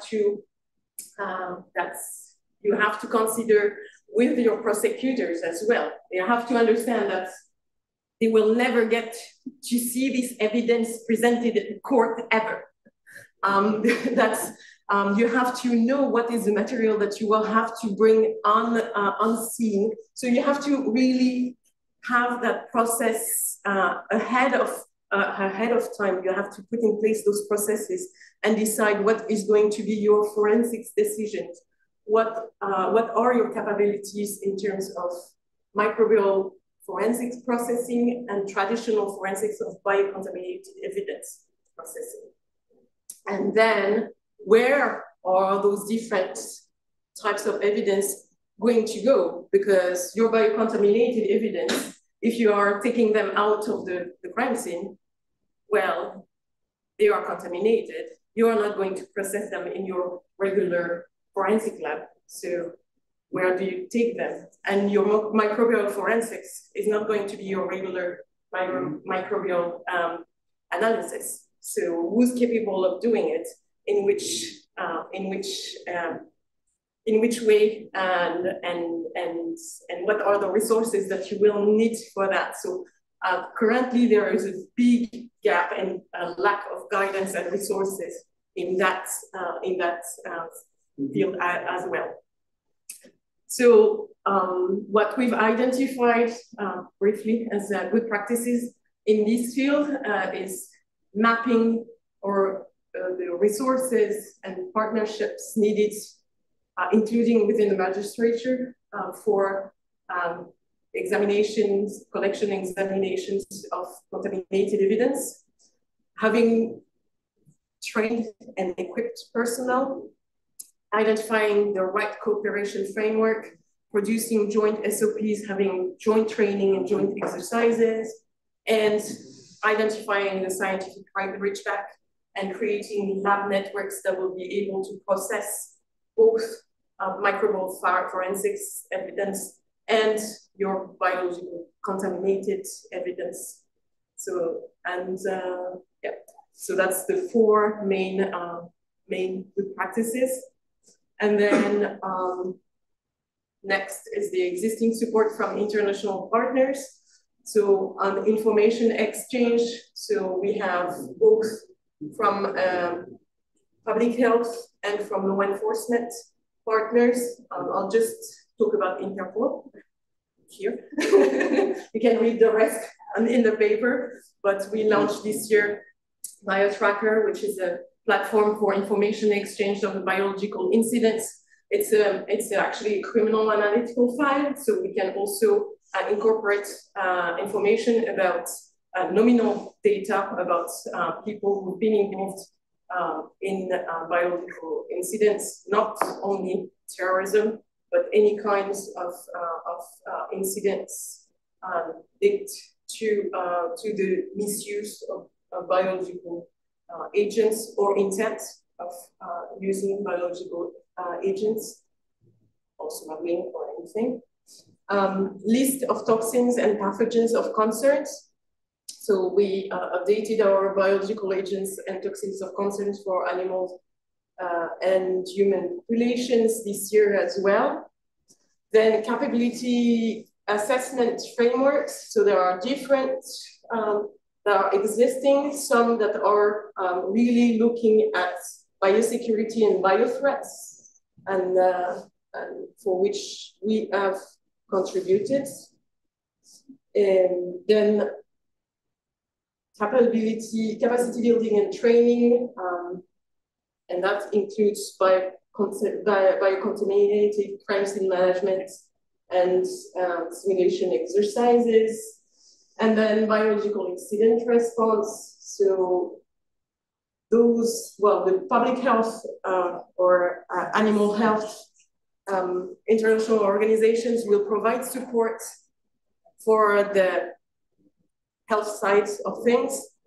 Interpol has an incidents response team that will be deployed or support remotely, depending on the needs of the country, to support in case of Biological Institute. So that's the paper finishes on 6 types of recommendations for increasing and bridging the gap in this area of work. And I thank you all for your attention.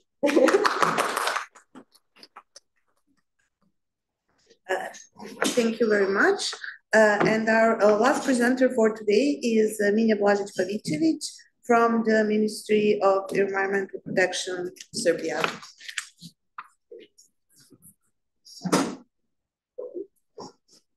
Hello, everyone.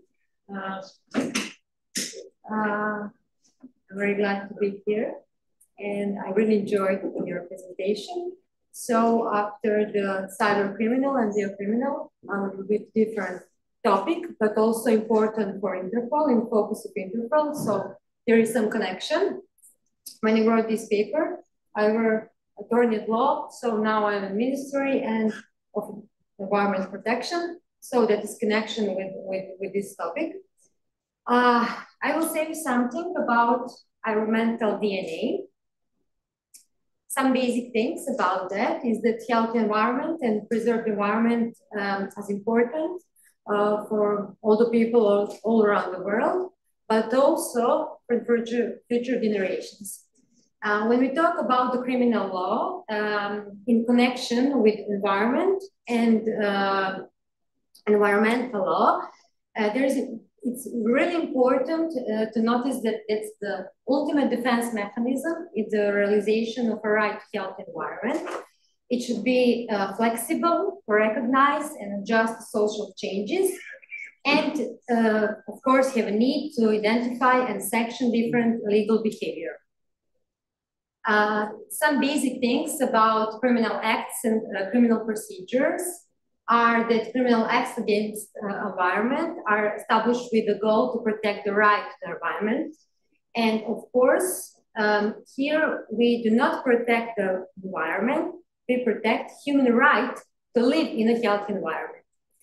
That is something which is very problematic in investigation and also proving that criminal procedure is constructed in a way that criminal liability is proven criminal responsibility and terminated on the basis of the present evidence. So when I start to work in my PhD, I analyzed domestic court cases practice. The period was 15 years and include 66 basic courts in Serbia. Because for that criminal acts, the sanction is less than 10 years. So that is a responsibility of basic court. I found some interesting results in my research about the evidentiary action. In that criminal cases, we use just a few of them, and we never or have not been introduced in any case reconstruction, taking samples and checking out the suspicion transaction. So when we talk about criminal acts against the environment, we have 18 criminal acts, but proceed only 15, and 5 of them, of which 98.12% is just for 5 criminal acts. So it is about killing and abusing animals, devastation of forest thief, illegal hunting, and illegal fishing. So from that, we can see that nothing about specific ecomedium. So when we talk about environmental crime, we can say that maybe we have something that a lot of authors call dark figure of environmental crime. Dark figure of any crime is some behavior which has occurred, but not registered by competent state body. If we analyze that results, we can maybe say that we can talk about dark figure of environmental crime. especially because that we don't have any statistic or we have 1.88% about criminal acts which hurt certain equimedium. So the question is, do we have to improve something? Do we have to make some changes about investigation, about evidence, about court cases? And my focus was on one specific evidence. It is harvesting samples from the environment. You know that as a DNA analyst, analysis of desoribonucleic, I can say that in Serbian, I cannot say that in English, it's too difficult, acid, which comes down to determining specific genetic code. It is different when we use DNA from environment, it's environment sample, and when we talk about regular DNA, we use that from a person. We have that cases, and it is useful in United States of America, Australia, Japan, Canada, and New Zealand. And in that cases, criminal investigation, criminal cases, it's usually to use that kind of evidence. So it is a little bit multidisciplinary because in that kind of cases, we can see that we need a lot of knowledge, a lot of experience of different scientists. So when analyzing DNA, it requires to separate cell material, samples. Technology is very specific, of course, and we, of course, we have to have security proper lab reagents, expert hiring, ensuring adequate storage, and proper sample storage, of course, and database.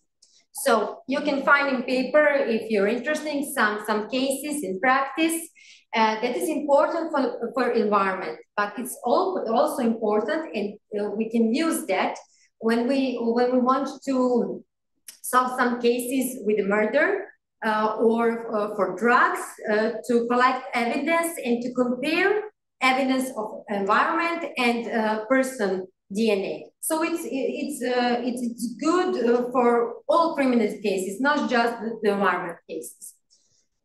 So the question was how we can improve our investigation, our court cases. We have, of course, that evidence in our criminal procedure code. So what is important? Is that about the samples, we can take biometric samples of biological origin, but it's just from person. And the third one is forensic genetic analysis, and we can use that from environment because we can use that samples from a person, but also crime scene. So that's any illegal thing or something not allowed to use that kind of samples. No limitation for that.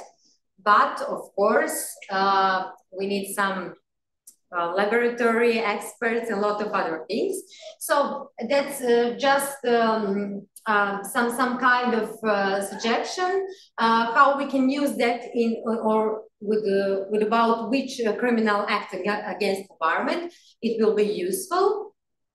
So the point is how we can improve that kind of investigation, what we need to do. We now have in our country a special task in the Ministry of Interior just for eco-crime.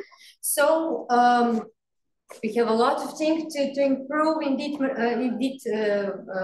point, of course, but it's one of them. So if someone wants to know more about that, you can find that in paper. And I think that I was short and very precise. Thank you for attention. Thank you very much. Thank you very much. And as I said, one of our presenters was unfortunately unable to join us.